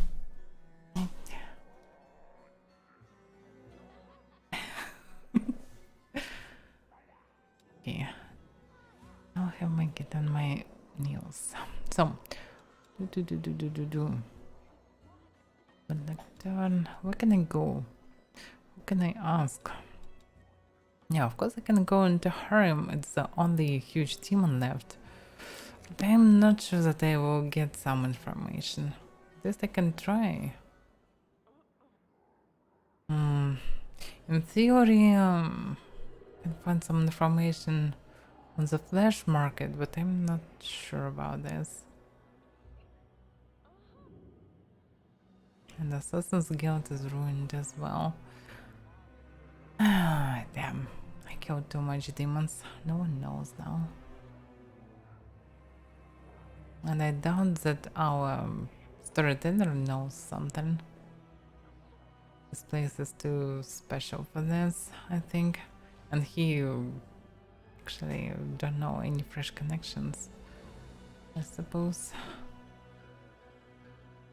And why it's loading so slowly?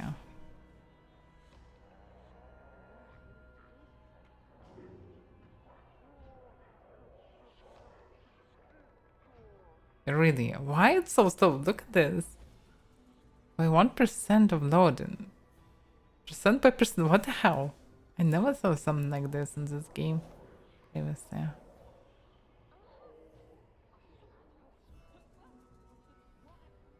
Really, it just slowly loaded, what the hell? What's the bug?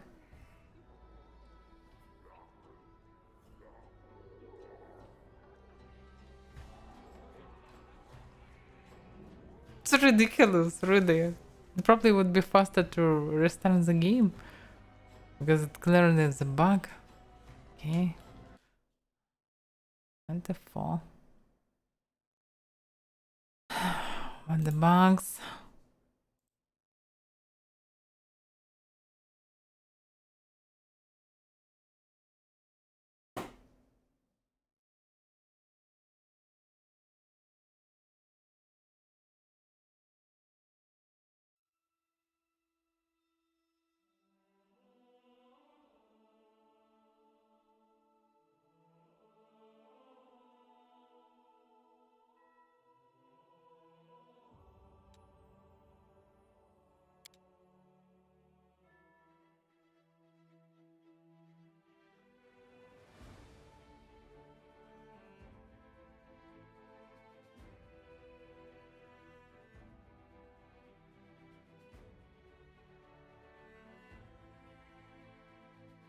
Damn it, snow anyway.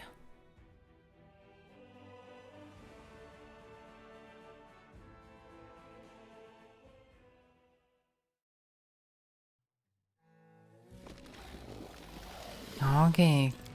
We loaded to do another loading. Okay.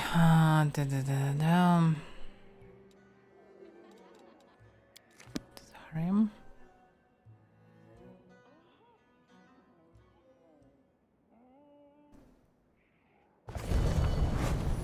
Yeah, it more looks like a true.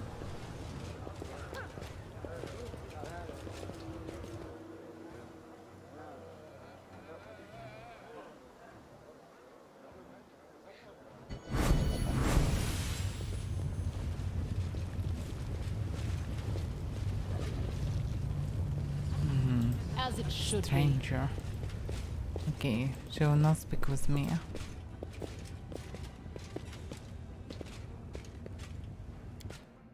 Looks like Noctico is the only person who can tell me, but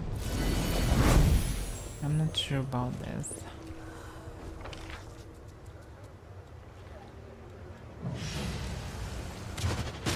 Actually, they can tell me this.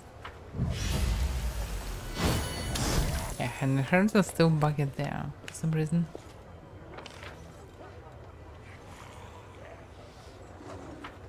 Yeah, let's try our chances in until they use shadow, blah blah blah. Go down.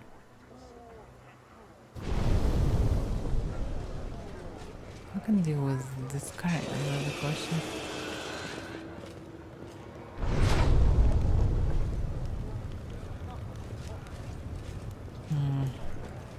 Now let's ask traders. This one, no, nothing. That is not far.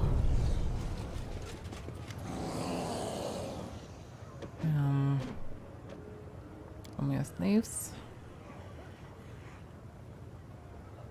Okay. Nothing, nothing, nothing.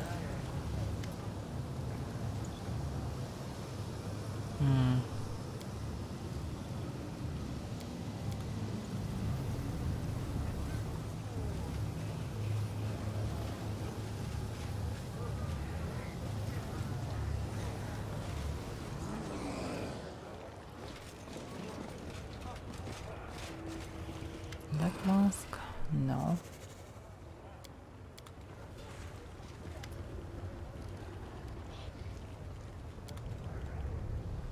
Maybe Sarzaxis?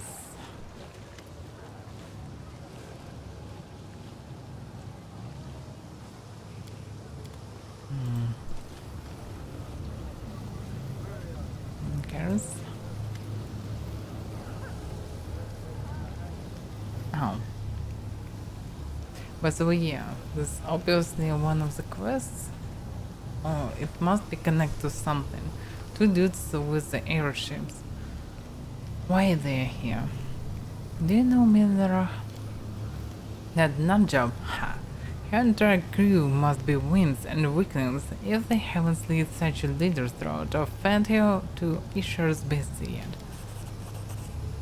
I can help but notice that despite Kir's dramatic bravado, a spark of fear gleams in his eyes. To go. There's not much point of it. Maybe they just for stories or something. Anyway, I can't ask anyone. And this is a bit frustrating. Why am I so fast?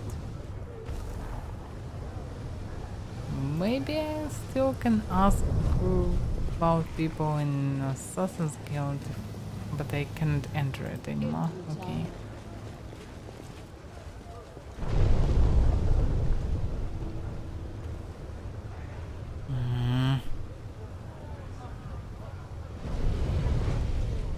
So I already done with everyone who can tell me this information, looks like it. Probably only Nocticola herself can help me. Anyway, let's go to the upper city. No one else here can help me. Now, and to go through. Oh, yeah. Zebra City. Yeah,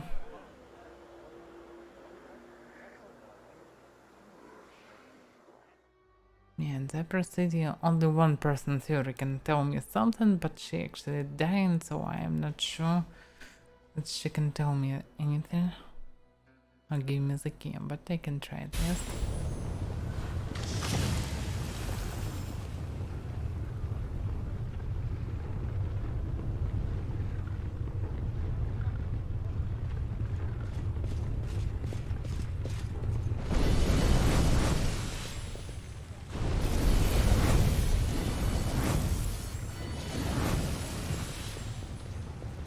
Maybe I can get some information, fracture. But probably the same bug at Danog.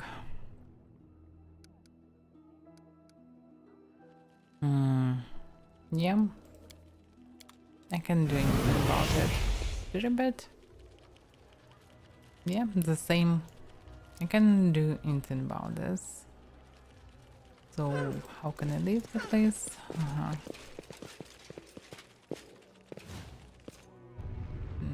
So, yeah, if there was possibility to get some information, I lost it.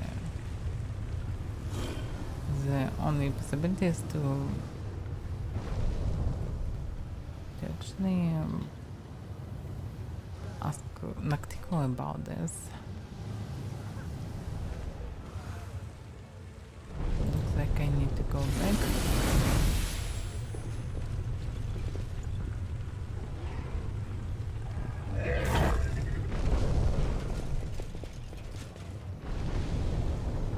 Now I need to go. There's a palace. Nothing is left. Of course, maybe I can ask commoners, but I doubt about it. They can get such information like this.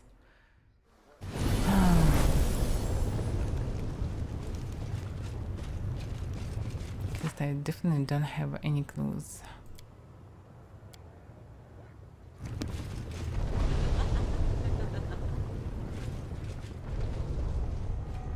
So let's hope that the chapter will not end. Briefly speaking with Noctico.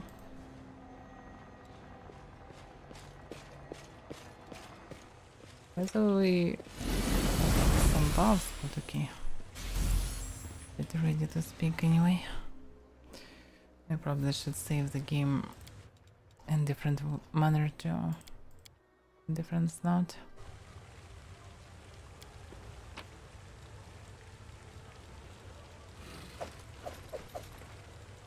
There's a bunch of shitty crap. Magic shitty crap.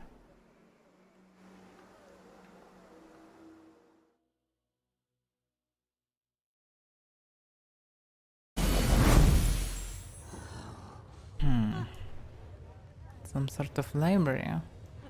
Actually, love and books are not a good combination. Oh, actually good if you wanna kindle something. The ink on the page is still wet. This book tells of the murderous massacre committed by the Lady of Shadow among the Galaxy's demons of the Midnight Isles. It seems it happened quite recently. The tall shelves are stuffed with countless books and scrolls praising the Lady in Shadow's many deeds. Some tomes are old and threadbare, others are new and in mint condition.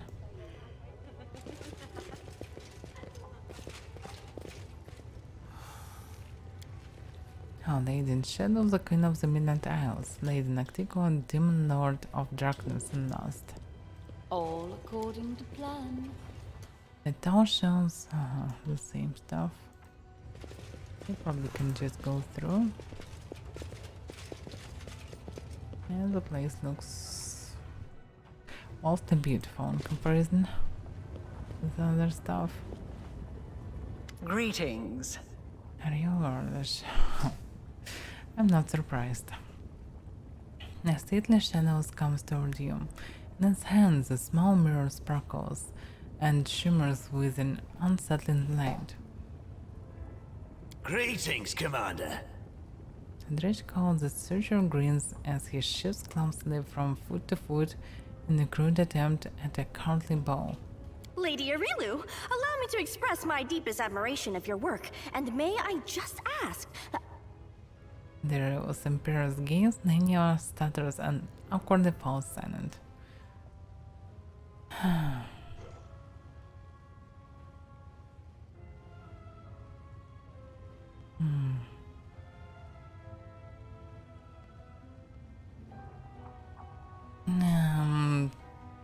Fancy seeing you here. I have a lot of questions for you. You are looking for answers. That's good. That is why I am here. I have much to tell you. You have walked a long path, one where shadows constantly flicker at the edge of your vision, and questions multiply like flies above carrion.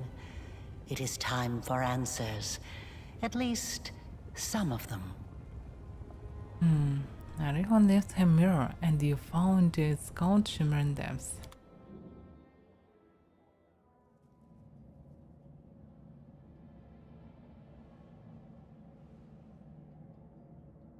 Day 16, Aridus 4715.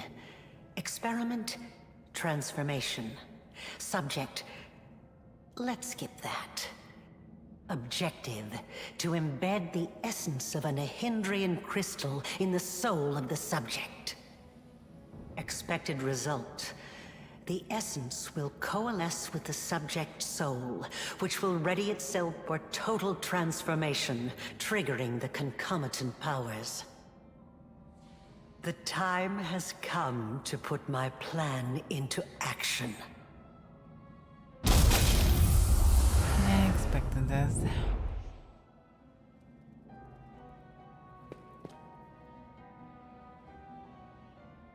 You are my creation. Your power was my gift. Now you know.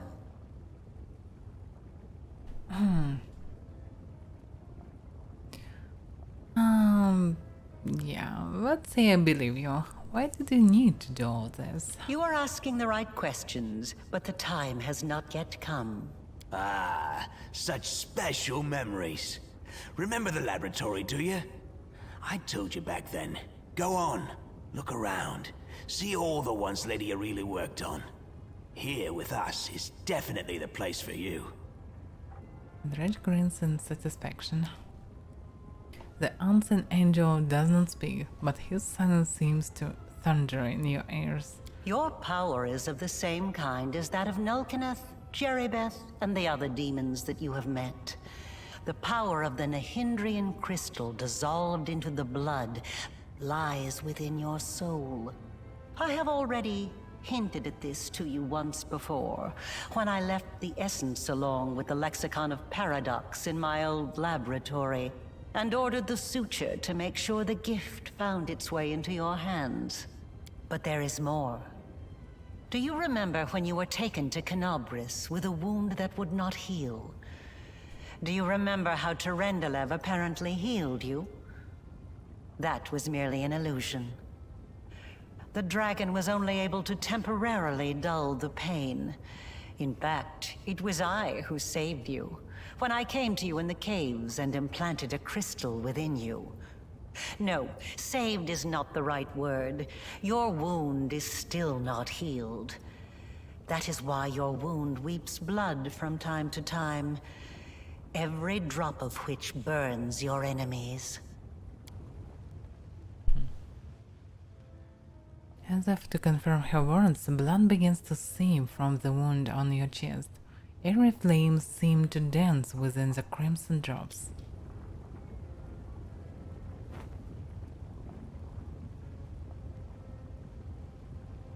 This is pure essence of Nahindrian crystal. My invention is far superior to the crystals used by Xanther, which were barely refined at all. It will give you new strength, and help you to overcome the wound that still slumbers within your soul. Take it. Take it, and you will see that this is the very power that has lived in you since the Battle of Canobris.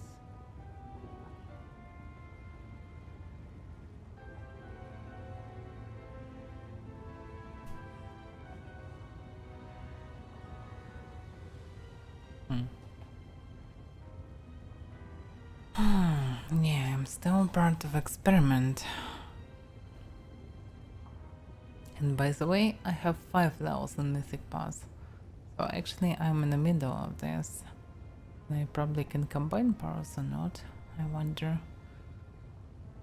Anyway, it's stupid to refuse it. Anyway, I'm leave only because she wanted. So okay, I will not refuse this power, but I will decide how to use it.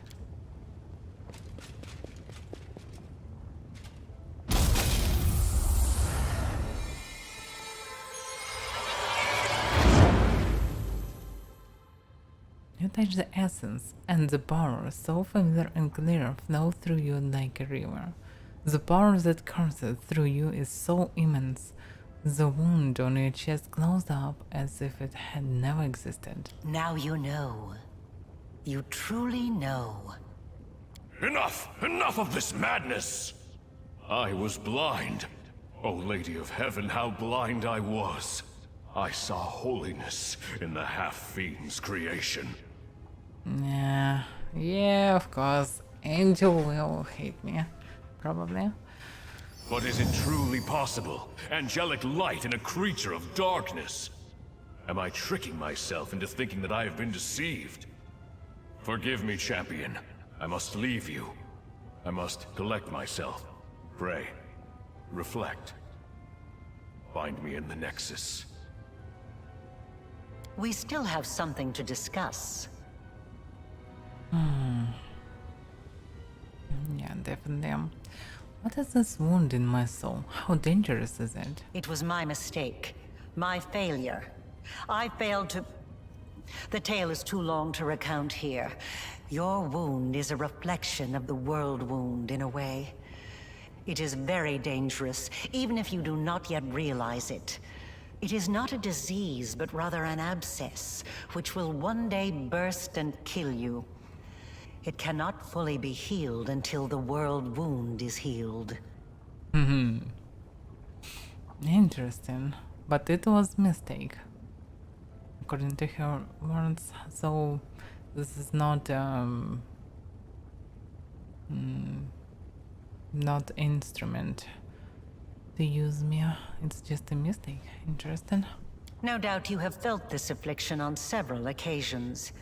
It awakens when you use your power. It makes you sense more strongly what mortals call the corruption of the abyss.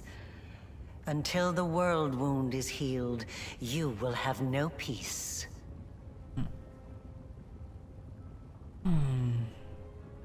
Tell me about the 100 crystals. Start from the beginning.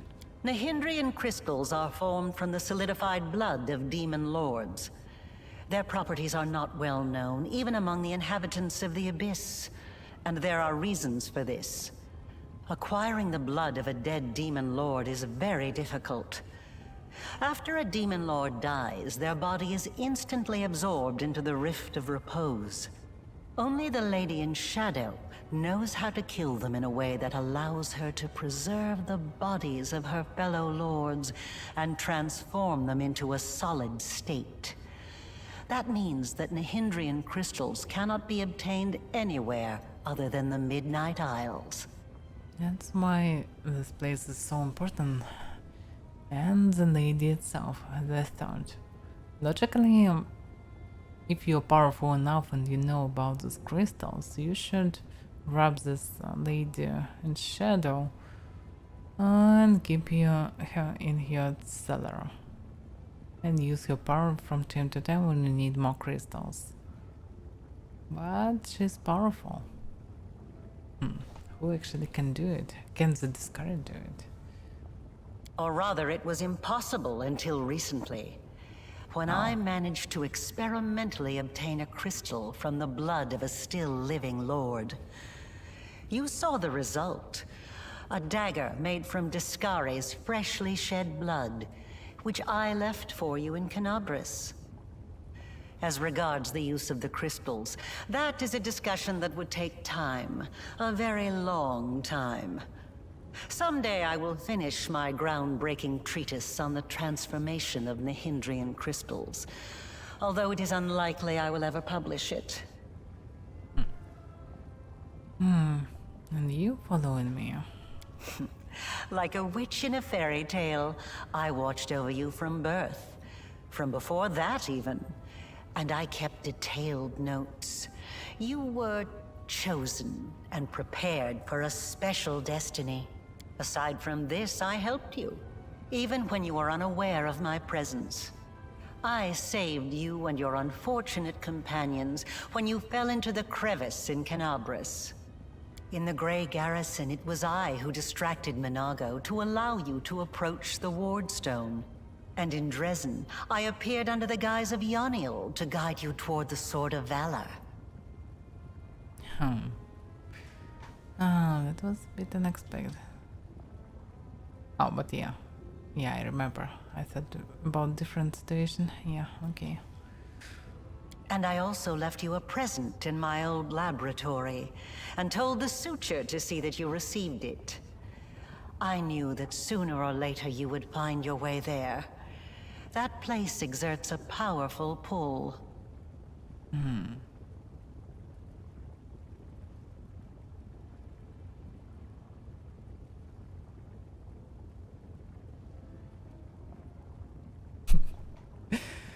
As it turns out, you helped me thwart the plans of your masters, Baphomet and Discaria. They are not my masters. They are a resource. Yeah, I expected this answer.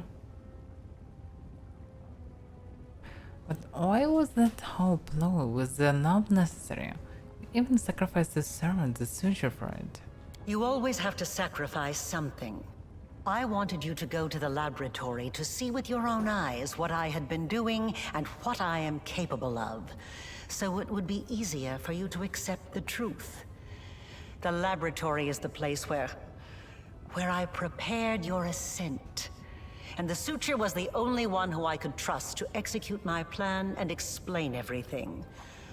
After all, he too once experienced rebirth at my hands. And that is why I was willing to risk his life.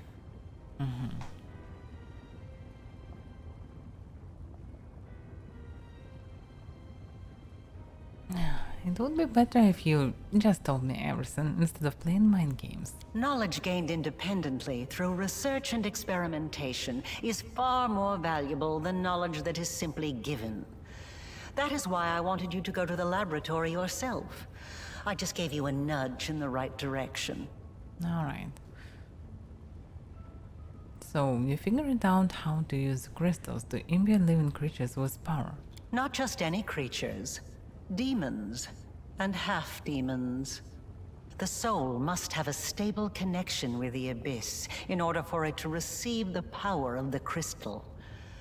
Experiments involving tieflings and mongrels failed because the voice of the Abyss was not strong enough within them.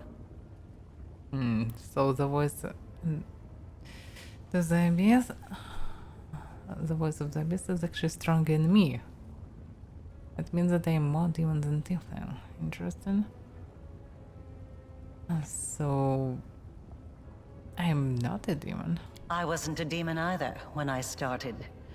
But there are always ways to circumvent, or even to override the laws of the universe. I changed myself by knitting my soul together with the essence of the Abyss. And I changed you. Do you remember the fits of rage that began shortly after Discari's attack on Canabras? This is how the second half of your soul manifested itself. Not yet fully aware. Not yet awakened. It's a pity you did not choose to let your demonic nature take hold. The result would have been most impressive. All those arrogant crusaders, those knights with their eyes ablaze, those pious priests. They have installed at the head of their magnificent army a scion of the Abyss. The creation of the architect of the world wound, whom they so revile. Yeah, it would be ironic. So, it's strange to see you here in Noctico's palace. How do you really serve? Not this current Baphomet. Both. And neither. I have served both Discari and Baphomet, and not merely as the lowest in the pecking order. But I do not think you'll be surprised when I tell you that to me, both of these mighty lords are merely convenient temporary sources of power. And their time is almost at an end. But the Lady in Shadow is different. She is the preeminent ruler. Soon you will understand this for yourself. Okay. The only thing is, my power is different from that of Jeribeth, Nokened, and the other demons. Yes, because I taught Xanther and the other servants of Baphomet and Discari the earliest version of this transformation ritual. I spent decades perfecting it until I obtained the power that I gave to you.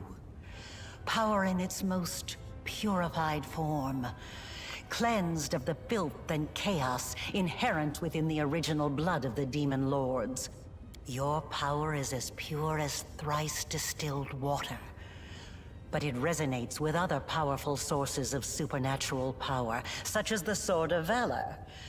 And your power can change. You must have realized this already. You have shaped my gift into a form that you yourself have chosen. You are seeking answers, trying to understand the crux of the matter. That is good. I don't want to ask you about anything else. Actually, I want to, but I cannot. I want to help you close the world wound. Yeah, because you don't need demons anymore. To find a way to actually do all this. Our words are cut off by quiet love. Sitting on the throne that was empty just a moment ago is none other than Noctigor, ruler of the Shinira and the Midnight Isles, a powerful demon lord and the one they call Our Lady in Shadow. Your lips grow into an ironic smile, and her large eyes observe you with keen interest. You were about to say, we are going to close the world wound, weren't you, Arilu? I see no reason to continue deceiving this mortal. Now, I am convinced that she is quite worthy of serving me. I will even reward her with a modicum of knowledge about the events in which she is about to take part. Greetings to you, Our Lady in Shadow. Archelaia swiftly drops to one knee and bows her head. It's nice to see that even surrounded by mortals, you haven't forgotten who your mistress is, Arushale. You may rise. I didn't mean to. I don't know why I did it. Archelaia stands up awkwardly and looks at Noctigor first and at you with a stunned expression.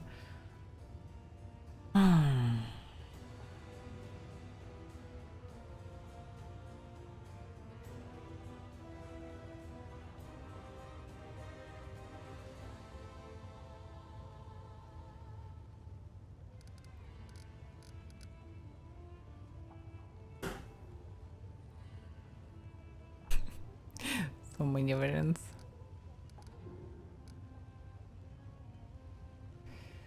I have So you've been sitting on your throne listening to us this whole time. Naturally. I am in the habit of observing my servants and guests while remaining unseen.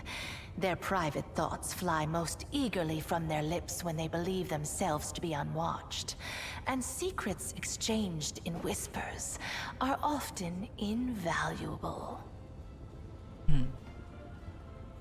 And I have too many questions, and I demand answers. You are a guest here, mortal. A guest of the Lady in Shadow, the vanquisher of many a demon lord. I am the only one here who is entitled to demand answers. You may ask your questions when I allow you to do so. For now, remember your manners and greet me properly.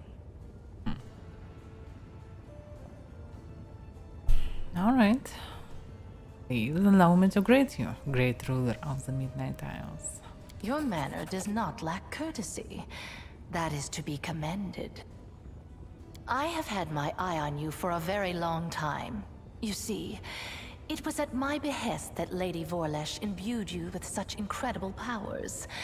But I was curious to see your worth as an individual, not as Lady Vorlesh's creation.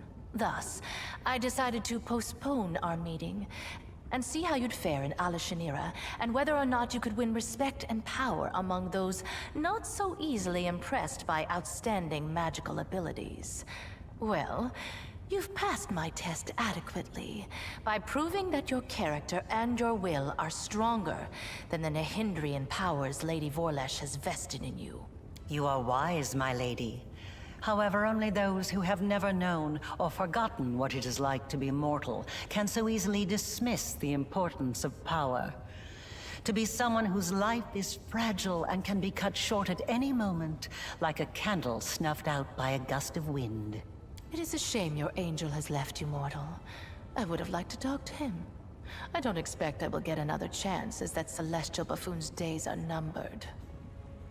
Noctico is still on the schedule, but her eyes are intent, scrutinizing you.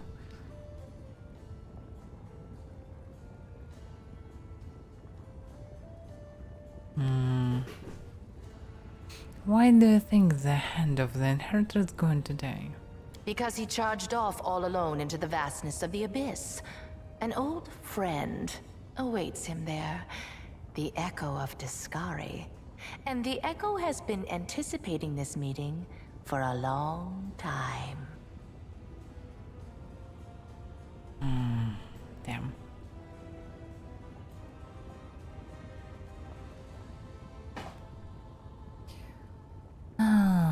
The hand of the inheritor told me his magic deceives the eyes of all evil spawns of the abyss, but not yours. Perhaps you don't know everything about me yet, mortal. Perhaps you made the same mistake as many before you, and many who were more insightful and more powerful than you, by presuming to know what to expect from the Lady in Shadow. Alright, tell me about the Echo of Discari. He is a strange creature, a bespoke creation, so to speak.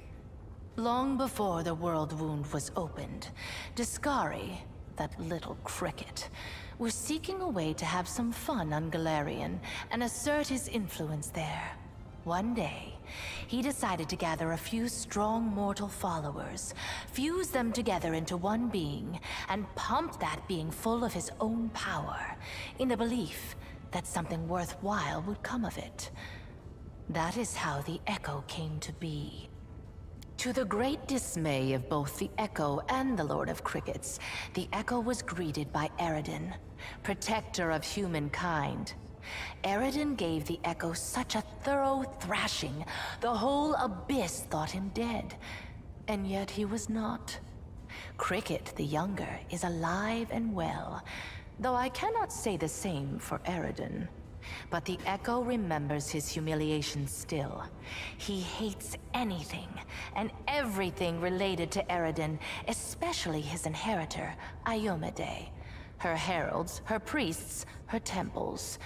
He would hate Iomade's pet pug, if she had one.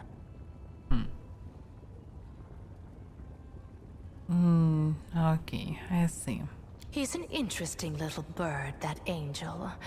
Before he became the Herald of Iomade, he served Regathiel, the General of Vengeance. I've always found the fate of that Imperial Lord to be quite fascinating.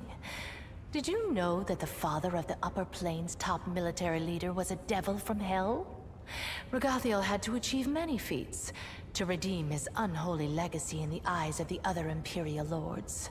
But he did. A remarkable tale, is it not? Oh yeah.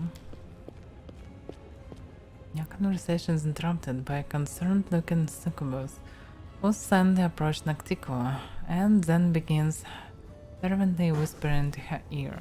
Noctico's expression turns hard and cold. As Noctico ponders the new development, the messenger makes eyes at you playfully. You recognize those green eyes, except they were awash with pain when you last saw them. Their owner bleeding out in the currents of the Nexus. The succubus smiles slyly and gives you a wink. There is still Noctico voice. Another island, another loss. Enough. I warned them that I would not stand for the desolation of my realm. They have not heeded me, and they will regret it. Go to your sisters and tell them to prepare. Antigua sends the green-eyed servant away and turns her face to you once again. Say nothing. But I digress. Let us continue. I have prepared a beautiful drink that will topple many of your enemies and seal the wound one forever, ending the threat to Galarian. And you have the chance to become part of that intrigue. Yes, but my companion Amber would like to speak with you first. Amber, so that's her then. Well, approach. Fucking an eyebrow. Noxicon looks down on him. I have heard you bleating your pathetic prayers at me. You have some nerve addressing me with such nonsense. Did you think I would simply repent? Renounce my status as a demon lord? Do you have any idea what I had to do to acquire it? Wait, what is this? Tears are running down Amber's cheek as she sniffles noisily. She presses her maimed hands against her heart as she stares up at Nocticoa. Her fragile form shudders from weeping. Ariel wrinkles her nose in disdain. Why have you brought this simpleton here? This is Alashinira, not Nerosin. We don't give alms here. Nocticoa throws a disgusted look at the crying girl. I can't stand these noises. Do you think you are the first to try to move me with display of tears? It only makes me angry. If you wish to speak, then wipe your nose and speak clearly. Amber swipes her face with her sleeve. I know what you had to do. To others and to yourself. I'm so sorry. So sorry. If only I could ease your pain somehow. Calm your sorrow.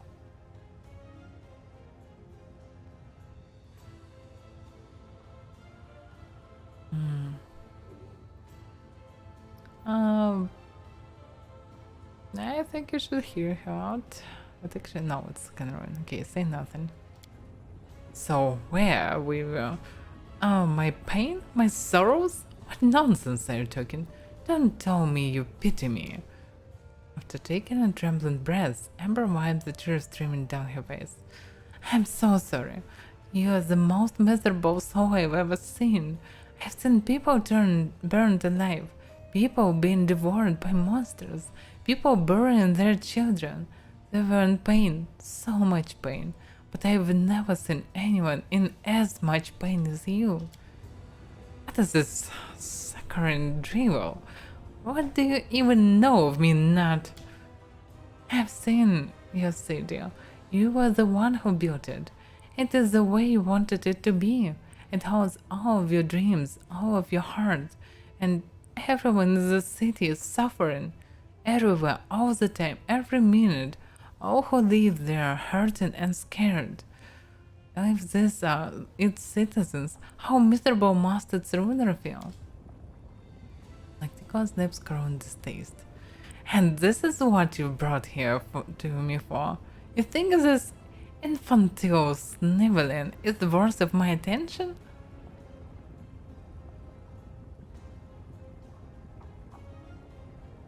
I've sent the juice. Let me see other ones. Okay, first.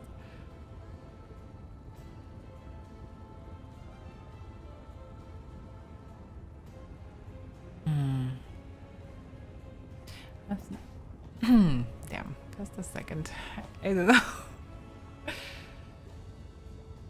I have sent the truth of your wisdom more than once. Perhaps it would benefit you to listen to her as well.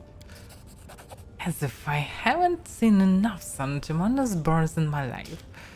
Nocticoa stares Amber straight in the face. So what do you suggest I do, preacher?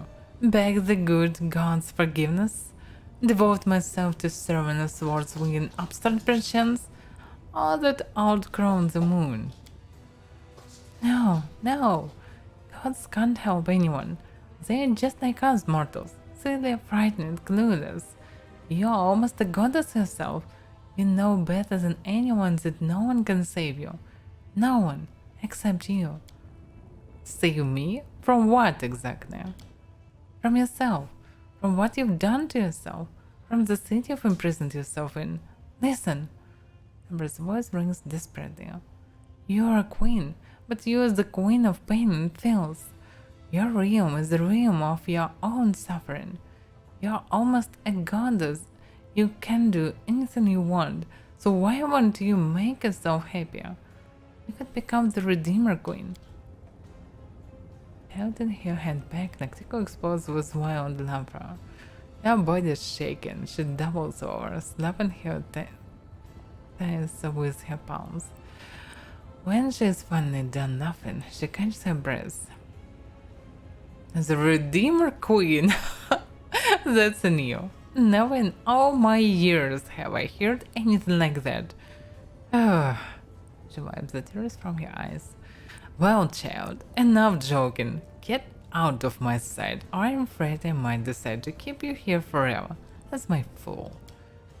But giving Noctico's one last smile, Amber ducks behind your back. You hear her whispering. Do you think she took my words to heart?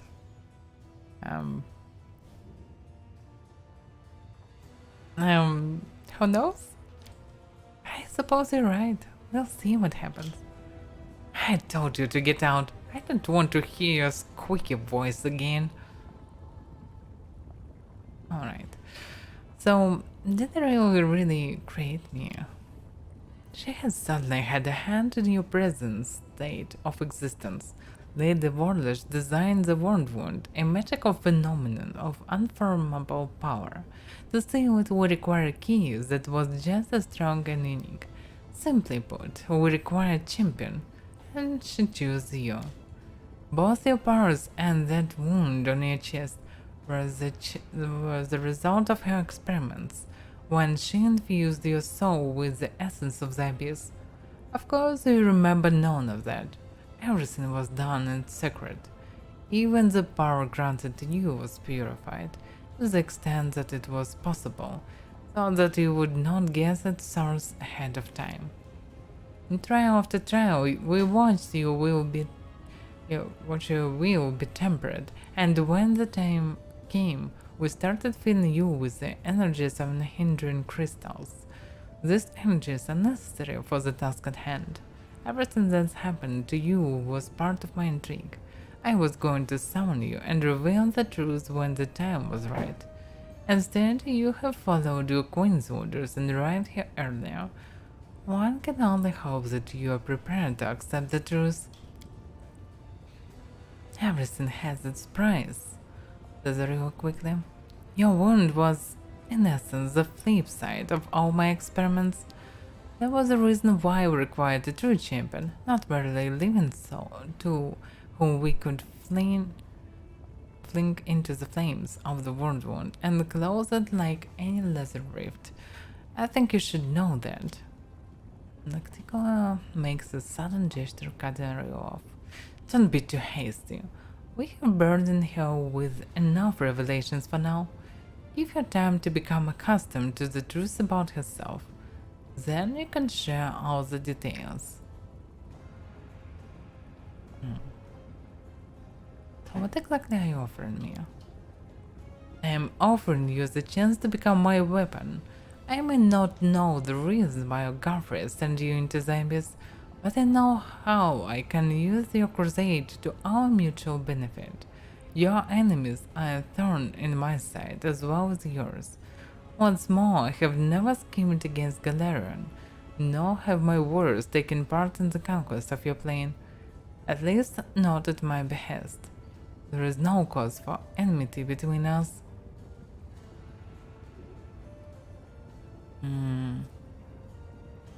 Why would you want to close the wound? When the world wound opened, I was pleased. My realm was now connected to another plane. I wanted to make it into a crossroads of worlds, a place where demons, devils, and even angels could meet. The wound was a convenient path along which I could advance my ideas. But the Midnight Isles were not the only realms that had been linked to Galarian through the wound. The Scary and Baphomet now also had a way from their realms into your plane. Their servants flooded my islands and spread out across them like a plague of locusts, killing guests who were under my protection, questioning my rule. They were driven by their lust to conquer and enslave, whether on Galarian or in another abyssal realm. I was forced to shift my focus and express my discontent. Eventually, atop the bones of our servants, we reached an accord. I would let their armies pass, and they would comply with my wishes while on my islands. Of course, the accord is a polite fiction, was the Discards and Baphomets, attempting to amass their power and influence an Alusionir to overthrow me. When they think I'm not watching, they break my taboos and reveal their own impotence. And worst of all, Lady Warlish told them about the hindering crystals. They realized what kind of power the crystals hold, and now they are determined to mine every last deposit hidden within my islands. And once an island loses its crystals, it becomes nothing but flotsam, slowly sinking into the dark waters of Ishar. With every lost island, my power is diminished. I could start a war and kill the plunderers, but a major conflict would hinder some of my other plans. So instead I will teach my neighbors a lesson by orchestrating their ignominious defeat at the hands of a mortal.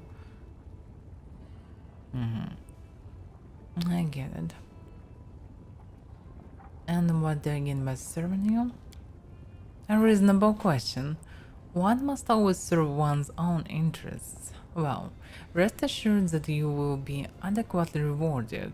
I will give you gifts befitting your ambitions, and my patronage, which you can certainly count on, will prove more valuable than any enchanted trinkets you can dream up.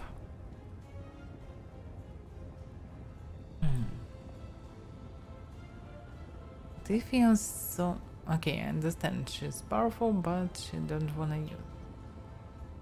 And do it by herself, because it will probably lead to anger of other lords. Okay, how exactly do you plan to close the word wound?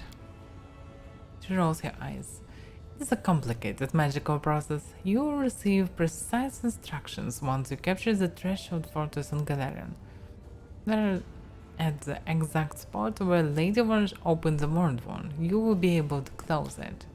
But first you have to crush the guardians of the threshold, and their forces are growing by the day. Hemzamira Baphomet is mining a large number of Nahindran crystals in my realm. These crystals are her secret weapon. No army on Galarian can stand against them. You must stop Hemzamira. If you do not, your world will fall, and my plans will suffer significant harm. At one time, I disclosed the secret of transformation to two servants of Baphomet in Discaria, Zontirvan and Mutasafen. It was a well-calculated gambit which bought us time and assured both Discaria and Baphomet of my loyalty. Mutasafen is Hemzamira's favorite. He oversees the transformation of her army. Hemzamira is currently on another island far from here. The road to that place is plagued by pirates, monsters, tempests, and other more terrifying dangers. Have you heard of the living bubbles of frozen time that swallows airships, and when the ships reach port, their crews discover they have been gone for 100 years? That is not the strangest occurrence you could encounter on your journey. I am willing to provide you with a decent ship and an experienced crew. If you kill Hemzamira, it will stop her thinking any more of my islands, but without giving Baphomet cause to declare war on me. Actico casts a sidelong glance and Arshnia. Then again, I am not offering you anything new, as you are already enjoying my favor, Commander. Your companion is a succubus, and I am the succubus queen. This demon follows you around only because I allow it. Tell me, Arshnia, are you grateful that I am not forbidding you from traveling with the commander and fighting against their own kind? The succubus reluctantly lowers her head. You're incredibly generous, old lady in shadow. Sila winks at you. So, what do you think, Commander? Personally, I'd rather take my chances rolling into this another island far from there, in a rusty bucket than make any deals with the lady in shadow. I'll steer.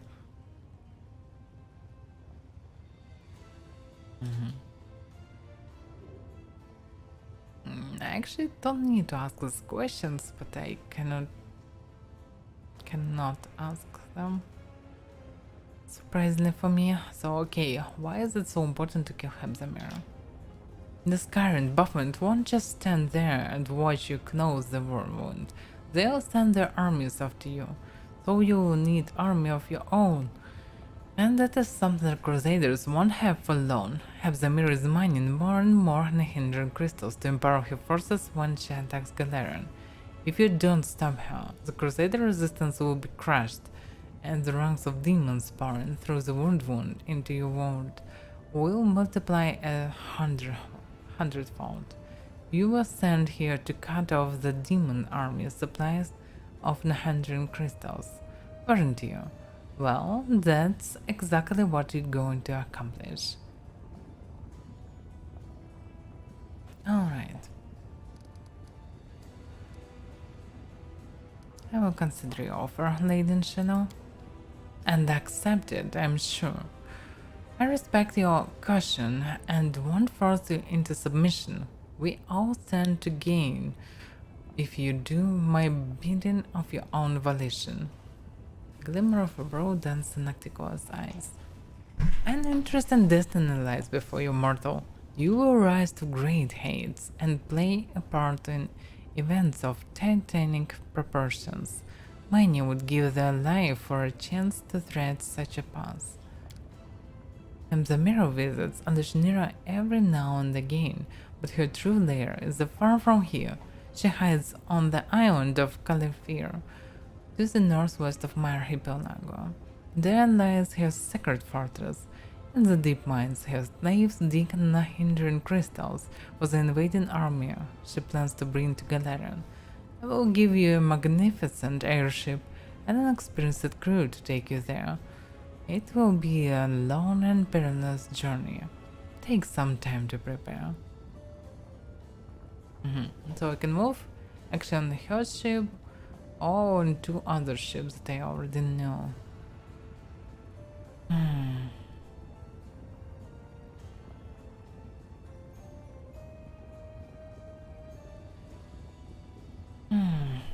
There a passage that leads from your room to the lair of the Echo of Discovery.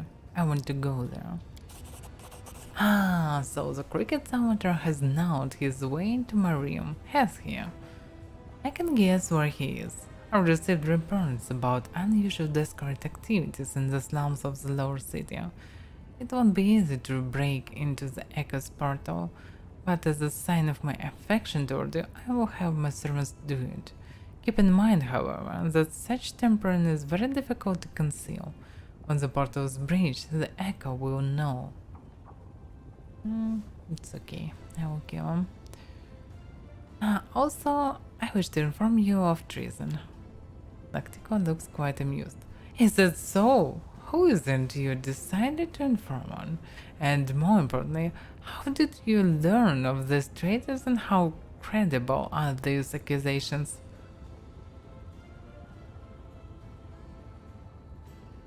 Now, Shamira is researching Nehindran crystals in secret.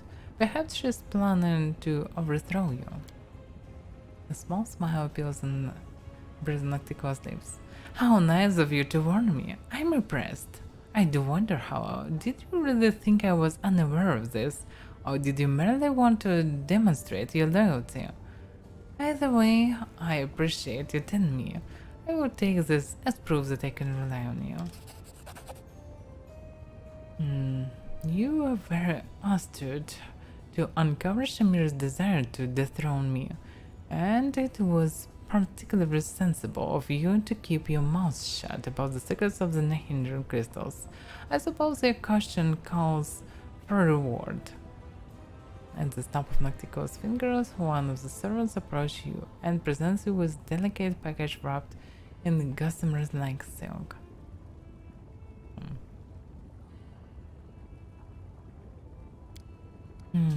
Mining a hidden crystal is a surefire way to sink the ion in the crystals on the bottom of Isher. I assume you understand why all who attempted to procure them on Alnithia were executed. At least you didn't tell Shamira about the mines you found. The last thing I need is the Ardent Dream brewing under my capital.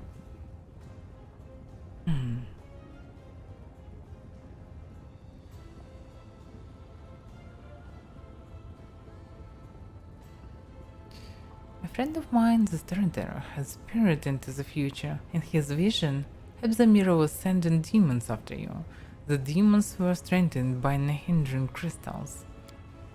A hint of dangerous excitement creeps into her voice. You are fond of knowledge, my dear guest. Let's just say I am not surprised by her appetites. The ambitions of that bride, or her lecherous god of Avaira, were bound to surface sooner or later, but your warning will encourage me to keep a closer eye on you. You could have gone to Hebzamira with this and received the payment for your silence. Your foresight must not go unrewarded. By the way, why do you still tolerate Shamira? Someone has to deal with trivial matters. Shamira's betrayal was assured the moment I made her my favorite, just as the foreigners before her. The second always dreams of right to be the first. I know the feeling well. Right, I've said everything I wanted to say. Actico nods graciously. Oh, yeah, by the way, I killed Wildas, your court mage. Actico shows the hint of sadness. I am aware of this, of course. It is lamentable in a way, since his fear of me was strong enough to make him impeccably loyal. However, his death is but a single move in a much larger game. In games like this, losing a few pounds is unavoidable.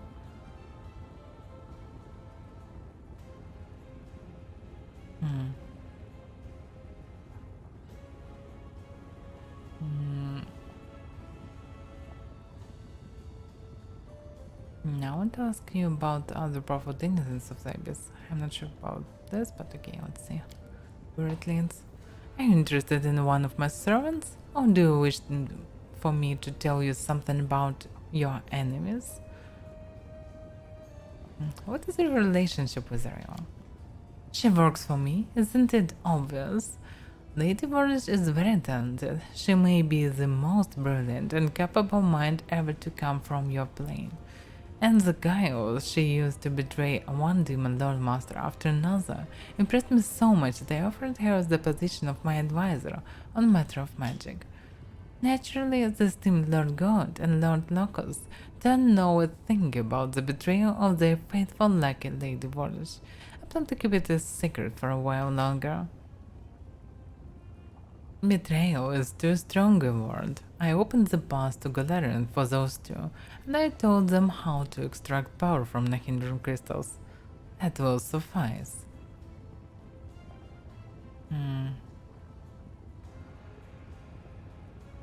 But how did Ariel become this servant?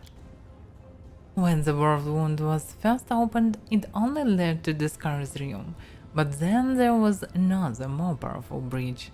The wound expanded, and its path now passed through my realm, and Baphomet's as well. Before long, all sorts of interlopers had heard about the power contained within the crystals here, and the Midnight Isles were soon overrun with agents from my new neighbors. They flaunted my embargo, burrowing greedily into my rocks, stealing my crystals. The main culprit was one Ariel Vorish. She was the one who discovered the energies of Nahindran crystals. I had captured her and was about to carry out her agonizing execution when Lady Vorish offered me something I desired even more than her death.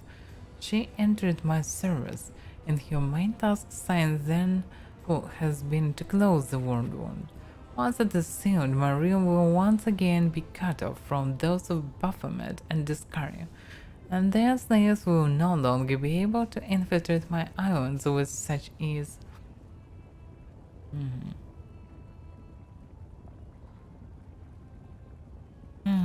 Do you remember the Eon Archmage who used to serve you thousands of years ago? He's still alive. We know each other. Really? He was well past his years even back then. And now, just how old is he? Can mortals even live that long? Well, apart from your immortal Atlantia. Say hello to him on behalf of the Lady in Shadow, and tell him that the one who replaced him has disappointed me immensely with his incompetence. No matter how hard he tried, he could never live up to my magnificent elf. You know, he managed to surprise me. A rare occurrence for someone who knows just about everything. With the bite of your eyelashes, Nocticola sends you a piercing gaze, one that feels like it's down into the deepest corners of your soul.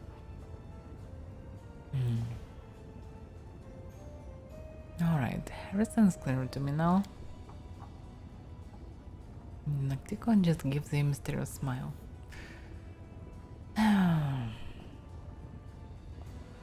I probably want to know more about you. Recounting my whole story would take longer than your brief mortal life allows. The list of demon lords I've slain is endless in its own, as is the number of islands under my rule. And that's just the past. There is also my future. But how did you become a demon lord? Bear in mind that I have always been unique. Ever since I was born, I was the first succubus of the abyss, the perfect specimen of my race. I had been enjoying my youth, sharing it with my brother and lover, until the hungry gaze of the demon lord Nahindria fell upon me. That greedy tyrant saw me as a jewel to be added to his treasure hoard. He tried to abduct me. I knew I had no chance of defeating Demon Lord, but in that moment I was not thinking at all. I was fighting for my freedom. When it was all over, Nahindria was dead. I eviscerated him, and for many days afterward, blood spewed from his open carcass. Now accumulate. First his body turned to stone, and then his blood, which had been flowing like a stream, began to crystallize into massive purple glaciers. Now, do you see why they are called Nahindran crystals? Perhaps they should be called Nocticola crystals, because as Nahindra's blood crystallized, so too did my understanding of my power. Soon after, I began my campaign of conquest. I was cunning and swift, and the demon lords themselves trembled before me, knowing I could take their very lives. Only when all of the abyss spoke my name with terror and reverence did I decide that I had killed enough. I had realm, I had power I no longer shared with my brothers, I had servants, and most importantly I had safety. No one has ever repeated all Nahindra's mistakes. No one has tried to make me their slave.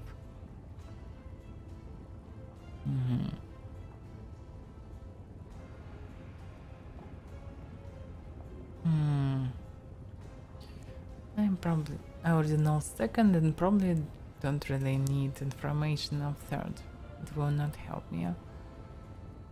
The secret can be crucial, but she will definitely ignore the question. Okay, what do you plan to do next? Subdue all of the abyss? Possibly, or perhaps I have something grander in mind. The abyss? Who cares about the abyss? Noctico's full-throated laughter rings out like a change to the entire world. Interesting, I have no more questions. It's always nice to indulge one's curiosity. I have a question.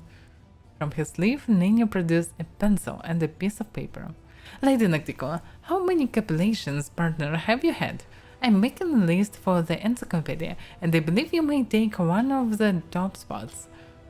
Sila tries to prod the Nina's side, but not before the question is asked. Darren moves his lips soundlessly. He can't hear what he's saying, but he can clearly make out the words "shut up" and "idiot." For a few tense moments, Noctico appears into Nania's face and yours, and then smiles with the slightest curve of her lips. What mattered to me is not quantity, but quality, and I am well ahead of any other denizen of the abyss in that regard. That is where we will end this discussion. Okay, at least Nania is still alive.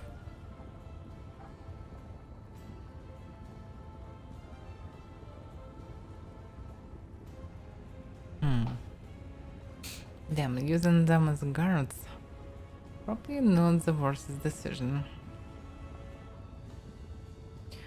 If I'm to depart for Califir, your guards must watch over my camp in the Nexus and all who are residing there. Noctico nods regularly. I will send my assassins to ensure that no harm comes to your entourage. Be grateful for my patronage, mortal. Okay. I still have one business to take care of in Alucinera. Noctico nods to herself. You are no longer needed here. As you will, my lady. Ryu vanished, but you notice the look in her eyes, pensive and appraising. Noctico casts a piercing glance at the spot where Ryu was but a moment ago, then stops her with a commanding gesture. There is one more thing we must discuss. The Lexicon of Paradox, the Adivar's magical treatise that contains many secrets of the World Wound. You and my servant Lady Warish were just talking about the Lexicon of Paradox. For many years it has remained split in half, harmless. But what was once divided can be made whole again. Who knows what powers the book could impart to its owner? What if they expand the World Wound even further, or connect it to other planes? Not a chance. The Lexicon of Paradox has caused more than enough trouble already. You already possess the first half of the book. Find the other one and bring them both to me. I will reward you handsomely. Giving the book into my keeping will also protect Galarian from suffering a second World disaster. The Lexicon of Paradox will be much safer under my watchful eye than in your travel bags. Wouldn't you agree?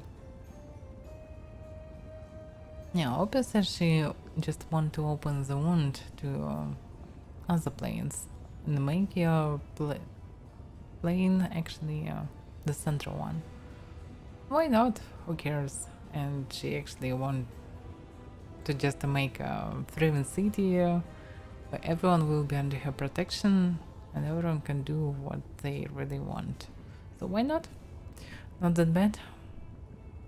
And at least safe for Galarian.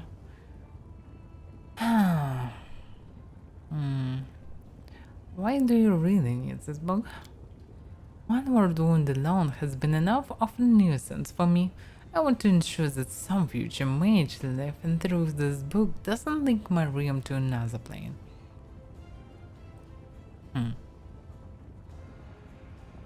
I doubt about it, but okay. I'll consider your offer. The reward will not disappoint you, I promise. This dangerous knowledge ought to be locked up securely. I won't keep you any longer. Alright.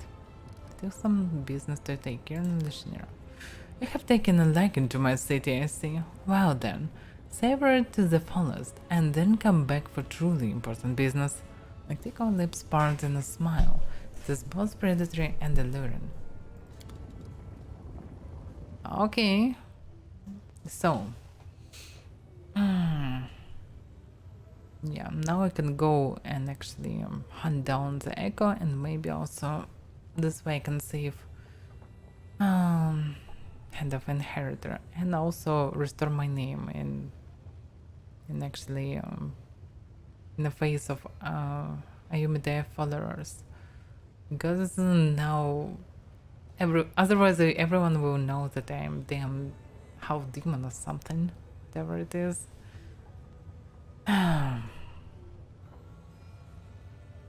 Okay, yeah, so I need to deal with the echo, then I can go for the Avaira. I also need to level up. I'm surprised that I didn't have actual level up. Probably after Echo I can get last part of the experience. Anyway, let's end for today. We'll continue next time. So if I understand correctly, yeah, tomorrow will be Elder Scrolls 9.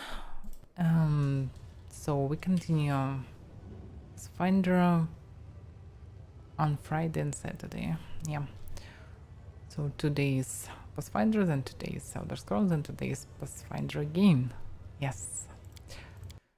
Anyway, thank you for watching. See you next time. So yeah. Bye bye.